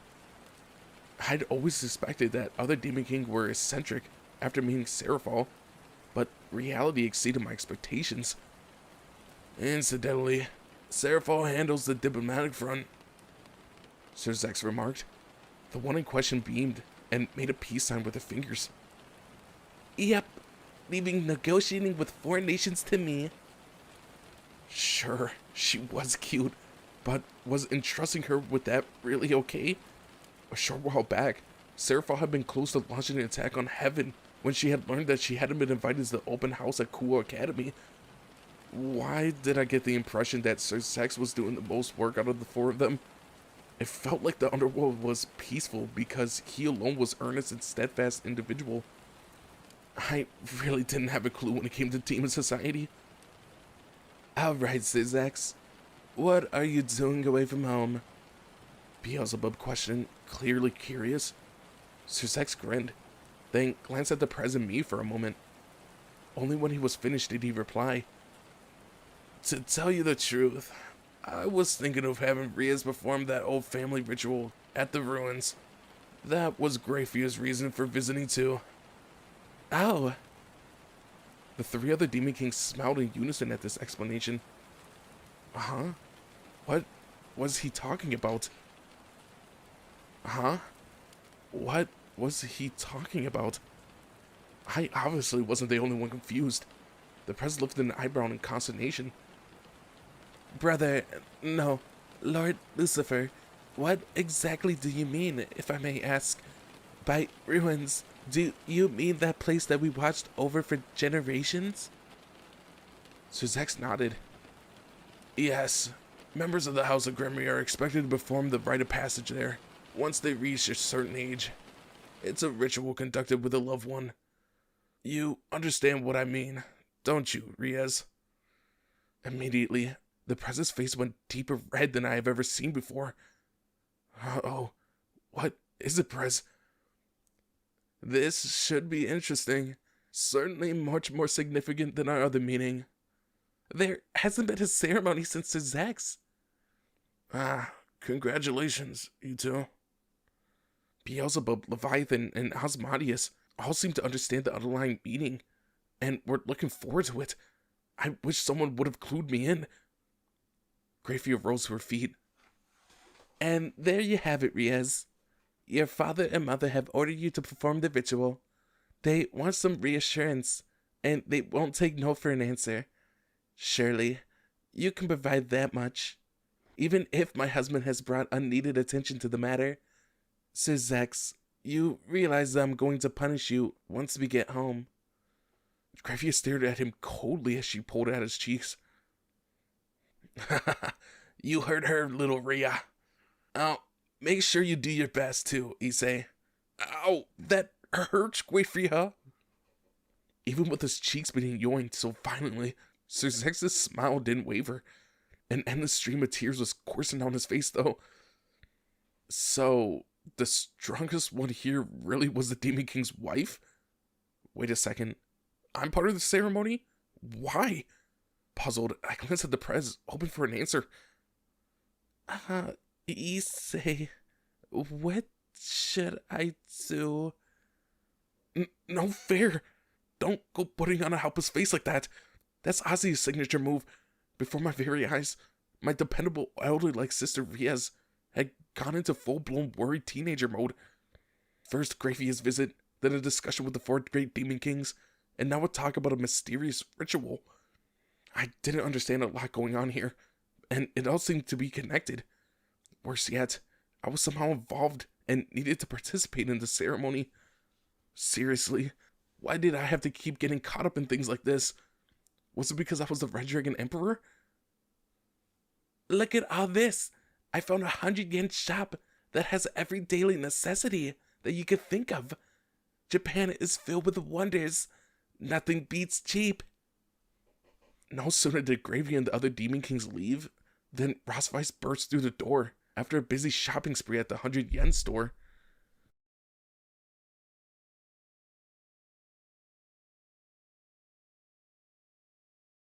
Several days have passed since Gravy and Sir Zex came to visit.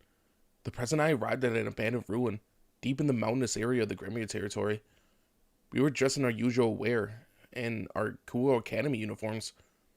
The other familia members were staying at home. Naturally, they wanted to join us, but apparently, this place was super important to the House of Gremory. Only those directly involved in the ceremony were permitted to come. And that only begged the question of why it was okay for me to be here. Before us stood a huge entrance to the expansive ruins.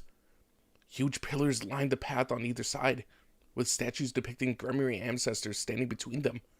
Each sculpture was a true work of art. None of them looked damaged in the slightest. What will I do if he ends up hating me? I knew I shouldn't have rushed this. The Pres exhaled hard beside me. I couldn't think of anything to ease her stress. The best thing I could do was work hard to finish this quickly, so we could go home. It'll be alright, Pres. I'm here with you, so don't worry. An abrupt shout cut me off. You there! Something glimmered high above us. A group was descending towards the ground. Were they enemies? I braced myself for the worst. They landed, revealing themselves as a band of masked figures, like something out of a special effects laden television show. 1, 2, 3, 4, 5. They were dressed like a team of superheroes. Red, blue, yellow, green, and pink. Judging by their physiques, red, blue, and green were men, while yellow and pink were women. Immediately after they touched down, the quintet adopted a group pose. A mysterious and flashy explosion erupted behind them, along with plumes of multicolored smoke. What was the meaning of this? Who are you? The Pres demanded, evidently wary. It made perfect sense for her to be on her guard. When she was faced with a bunch of weirdos, who wouldn't have been? The figure in the middle, Red, made a fancy pose before declaring, "Ha ha ha! We are the mysterious Out of nowhere, Yellow hit Red over the top of the head. Hold on. Red's voice just now. Sorry. Let me start over. We are the Satan Rangers, led by me, Satan Red. I'm Satan Blue. This is a pain, but I'm Satan Green. Satan Pink. I'm Satan Yellow. The Pres and I were both so shocked that our jaws practically hit the ground. No. This was them? The Saint Rangers? No. They were clearly the 4 great Demon Kings. No matter how you looked at it, red was Sir Zex, blue was Beelzebub, green was Asmodeus, and pink was Leviathan. Heck, Leviathan even used her name. So, was Yellow Graphia? The way that she hit Red / Sir Zex over the head all but confirmed that.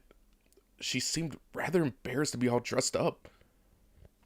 It was clear just from witnessing the spectacle that Sir Zex and Leviathan were really into this. They were adopting one dramatic pose after another. How's this? Pretty cool, right? I spent last night practicing with my son. What? I was thinking about cute poses too. I dropped to my knees, wrapping my arms around my head. The underworld was truly at peace. Too much at peace. I couldn't help but weep. This explained why the breast dragon superhero modeled after me was so popular. It was because these crazy, fun-loving people stood at the top of Demon Society. Why on earth did Sire want to become a Demon King, knowing full well that his peers would be like this? Perhaps he aspired to set the underworld on more of a serious track? I had no idea how to respond to this development. Perez, what should we do? I tried asking. This was her brother after all. Who are these people? I could sense a huge amount of demonic power in them. The Satan Rangers. Could they all be Demon King level fighters? She didn't recognize them? Prez, this wasn't good. Not at all. Had Rhea suffered a fatal wound? Wake up. That's your brother. Your own brother. He might be disguised as a superhero jumping around, but he's a Demon King. The other Demon Kings are here too, along with one super powerful queen. A band of the most invisible figures around the world. A mock hero squadron.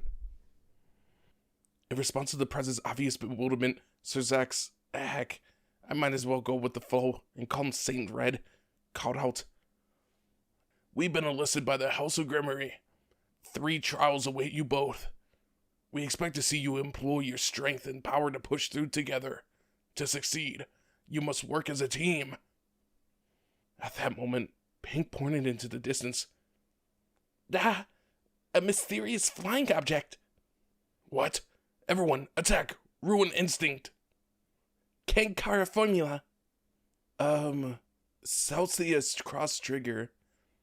Right, some Osmodia style attack. I'll just call this Yellow Stop for now. An explosion of unprecedented scale rocked the air. The 5 Demon King superheroes loosed simultaneously signature moves up into the sky. Their combined power causing the entire mountainous region to tremble violently. I could spot forest animals screeching in panic as they fled. The air itself was being torn apart, and some unknown dimension opened overhead. Brilliant multicolored beams of light cascaded down around the mountain range. It was like watching an aurora. An incredibly rare phenomenon was taking place before my eyes. It was just an evil spirit. Don't startle me like that, Pink. The Demon Kings had launched a joint attack against a measly ghost. Talk about overkill. And to think that the poor spirit had just taken the full brunt of a unified strike. Just how evil and powerful was it? I was sick of these people. If they could do all this, why hadn't they fought Loki? What kind of trials will we face? The Prez inquired. It baffled me that she could act like nothing just happened. Prez, didn't you see that? Those guys just went all out against that ghost or whatever. Calm down, Issei. Evil spirits are evil for a reason. They need to be defeated. That isn't what I mean. I give up. Apparently, my only option was to play along. Whatever else happened, I would just let it go right past me. If the Demon Kings were okay with it, then so was I. We will await you at each trial. You two who would inherit the name of Grimmery. Push through all 3 as you journey into the heart of this place. We will be waiting for you. With that, Red disappeared into the ruins, with the other 4 following after him quickly. Only the President and I were left. This was ridiculous. I had no idea what they were planning, but the Demon Kings expected us to reach them. Alright, Issei, let's go. Now that we're here, it's time to cast our doubts aside. Let's show them Saint Rangers the depths of our bonds. It looked like the Prez was getting pumped. We'd come this far after all. Turning back wasn't an option. Burning with resolution, I was ready to smash through any trial that awaited me and the Prez.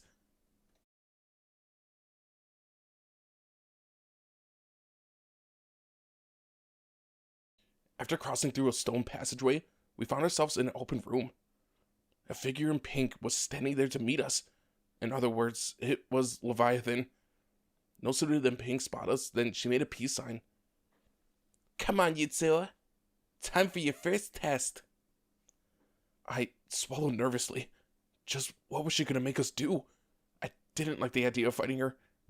Rias was strong, but we stood no chance against a Demon King. More than that, however, I hated the idea of fighting the adorable Leviathan. For your first trial, I want to see you dance. Huh? I was left dumbfounded by this unexpected development. As for the Prez, well, it looked like she had been expecting something like this as she nodded her head. What kind of challenge is this? I want to see you strut your stuff. Impress me with your moves and coordination, and you'll pass my trial. Come on now, let's go. If you're both going to be part of high society, you need to know this. Pink summoned an audio system from nowhere with a click of her fingers, and an elegant classical tune began to play. We're seriously doing this? Let's go, Issei, the press declared, taking my hand. Oh, right. The press's mother taught me how to do this back when I visited the underworld. With the press's palm clasped in my own, I bowed to her. Then we began to move in sync with the tune. Thanks to those lessons back during summer vacation, I could move smoothly enough. The press's dances was incredibly graceful, and at times she took the lead to compensate for my lack of experience. So, this is the first trial, I thought, still a bit unsure. Maybe I misunderstood, and there won't be any combat. I was beyond confused. I had believed that the reason why I was here was to support the press in the battle. Instead, I was her dance partner. I continued to shuffle my feet to the music as I pondered what was going on. When my eyes met the press's, I realized that her cheeks had turned bright scarlet. What was that reaction for? Issei, you're good. You took my mother's lessons to heart, didn't you? Thank goodness. If we were ever in a bind, we should be fine. The press's eyes were glistening. When the song came to an end, we bowed to each other and concluded our dance. Pink was applauding us both. Oh, looks like I needn't have worried. You were both wonderful. As she complimented us, the stone door at the end of the room swung open with a low groaning sound. Now then, push on ahead to your second trial. Thus concluded our first challenge. We had cleared her without incident. Upon entering the second expansive room, I found myself gawking in bewilderment once more. Hi, welcome. It looked like Green, Azamadius, was in charge of this trial. He didn't seem particularly motivated, however. On close inspection, I spotted two women who looked like members of his familia. They were both dressed as maids. There was also a table and a set of chairs too, and the table was lined with plates and various knives and forks. Right. The second challenge is about your manners.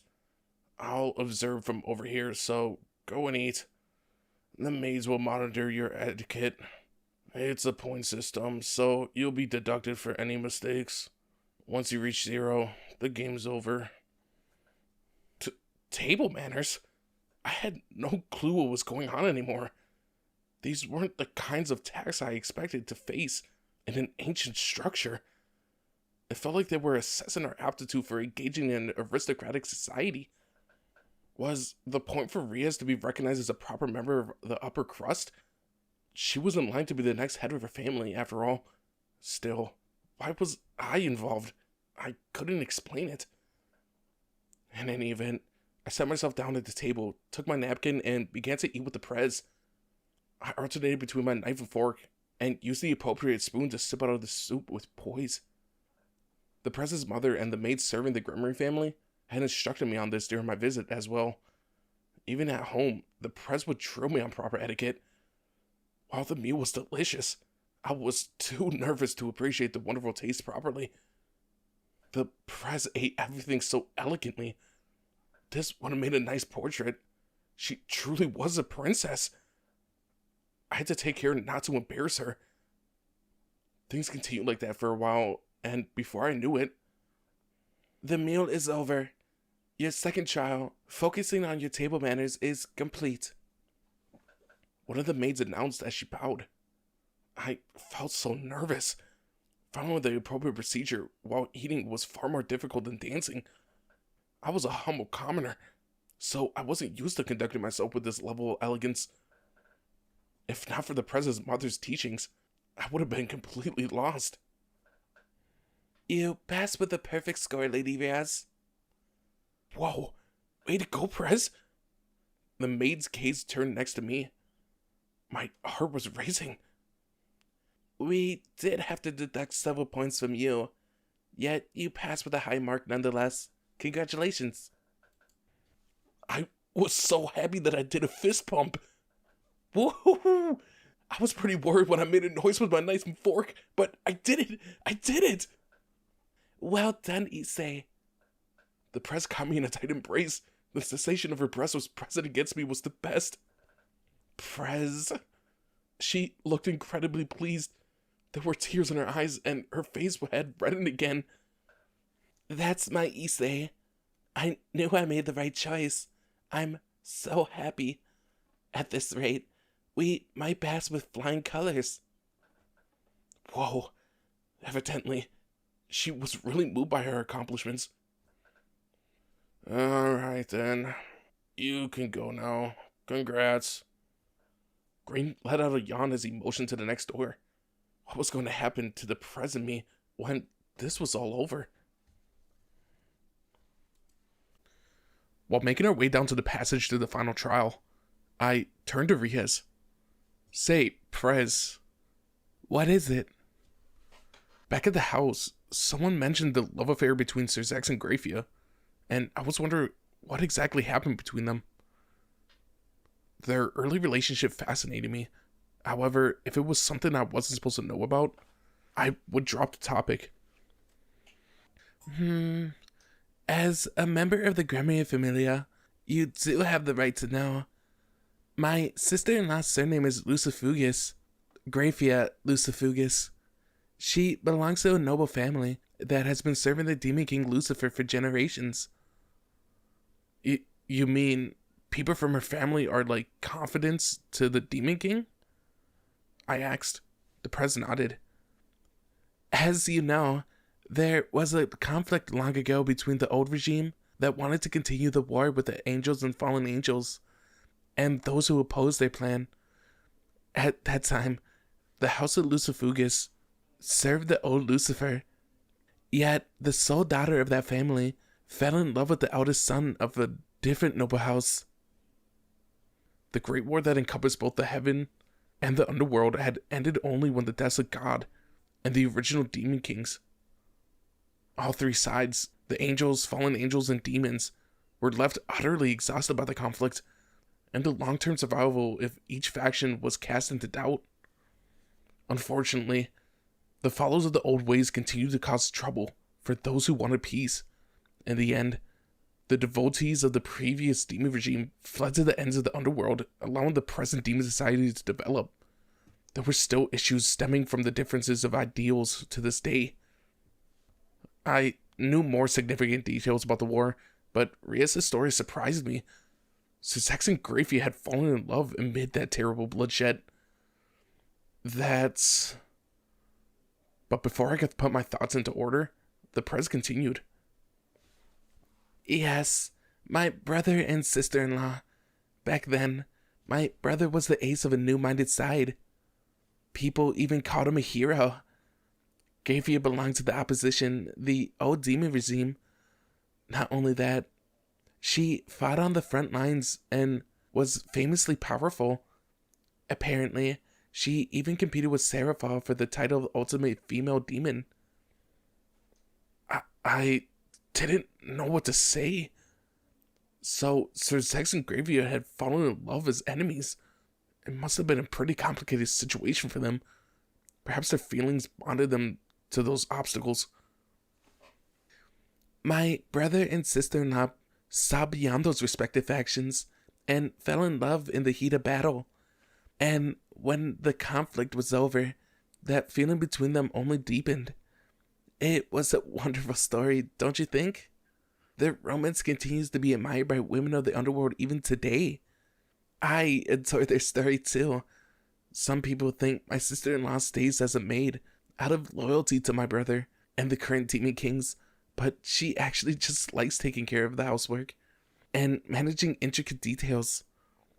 It must be easier serving as a maid than seeing to all the things expected of a wife of a Demon King. When she acts like a maid, she puts her body and soul into it, even changing how she addresses the rest of my family and me. Wow. I could certainly understand why underworld ladies thought so highly of that tale. A man and woman, sworn enemies, had fallen in love on the battlefield. At that moment, a thought came to mind. Didn't all that mean Milikus had been born to two of the strongest fighters alive? In terms of natural talent, he had to be top tier. For me, it's more like just admiring them. I love and respect them as well. But when I think about how great they are, I can't help but compare myself to them. It always leaves me wondering if I'm a failure. Am I really qualified to succeed as the head of my family? The Prez looked terribly defeated. So that was it. She had been measuring herself against the two all this time. Rias felt inferior because of her brother and sister-in-law were so distinguished. I could understand that. Who wouldn't feel inadequate when their sibling was a demon king and his wife was a super powerful queen? The Prez's admission helped me realize that everyone had major worries of their own. Even Rias, one of the two great ladies whom I so admired, who conducted herself so gracefully and proudly, had troubles that plagued her heart. I mean, she was still a teenage girl. Now and then, something happened to remind me of that. Obviously, I recognized that she was a girl like any other, yet I hadn't comprehended the depths of her anxieties. Dumb as I was, I've been entirely ignorant of them. I wrapped my arms around her from behind, embracing her. Issei? She asked quizzically. Not letting go, I said, I can't even begin to comprehend all of your troubles, but I've never once thought of you as a failure. Without you, I wouldn't have been able to live this awesome life you gave me. As far as I'm concerned, you're the best, the greatest woman there is. Nothing can change my mind on that. I'll stand by you forever, Prez. So let's overcome these obstacles together. I put my whole heart into those words. I don't really know if you could call what I was doing offering encouragement, but I wanted to help the best I could. The Prez took my hand in her own. You're always watching out for me. Yes, you're right. With you by my side, I can make it. I'm crazy about you, Issei. Let's keep going, together, forever. She glanced over her shoulder, flashing me a radiant smile. That expression was another one of her wonderful charms. Now that I've seen Ria's grummery looking so lovely, I felt prepared to power through the final test at full speed. But you still call me Prez. What was that? Nothing. Don't worry about it. Let's go. We need to finish this last challenge. Right, I replied, taking off behind the Prez. She muttered something under her breath, but I hadn't quite caught it. We made our way through the passage with renewed vigor. Only a single trial remained before this bizarre ritual was complete.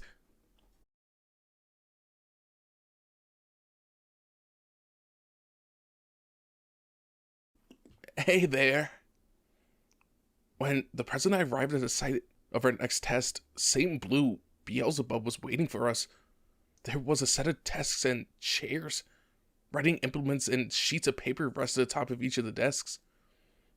Your last trial is a written exam covering the history of the House of Grimmery and general knowledge questions about demonkind and the underworld.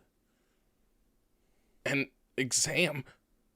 We had come all this way for the kind of test that I hated the most. I could literally feel my face blanching. So that's that. Take your seats. The Prez and I both did as instructed. Blue summoned a large hourglass with his demonic powers. You have 1 hour, starting now. The hourglass turned upside down, signaling the beginning of the exam. We weren't even offered a moment to pull ourselves together. I hurriedly flipped over the papers on my desk, sweat beaded on my forehead as I read the questions.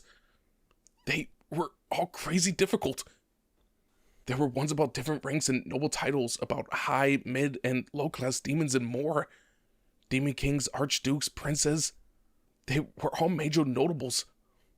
Then came the marquises, earls, margraves, counts, viscounts, and barons. Were baronets and knights mid-class rankings? The hierarchy was mostly similar to peerages in the human realm, but there were some original elements mixed in. Man, these questions sure pushed one's knowledge to the brink. With each one, I felt so close to knowing the answer, yet I couldn't be entirely sure. The press was scribbling away next to me. She truly was a prodigy. She had this test in the bag. I, on the other hand, was in serious trouble.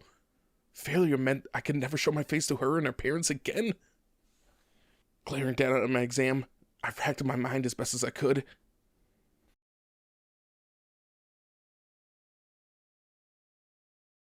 Alright, time's up, Blue announced, marking the end of the exam. The sand of the hourglass had all gathered at the bottom half. I had pushed my brain to the limit for the full hour, and could do little else but rest my exhausted head flat on the desk. It hadn't been easy, but I managed to fill out everything. All that was left to do was await my mark and hope I passed. Blue's red marking pen coursed down the finished papers. He kept making one check movement after another for the president's exam, but when it came to mine, his hands seemed to be drawing an awful lot of X's. Watching someone grade my work was so stressful. The press remained calm, however, retaining her usual elegance and dignity. She probably realized that she couldn't have possibly failed this. Conversely, I felt more dead than alive. Now then. Blue had set the papers down in a pile on his desk. It looked like he had finished grading us. I swallowed with trepidation. Yes, Gremory had passed with flying colors. And as for the Red Dragon Emperor Issei Hyodo... Why are you pausing there, Blue? You pass, but you still need to clear an on-the-spot quiz. Get a question wrong and it's over. And only you can answer. What? What the heck was this? Why? Please, cut me some slack, Beelzebub. Demonkind was once ranked on a hierarchy, known as the 72 Pillars. Recite the names of the 72 Pillars from first to last. That's his question. He's talking about the ancient order of the high-class demons, right? The President's mother taught me this during my stay in the underworld, so it should be burned into my brain. Trembling, I began to answer. Baal, Agares, Visaggio, Gamagan, Marbas, Valvor, Amon, Barbados, Paimon, Bur, Gushion, Citri, Beleth, Lirige, Eligos, Zapar, Bodis, Bathin, Salios, Person, Morax, Ipos, Aim, Niburius, Glaciolabolus, Boone, Ronove, Berith, Astroth, Forneus, Forus, Asmode, Gop, Furfur, Marchosius, Stolus, Phoenix, Halphis, Malphis, Rom, Folklore, Vepper, Sapnok, Shax, Veen, Bifrons, Vuel, Agenti, Crocel, Furcus, Balam, Alisur, Kiam, Murmur, Orbus, Gremory, Os, Amy, Orax, Falpula, Zagan, Valak, Andras, Faluros, Andralphus, Chimeris, Amdusius, Belial, Decaraba, Seer, Dantilian, and Andromelius. How's that? I had listed them all off successfully. The Press's mother had gone over those names repeatedly until I knew them by heart. Although I hadn't been able to remember everything during our stay in the underworld, I'd continue reviewing back home until I could recite the 72 Pillars perfectly. Apparently, there were other pure-blooded demons not included in the list. That must have been the case with Gravia's House of Lucifugus. They were known as extra demons. Excellent. In that case, Which of those great lineage has since gone extinct? Blue hurled another relentless question. Seriously, he's asking me which of the familias had died off? It was frustrating, but thankfully, I had learned which houses died during the war when memorizing the full list. It was in there. I just had to pull the information out of my brain. I closed my eyes, reciting the names that floated before me. Marbis, Valfor, Bure, Gushan, Lirge, Eligos, Bodis, Bathin, Morax, Ipos, Aim, Bune, Renove, Fores, Gop, Marchosius, Halphis, Malphis, Ram, Vepper, Sabnok, Veen, Bifrons, Hagenti, Kolsel, Alisur, Kiam, Murmur, Orbis, Os, Amy, Zagan, Andrus, Floros, Andrilphus, Kimaris, Amdusius, Decarabia, Seer, and Antramilius. How did that go? I was less confident about my answer this time. Nonetheless, Beelzebub nodded.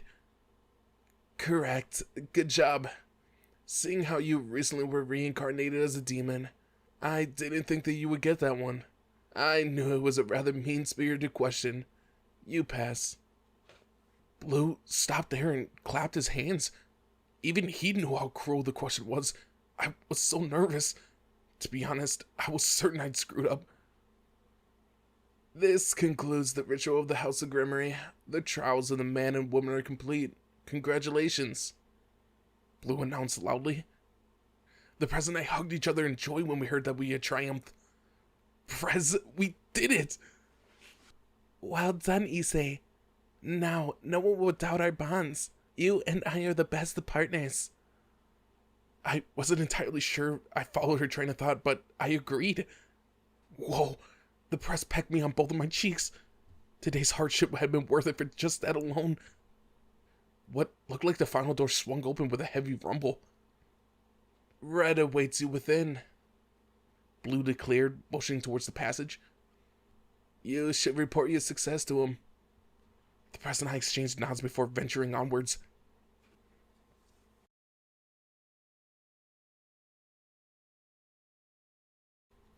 As we continued down the passage, there was a light that grew nearer and nearer. When we passed through it, the ceiling vanished, replaced with the sky of the underworld. We had to be in the depths of the ruins, yet it resembled a large space with no roof. I wondered if it was a coliseum, a circular arena lined with rows of spectator seats surrounded a large flat plot. The Prez and I emerged from one spot in the observation area. Red and yellow, Surzex and Grafia awaited in the middle of the arena. After locating a staircase, we proceeded down to them. Congratulations, Yutil. Yellow greeted us warmly. Did that mean this was the end? As if to answer my question, Red stepped forward, bellowing up into the sky. At last! Well done making your way here. However, don't assume the trials of the House of Grimmery are complete. Your final challenge. I will have Issei Hyoto fight me. Satan Red, one-on-one. Defeat me. Red's aura surged powerfully. What? I was so taken aback I initially thought he was kidding. Anyone would have. I mean, I was supposed to fight him? Red? Surzex? As the leader of the Satan Rangers, I've long desired a battle with the Breast Dragon. Ha ha ha! Let us see which of us will be the true hero of the underworld. Satan Red? No, Surzex was getting way too into this. How could he possibly expect me to take him on? I mean, he was the all-powerful Demon King. This was insane. Oh, Saint Red, I don't know who you are, but my Issei is the Red Dragon Emperor. You had better prepare to face the mighty dragon who defeated the evil Norse god Loki. But Prez, my opponent is literally Demon King class. And while I did defeat Loki, that was only because I had a legendary weapon and all my friends helping me. I couldn't have done it alone. There was no way I could handle this by myself. Oblivious of my panic, Red exuded overwhelmingly powerful and destructive demonic energy. So, I'm going to face the Red Dragon Emperor who bested Loki? How nerve-wracking. It's been a long time since I felt such an uplifting sense of elation. He was talking crazy. My only hope was that Griffia might intervene. Please, just don't go overboard. What? She's okay with this? Your husband is about to use all of his power in a single unranked demon, and that's all good? Let's go. With a roar, Sir Zex unleashed a merciless barrage of magical attacks. Fortunately, I managed to dodge it. Not a moment later, though, Sir Zex's energy blast crashed into the back of the Colosseum behind me, blasting a huge hole in the ruins. This was bad. I had witnessed what the Prez was capable of countless times before, but this was the first time I ever seen a technique that completely erased whatever it touched. Was it alright that he was annihilating an ancient structure? If I was hit by one of those attacks, I would be beyond dead. Recognizing the danger to myself, I summoned my gauntlet and caught out to the dragon lane within. Drake, I need my balance breaker. Very well. I was getting tired of waiting. The moment the countdown started, Sir Zex adopted a strange pose. Was he feeling overly confident, or did he just like striking theatrical stances? I won't attack while you're transforming. He wants to uphold an unspoken rule between heroes. Thank you. Welsh Dragon, balance breaker. As that voice rang out, a red aura enveloped my body, solidifying into a set of armor. Balance breaker, boosted gear scale mail, Saint Red. Now that it's come to this, I won't hold back. I expected no less. I hurled myself into the battle against the Demon King Sir Zex Lucifer. Our battle continued for nearly 10 minutes. Obviously, I was the one gasping for breath. What's wrong, Ise Hyodo? Can you muster no more? Is this the extent of your feelings toward Riez? Saint Red mocked with a confident pose. Damn it. I knew he was least stronger than me, and yet I couldn't even get a single hit. He effortlessly destroyed all my dragon shots. I tried to use a mix of small and oversized ones, but Sir Zex's powers of destruction were on a whole nother level. None of my attacks managed to reach him. Even when I started shooting wildly, he erased every blast with orbs that he sent flying through the arena. Those spheres, concentrated masses of raw destruction, may have been small, but there was no withstanding them. They outright deleted any attack that they so much as grazed. I had tried unfurling my dragon wings and rushing into close quarters, but Sir Zex had easily parried my every punch. He was no pushover when it came to close quarters fighting. His fist radiated raw devastation. It even seemed a trivial matter for him to tear through my armor. To cut a long story short, there was simply too wide of a gulf between our respective levels of ability. I had become stronger recently, I was sure of it, and yet Sir Zex was so far ahead. How could he be this powerful? Red Dragon Emperor, hang in there. Don't be afraid. Standing your own against Sir Zex for more than 10 minutes is a testament to your promising future. To tell you the truth, I doubted that you would make it this far. You exceeded all expectations, Red Dragon Emperor. The other Demon Kings were supporting me from the spectator gallery. Heck, they looked like they were enjoying the spectacle.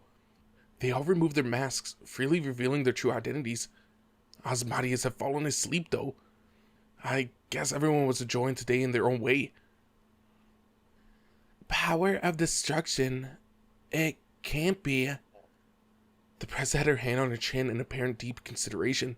Perhaps she finally realized the truth. I was currently facing against... You're from the House of Baal. She got it all wrong. Well, maybe she believed it was impossible for her brother to be so deeply into hero cosplay. Red leveled a finger at me. You love Riez, do you not? Is this the limit of your affection? If you don't have the mettle to defeat me, how can you be trusted to protect her? He was right, of course. But how many people actually were there in this world that could defeat this guy? That was the actual problem here. Guess there was no choice.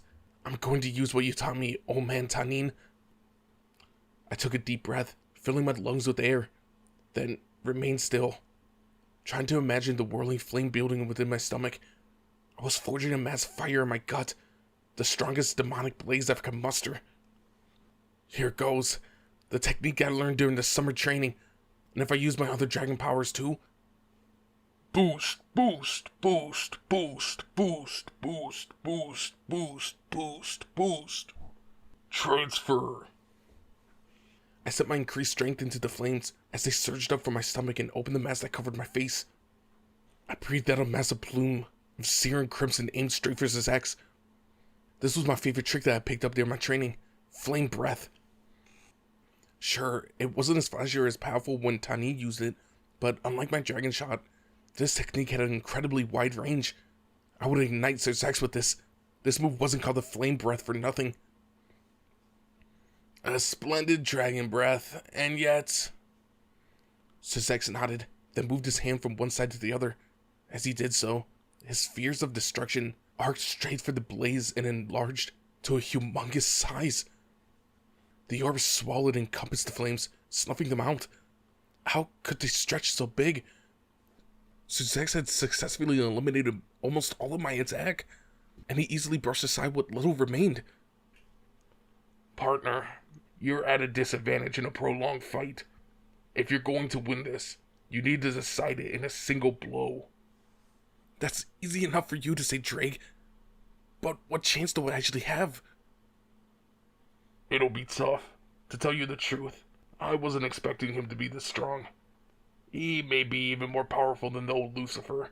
In terms of raw power and destruction, he's beyond reason. He has concentrated his skills and talents towards a single goal, annihilation. There probably isn't anything he can't eradicate. That wasn't what I wanted to hear right now. The situation was growing bleaker by the second. At that moment, Yellow, Grafia, beckoned for me to approach. What was it now? The press was standing beside her too. Without taking my eyes off Zizek's, I rushed towards them, opening my visor to speak. Something up? Issei, Grafia began. Touch Rias's breasts. I was so shocked by this remark that blood spurted from my nose. The press's face had turned bright red. We were both at a loss over this sudden and unexpected piece of advice. Yellow quickly used her powers to summon what looked like a simple fitting room and threw me in the press inside. Next, she addressed the press. Listen carefully, Rias Grimmery. This is my advice to you. Your trust runs deeper for the Red Dragon Emperor than it does for anyone else, yes? In that case, you must understand his unique quirks. He can become an entirely different person through the power of your breasts. Being reminded of that by Gravia was genuinely painful. Still, she was right. I was the breast dragon, capable of transforming through the power of breasts. Yep, it's like she says. Drake's words were cold and monotone. Come on, Red Dragon Emperor, it wasn't that bad. The press thought on the suggestion for a moment and ultimately nodded in approval. I can't say I like having to take advice from someone when I can't tell if they're a friend or a foe, but I can see that it's the only option here. Prez. She still hadn't realized that Yellow and Grafia were one and the same. Immediately, Frias began to remove her uniform. The dazzling white skin around her beautiful round breasts revealed itself. The second she unhooked her bra, her boobs plopped down. Whoa. I would never grow tired of those pink nipples. I shed tears of joy. Yeah, the press's chest was unmatched. There was no beating it. The tips were plucky, soft, and so wonderful that I could have breathed my last without a single regret. The press met my gaze, her eyes filled with determination. Now, Issei, if you overcome this trial, I'll be happy to let you have my breasts. I want us to break together and for everyone to acknowledge us. Let's finish this, Issei. Prez, to think that she would be so resolute while her chest hung there for me to gawk at. Yes, we would see through this together. Prez, Ria's Grimmery, I'll touch your breast, and then we'll defeat Satan Red and make it to the end. I dispelled my armor around my hands and reached for her boobs. I would grope them together with every finger. I'm your pawn, Issei Hyodo, the Red Dragon Emperor. I'll show them all the dedication of the breast dragon. I buried my digits into the Prez's rich breasts, making sure to slowly savor the wonderful sensation.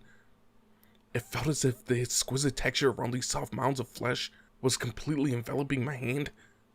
I squeezed them, I fondled them. What an amazing feeling. Blood shot out from my nose at maximum velocity. Ah, these soft, squishy breasts are stimulating my senses to the extreme. Yes, nothing could beat this. Nothing could top this. That sensuous sigh was the killing blow. My hands made her cry aloud. Whoa, here it comes. I could sense a huge surge of dragon energy welling up in my body. A draconic aura erupted from the exhaust vents all over my armor. The jewels embedded across the suit emitted brilliant red light. I was brimming with power. The power of the Prez's breasts, it had pushed me so far. Maybe we really were the breast dragon and the Switch Princess. If we're going to do this, let's end it in one blow, Drake. Let's pour all of our might into one massive dragon shot and use it to take down Satan Red. Alright, leave it to me. I concentrated everything in my hands. My target was Satan Red, Sir Zex. Taste the depths of the Prez's in my feelings. That's it, come. A strike born from the love between you and Riaz. As a brother and future brother-in-law, show me what you got. The spheres of destruction aura around Sir Zex gathered into a single point. He was planning to meet my attack head-on. You got it, Saint Red. Take this from the Prez and me. Dragon Shot, Neo Bust Burst. As I shouted the name that I immediately made up on the spot, I fired my attack.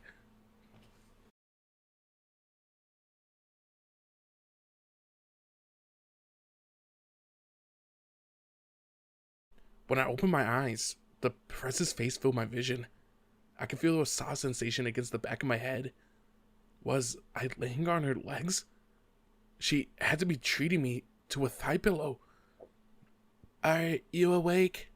You lost consciousness there in the fight, the Prez said with a chuckle. I sat up and realized that I was still at the center of the Colosseum. Glancing around, I saw that the building had been totally demolished. Your battle against Satan Red had left the arena a bit of a mess. We'll need to send in a repair team to fix it up later.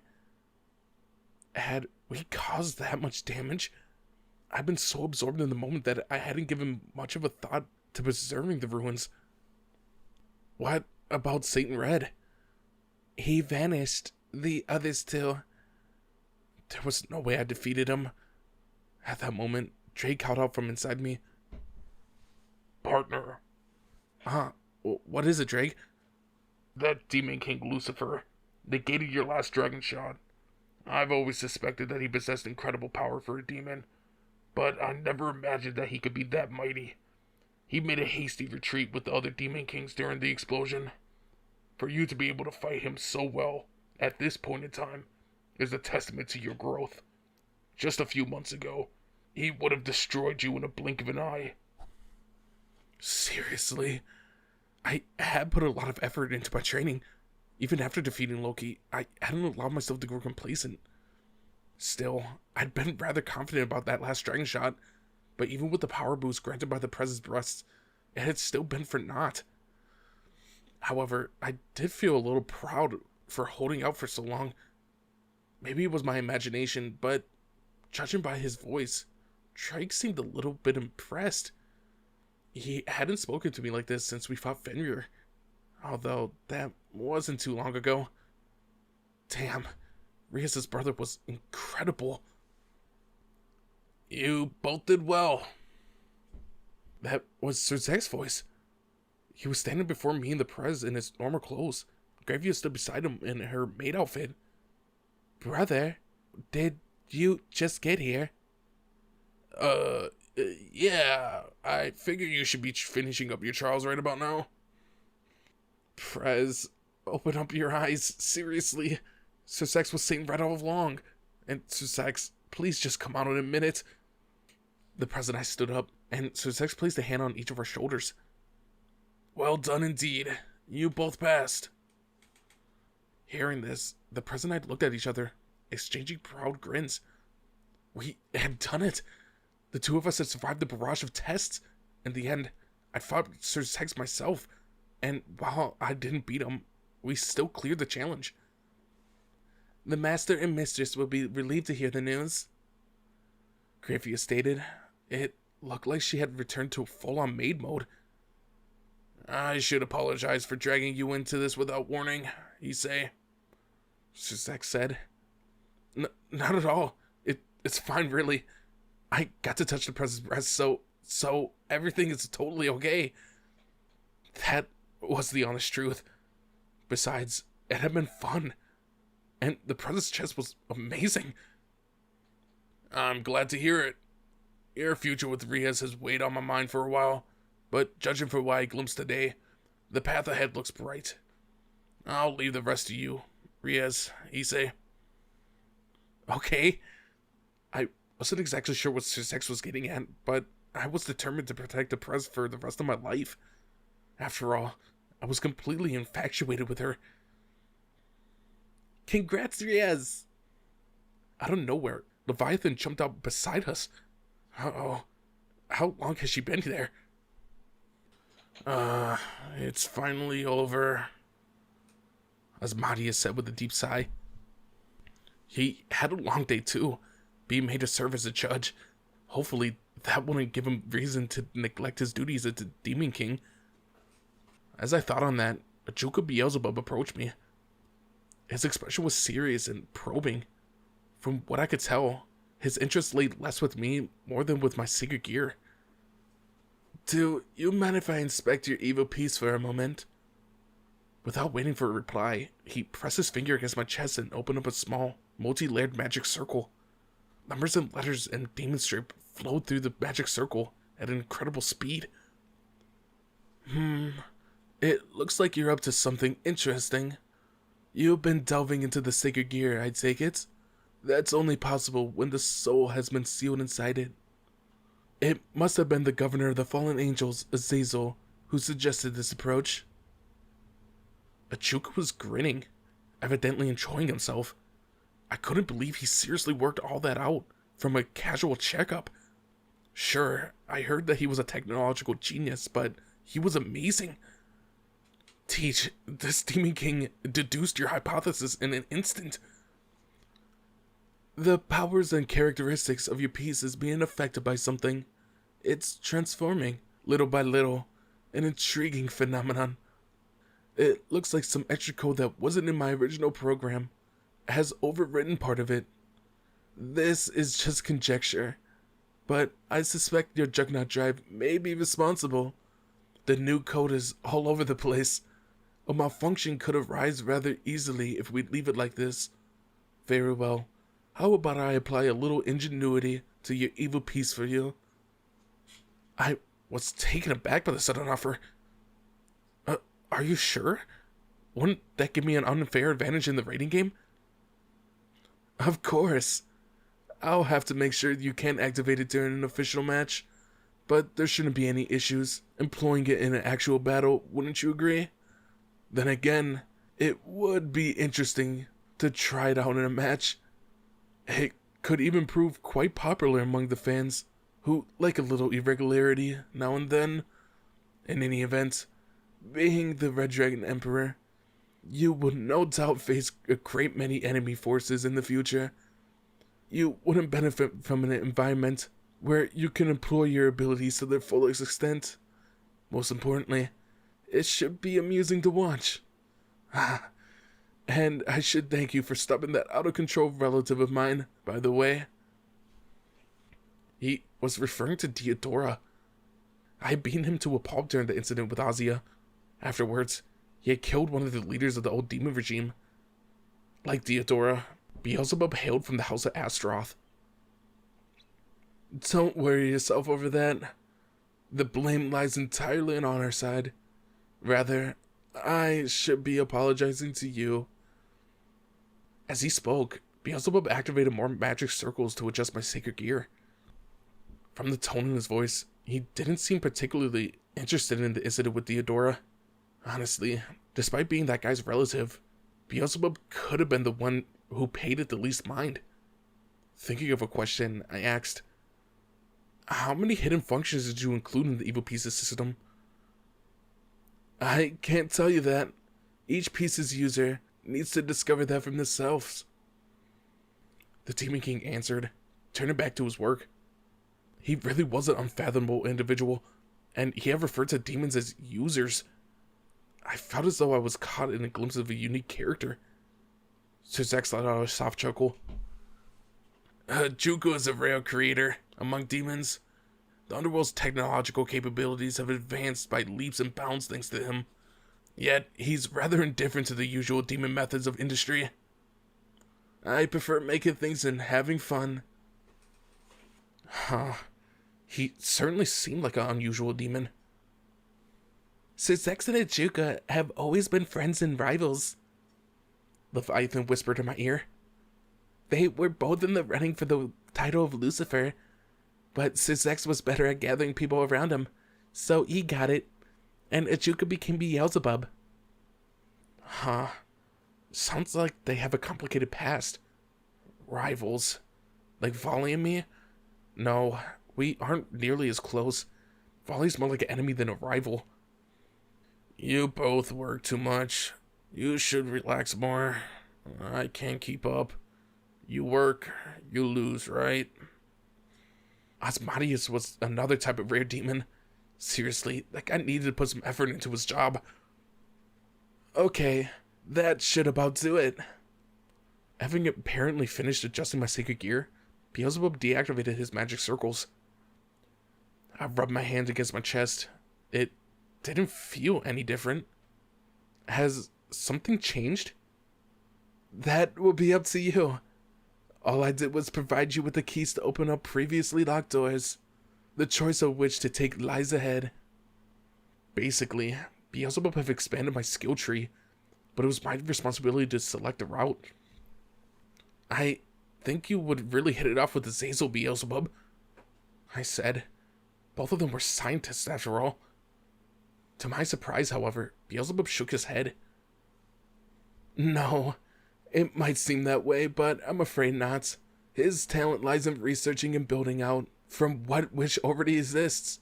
I, on the other hand, prefer to create from scratch.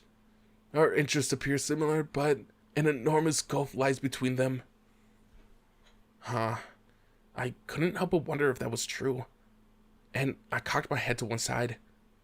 Now that his work was concluded, Beelzebub turned his back to us. How about we go home? I need to manage a certain game that I created in the human realm. There would be problems if I ignore it for too long. Are you talking about that, Ajuka? Or is this a different hobby of yours? Sir Zax inquired. Beelzebub's lips twisted in amusement. Yes, a cherished hobby. By the way, Red Dragon Emperor, would you care to try my game? All you need is a smartphone. His way of asking came off really creepy. I'm fine, I answered, politely declining. Beelzebub responded with a forced smile. I see. That's a shame. I look forward to when we meet again. Rise to the next level. Beelzebub deployed a magic circle, disappearing in a flash of light that made the air around us vibrate softly. Before I knew it, Asmodeus had vanished as well. He sure made a quick exit. We arranged a party at the Grimmery estate to commemorate your success. The rest of Rias' family has already arrived, Sir Zax said. Seriously? Everyone's already in the underworld? And a party for me and the Prez? Count me in! I was rather pleased to hear this. Think about all this delicious food. It hadn't been long since I ate, but with everything that had happened today, I was starving. Huh? Griffia was activating another magic circle. What was she up to? I watched skeptically when a creature, I couldn't tell whether it was a hawk or a lion, appeared from the array. Ah, I remember. It's a griffin. This is the one that helped me and the Prez escape her engagement party, I exclaimed. Sussex nodded. Yes, Griffey and I will return by magic circle, but you and Riaz should let our friends here carry you. I had to wonder why. Surely it was quicker to jump there. This is a special present for Lady Riaz, Griffey whispered into my ear to allay my doubts. Please accompany her, Master Issei. A present? That only left me more puzzled. There's one more thing. I was planning to announce this at the party, but I'll let you both know in advance. The date of your match against Sarah Org has been decided. The Prez and I were left stunned by Sussex's revelation. After a long wait, our fated battle was now in sight. It will be around the same time as the Academy Festival at Kuo. We'll finalize the exact timing later on, but do plan that time frame in mind. The Academy Festival was to take place after our school trip. The match with Sarah Org would be held after we returned from Kyoto. It looked like the second semester was going to be busy. After receiving the news, the Bretts and I sat ourselves down on the griffin back and took off into the sky.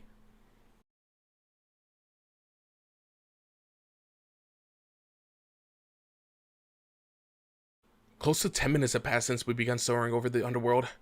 The Bretts and I stared down at the scenery below, a pleasant breeze blowing around us. This brought back memories. During the first semester, I had forced my way into the Prez's engagement party, activated my balance breaker for the first time, and beat the living daylights out of Riser Phoenix. Then I made off with the Prez. From her spot behind me, the Prez suddenly leaned against my back. This reminds me of last time. Same here. She had been thinking the same thing. Do you remember what you said back then, on the back of the griffin? Yeah, that I would help you no matter what, because I'm your pawn. That's right. The Prez wrapped her arms around my waist. She held on me tightly, as though refusing to ever let go. It was bliss. I was seriously overjoyed. I was essentially taken on a leisurely drive with a woman I loved. Only we were flying through the air on the back of a mythical creature. Nothing could have beat this. Oh, right. I said something else to her back then, too. Just so you know, my feelings haven't changed. I want to take your virginity, I announced boldly. The Prez looked startled at first, but then she sighed. Do try to think about setting the mood a little better, Issei. She scolded me. Maybe I'd been too upfront about my desires. Not a moment later, the Prez let out a soft chuckle and said, We'll always be together, my beloved Issei. Yup, of course. Someday. I wanted to call her my beloved Riaz too.